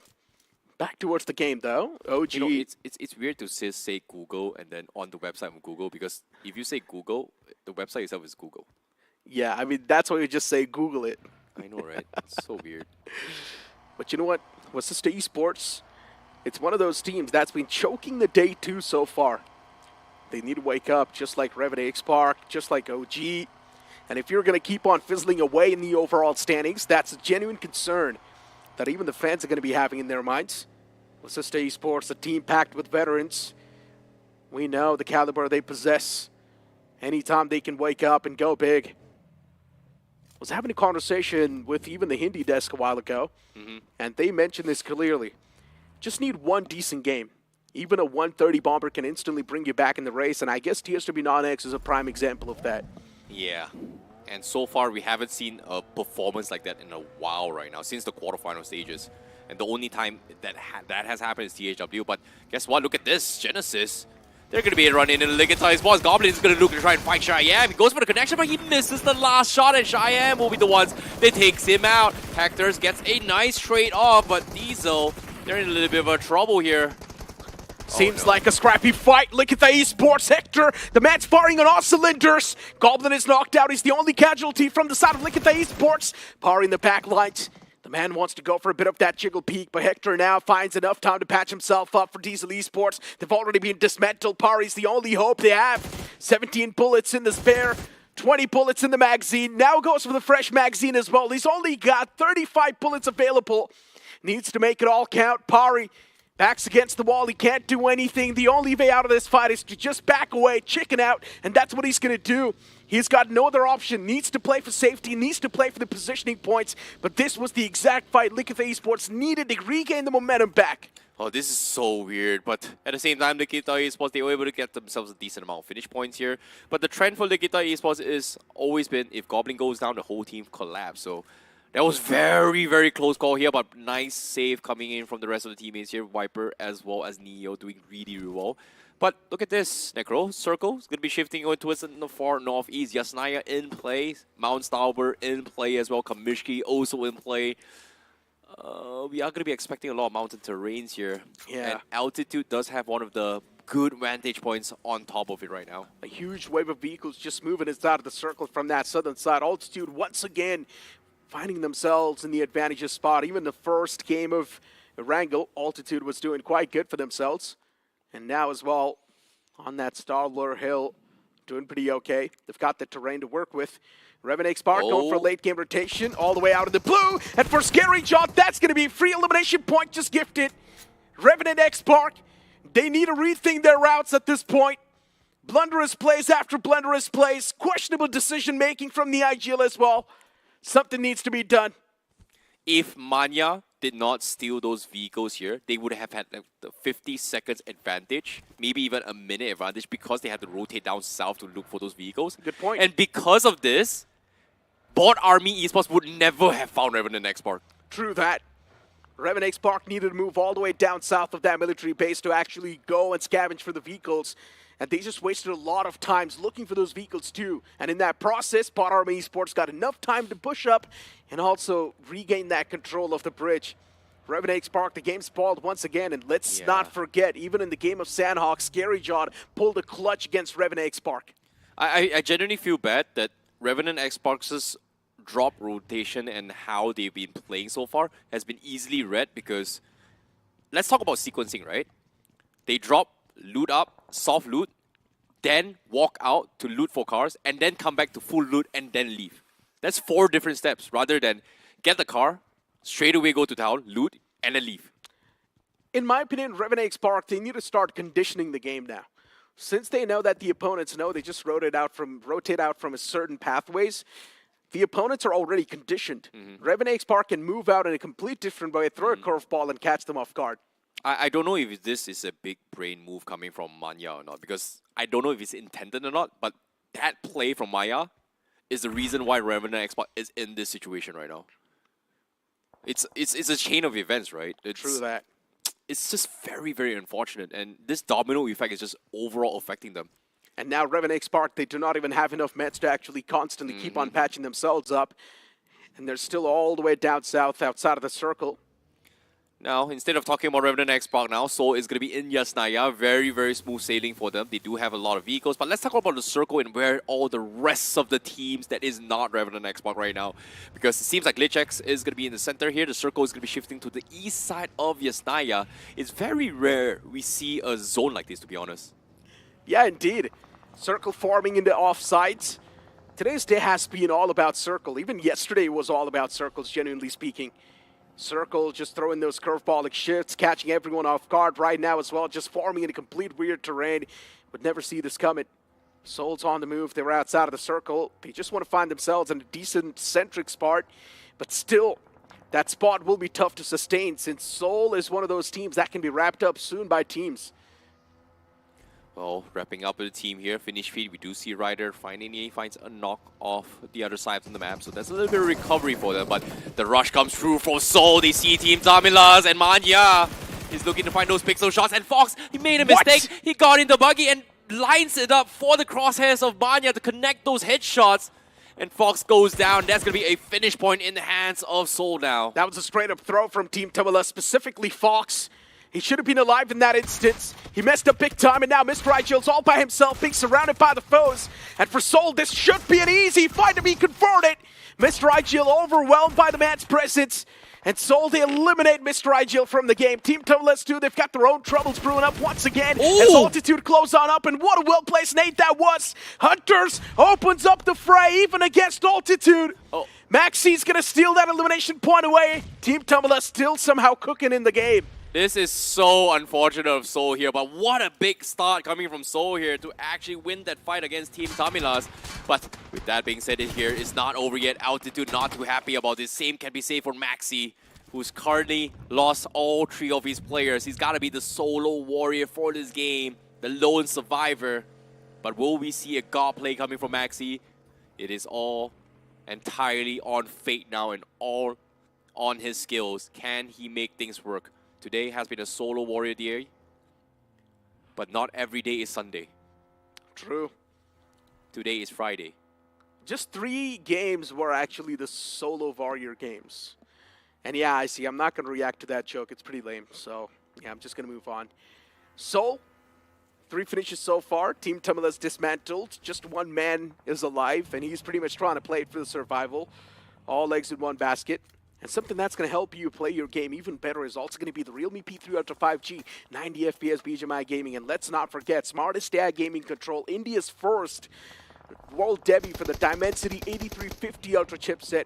And of course, you can move on to Google, search for the realme P3 Ultra 5G, and you might just win the device itself. And some more amazing rewards. Rider Esports, spotting out the players out in the open like that. Try to million Esports. They're getting systematically manhandled by the players of Rider Esports. The spray is finding a lot of connection. Even Vasista Esports around that fray is also dishing out a lot of damage, but they need to get Pucar up. Oh, Fierce, he's going to try to make the play again here. He wants to drive him out to safety and then goes for the pickup. Unfortunately for him, he's going to be A-okay. But as of yet, Fame and also Rider Esports, they've got perfect angles on everyone in the south side on this open fields. But as of yet, they have to be quick. Can they wrap things up and get some finishes? Because as of yet, they're not inside the zone. And the tap comes through. Guess what? Pekka actually goes down to Fierce. Pekka down, Inferno up. The man's prone. Try to million Esports. Fame is chipped up as well. Ryder, they need to be careful. Fame's going to be okay soon enough since he's got the cover to play with. And Inferno gets ran over. That's going to be the nail in the coffin against Try to million Esports. 0 finishes, 0 points from that game. Nicely done. And now Rider Esports, they are going to be the ones that can get pinned instead. Pucar goes in for a couple shots. But Fame, where did that shot come from? He was able to get the trade onto his Pucar. Great shots. Pucar knocked. Rider Esports, that's going to find them enough time to actually push up close and personal a bit more and maybe catch the players of Vasista Esports off guard once again. Vasista Esports, they get the reset. Even Soul's now going to be in contention. They've got the line of sight. So many line of sights are going to be formed. The terrain is just so weird in this circle. It's going to be catching a lot of these teams off guard. But Soul, they seem familiar with this zone. Wow, they definitely do, because right now they do have the higher grounds of this playing field. But speaking of the playing field, stage 4, 1 minute 42 seconds before it closes in, they need to move inside the zone. And Ryder, they're getting a little bit desperate for finish points. They really want to fight against Vasista. The nade comes through, the Molotov barely connecting. Fierce somehow bombs and weaves through the smoke and gets out. And he's about to walk in towards another nade. No, he will not, but he will get shot instead. And I have no clue who shot him, to be honest. Rider Esports down to a 2-man squad. Fame exists.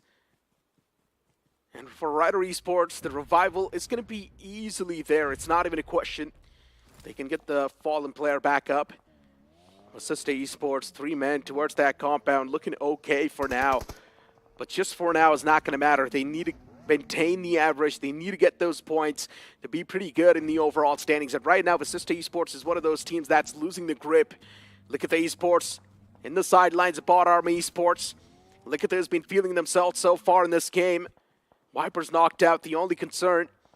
Neo, nade's tossed against the man. Not close enough to find the knock though. Bot Army Esports trying to apply that constant pressure. A well-placed nade from Likatha Esports is actually going to do a lot of serious damage against Bot Army Esports. And now Devotee with no other option left than to just back away. Yeah, Pari is also the solo warrior from South Diesel. He's been waiting for a very, very long time. And as of yet, Bot Army, they're going for a double split here to try and split off their eggs here, diversify their odds to try and survive. If Hitler goes down, at least Devotee will try to get some sort of placement points. But considering that this is stage 4 and there's still 15 teams left alive. Why is no teams getting wiped off? Oh no, And- there no. we go. The moment you said so, Likitha Esports is on the verge of being wiped out. 2 men down, it's just down to Viper. Neo now is the only man knocked out. Can Viper save the day for Likitha Esports? Bottom Esports as well on the verge of being wiped out the moment I say so. The last man gets spotted by Pari, and that's going to be the nail. Bottom Esports, unfortunate circumstances play against them. But Likitha Esports still somehow is alive in the game. TWOB, they can be alive for a long time too if they get the reset right here. Yeah, TWOB, they are inside the zone here. It's a little bit of Shaq coming in. It is going to give them a little bit more time, but let's hold that thought conversation for now. It's the north side. OG going to be running against Soul Hunters. They will get eliminated. OG, they get themselves some decent cover themselves. Crazy stuff. Soul, unfortunate for them.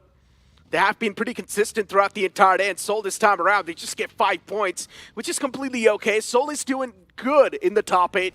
Currently sitting inside of the top 5 as well, while teams like OG, they're desperate for points.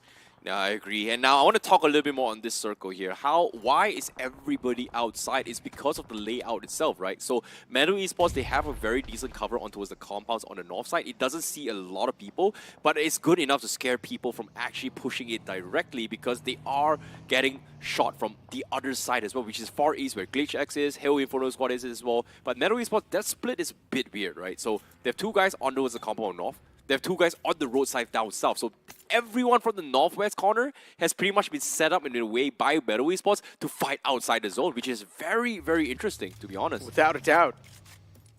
I mean, for Metal Esports, they've got a nice 2-2 split going on, but that split is too far away. So even that's a bit of a concern. Can be a problem maybe in the future, the moment that split gets separated. But Rider Esports exists, the solo man on a mission. Spots out the players of Assista Esports move out from that compound. Assista Esports making a mad dash against OG. Does OG really want to defend themselves and maybe take a fight against Assista? That's another question we're still wondering. OG, after losing out on Aru, there's just down 1 man. This mind games from Meadow is just phenomenal here. And even the nades comes through. They get the confirmation on towards Orangutan. And they've gotten completely pinned. And Vasista, they're going to go down. And Pukar, he's going to try and reset inside that tiny little shack. But you talked about this split not favorable. Guess what? Everyone that drives through them gets completely shut down into its awkward position. The terrain helping the split out big time. And Metal Esports, because of that, getting major advantage. And what a tap that was. A quick burst on the back, and Vasista Esports constantly getting knocked out. I've never seen people use Groza on 4X, but the burst fire trigger discipline to make sure those connection shots is insane. But now, legit, he's going to try and get the confirmations. Job's done. Hasta la vista, baby. Vasista Esports down and out from the game.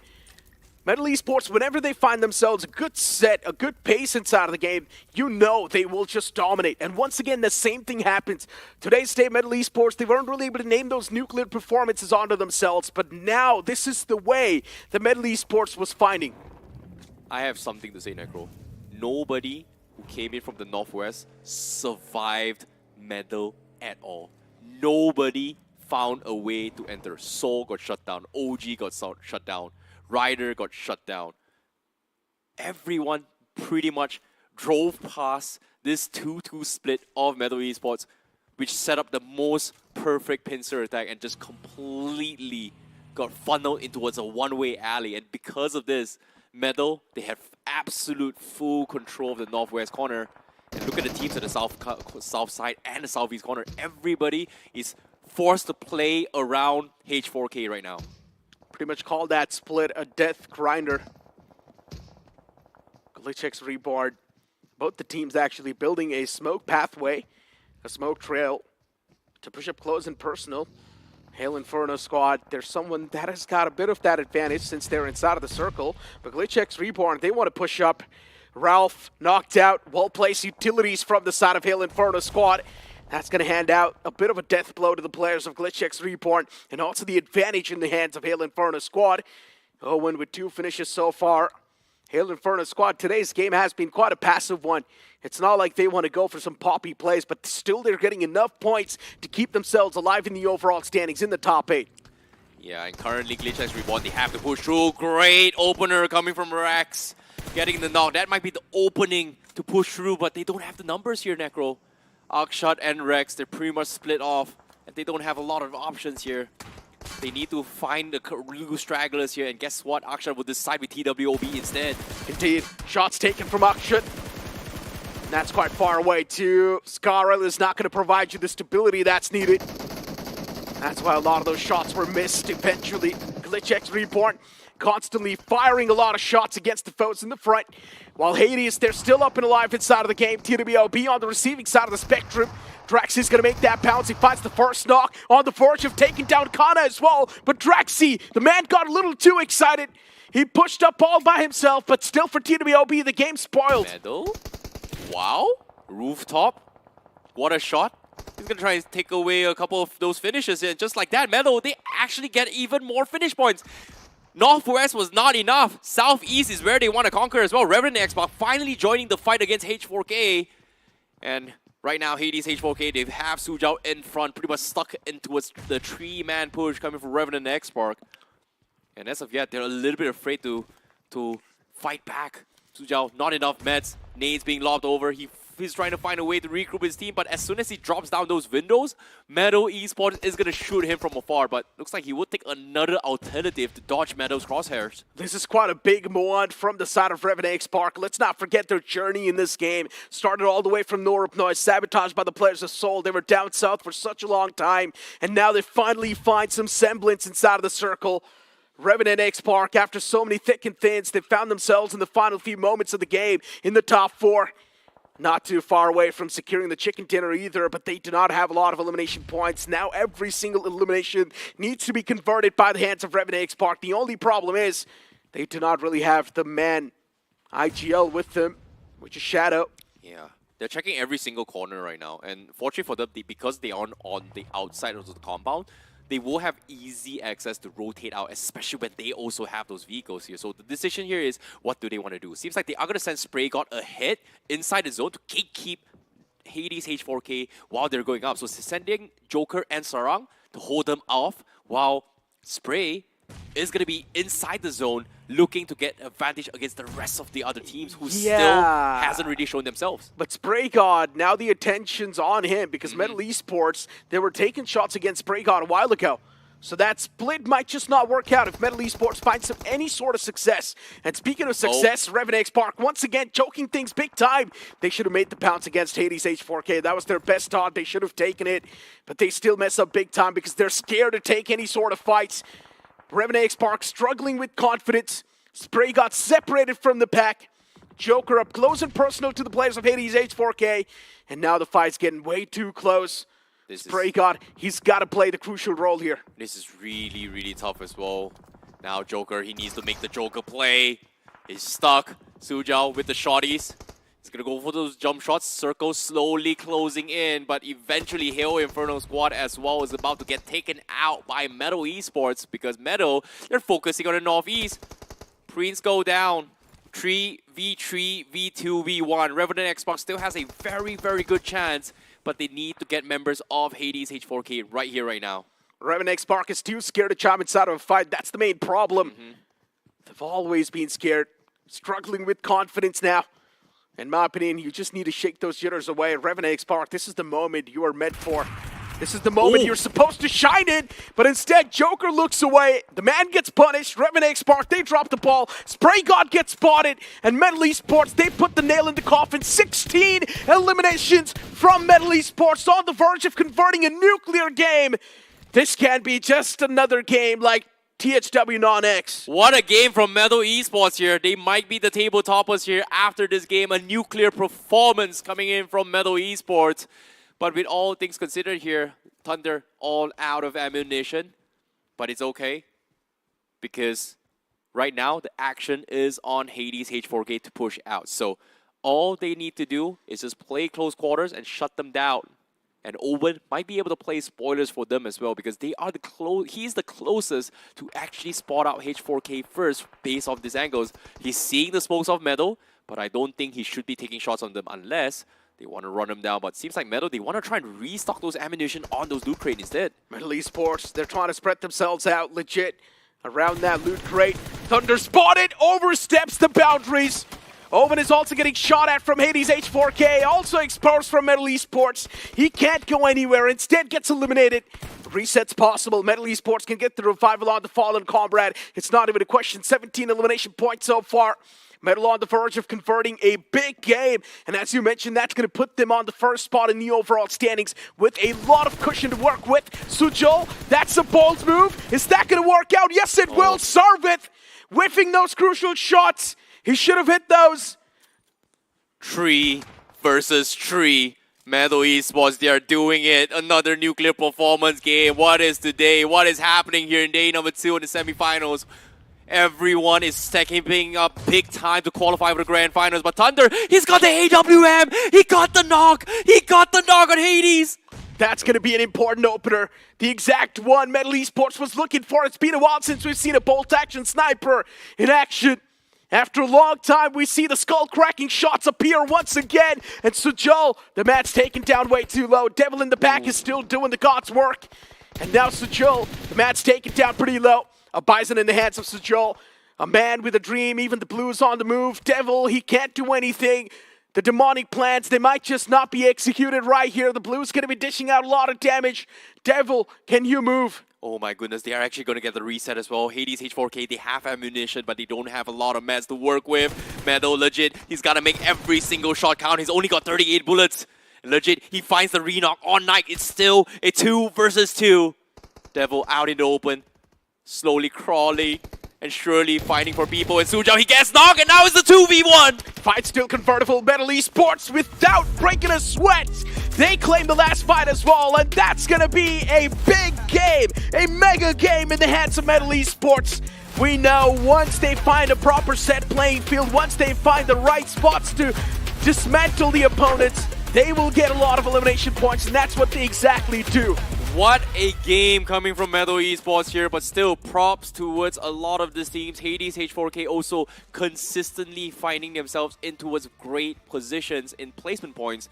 But is there enough finish points? Because the fight for the top 8 will continue, and as of yet, we are officially at the halfway mark here, Necro. Exactly. Teams now, they've only got 6 more games to go to try and prove themselves, to try and prove their worth. And if they're not able to do so, well then, it's quite unfortunate. We might not see them move on towards the Grand Finals. Agreed. And even the final moments as well, Revenant Xbox, despite all the macro demise that's so kind of initiated from the start, they were able to make it into the final 5 here. Yes, they've only got like about 3 finishers, but I feel it's a very awkward situation where Joker and Spray God was left was a 2-man to actually hold off against H4K.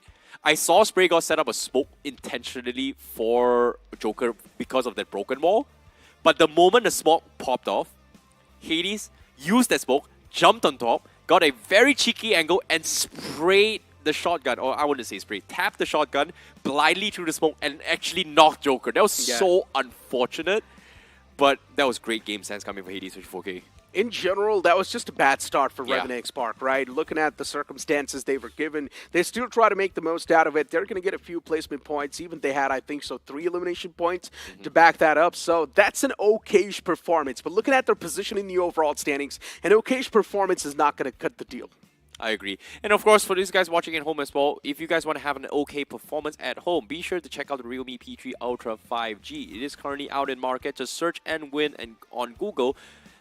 Search realme P3 Ultra 5G to find out the specs, because it is the most stable 90 FPS BGMI gaming in the market right now. So be sure to check it out right here, right now. It is, after all, India's first Dimensity 8350 Ultra chipset in the current market. Once again, back towards the conversation about the overall board and the previous game, right? Hades H4K is also one of those teams, specifically inside of the week 1, Hades H4K was all the way at the bottom. They were never able to play even a single game. But now inside of the week 2, on the day 2, especially when we know this is the best possible platform to pull off a comeback, they make the most out of it. Final game, they've got a decent amount of elimination points on the 2nd spot. What else do you want? To be honest, I think it all comes down to marathon, right? So if you're thinking from a strategy-wise of gameplay, round stages, grind stages, quarterfinals, round 2, 3, 4, 5, no 5, 2, 3, 4, every team has been trying out a lot of strategies, right? Like even for us as analysts or whatever, or coaches, when we were watching the game, we're always looking at map analysis. So when you see how they're moving, you would think that Metal Esports have absolutely zero game plan, but just off this game itself, Metal Esports has finally pulled off a strategy that actually worked, because that 2-2 split on the top northwest corner in that particular zone, I don't know if that was planned or not, but it created a funnel where every single team had to go in towards in between them. It's either away or in between. There's nowhere else. And it's very surprising to see nobody decided to crash the compounds because of two reasons. When you see a compound and there's someone shooting, automatically people assume there's 4 men there. Yeah, exactly. And even that terrain sort of helping out that split big time, right? There were not really a lot of obstacles that was blocking the line of sight either. So for Metal Esports, that was just an absolute meat grinder. Just getting those elimination points easily. And speaking of elimination points, GlitchX Reborn, once again, a bit of a flop of a game. They tried their best to make the most, but unfortunately that was not enough. TWOB, we did see them take a fight against the players of H4K Hades. H4K Hades, a man pushed up too deep, got too excited, got eliminated in the end. If H4K Hades had all the 4 players standing, maybe the chicken dinner could have been theirs. Agreed. Even Metal Esports, I felt like they held this high ground really, really well, in the sense where that split was able to give them some really, really interesting off angles that people wouldn't expect them shot. And because of this lesson, I personally feel that I've learned a lot if the circle ever shifts here, because I would exactly want to play where Metal is as a 4-man squad, because the only way they pull this off is that every 4-man is able to hold the thought here. But Thunder, with this AWM opening, was just so important for them. Yeah, just swinging the flow of things back in their hands. And it's been a while since we've seen the AWM back in action, right? A quick scope from the man, finding the knob, swinging the flow of the fight back in their hands. And Metal Esports, in the end, just having the man advantage. Unfortunately for Knight, he did not have any sort of meds to patch himself up, so even he was eliminated in the final few moments. And having a look at the MVP of the previous game, it's going to be legit. Now, 4 games so far in today's day, players have had 9 eliminations secured.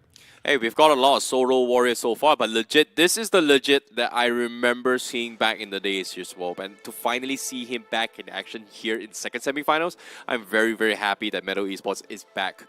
No longer bottom of the pack Metal Esports. Metal Esports, the recent performance, specifically inside of the week 2, has been really good, and that's why they're just topping the charts. They've also got Owen from Hail Inferno squad, Rage got 2 from Assist Esports right there with 3 finishes racked up. Let's move on towards the overall standings and figure out what's it looking like. TSW Onyx on the second with still 69 points. Metal Esports, 92 points accumulated. As I mentioned, that's going to give a big catapult to the players of Metal Esports and also a great cushion to work with. You talk about having 110 points-ish if you want to kind of safely be in the borderline to actually qualify in towards the Grand Finals. Metal Esports is the closest to that right now, and this is the halfway mark here. So technically they have 8 more matches to kind of find their spot as the first seed for the Grand Finals now. Second page on the screen, Phoenix Esports with that one great game. Even they found themselves on the second page, which has been a great comeback too.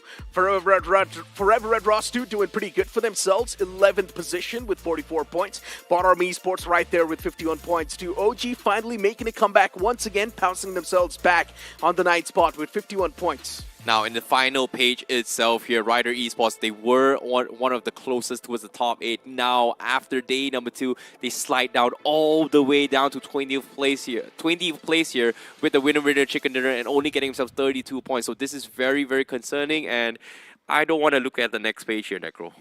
Yeah, I mean, I don't want to look at the next page right now. Revenant X Park, 38 points on the 17th. Vasista right underneath them. And of course, at the start of the day, we locked in our predictions. I'm pretty happy with mine. Soul has been really consistent. And Icy went with Rider Esports. I guess now we know why Rider Esports is not able to perform. Do we see any Revenant X Parks? No, no one actually went for Revenant X Park. Interesting. Maybe that's why they make a little bit of a recovery here. So again, here in day number 2, we have a little bit halfway mark here, but 8-bit still struggling coming from AZ. Likita Esports, I would say they're still mid of the pack, but I think OG has had a little bit of a decline for day number 2. It wasn't that great. It wasn't a big dip, but it is enough to threaten their position for day 3 and day 4 itself to actually fight for the top 8, to be honest. OG started the day on the 4th spot in the overall standings, and right now they're on the 9th. So they have dropped down quite a lot, and for OG, this should be a wake-up call. If the same thing keeps on happening to the players of OG, just what happened in the week 1 as well, that OG, for them to recover, it's going to be really tough. And let's not forget, OG was barely separated just because of that chicken dinner. Yeah, I agree. And what a comeback coming from Metal Esports, to be honest. That I wasn't expecting this year, but I was mentioning that, hey, I keep seeing a little bit of signs of legit gameplay. This is the legit from years ago. You know, this is something like, hey, you know what? This is the legit I know. Huh. They're doing good. Huh. And then now he finally performs. I'm like, okay. Looks like they are back in action. They found the momentum. Can they carry this forward to the Grand Finals is going to be my question. But let's not forget, Sarvith has been the most consistent fragger for Metal Esports. He's been getting the performances on the board no matter what the game is. He's consistently, as an individual, has been performing at the top of his game, and that's why Metal Esports is able to find that consistent platform. Prince as an IGL's been doing a great job. You see Metal Esports making that dash towards the Centric Park. They find a good spot, and now they're just sitting turrets. They just straight up get those elimination points. Yeah, I agree. But all things considered here, I have also a lot of questions here for Orangutan as well, because Aru is pretty much the guy that has never missed the LAN. Will this be his first time missing a LAN after 2 more days to go? That's a big question that you asked, and I'm pretty sure even the viewers are pretty much wondering the same question. My question is going to be to Revenant X-Park, the back-to-back defending champions. There's a big chance they might just not make it to the LAN. And specifically, Day 2 is supposed to be the day of comebacks, and if you're not waking up on Day 2, then I don't know. I don't know. There's still 2 more days to go. 8 more games for every single team so far. And it is going to be a grind for all these teams to make a comeback here. But we are officially in the halfway mark now. And I'm excited to see what tomorrow has in store for all these teams. Exactly. After 2 more days, we're going to have the remaining 8 grand finalists. But without wasting any more time, that's going to be it from me and Icy for today's day. We'll be back on Day 3 of the Week 2 of the semifinals. So we'll see you guys on the Day 3.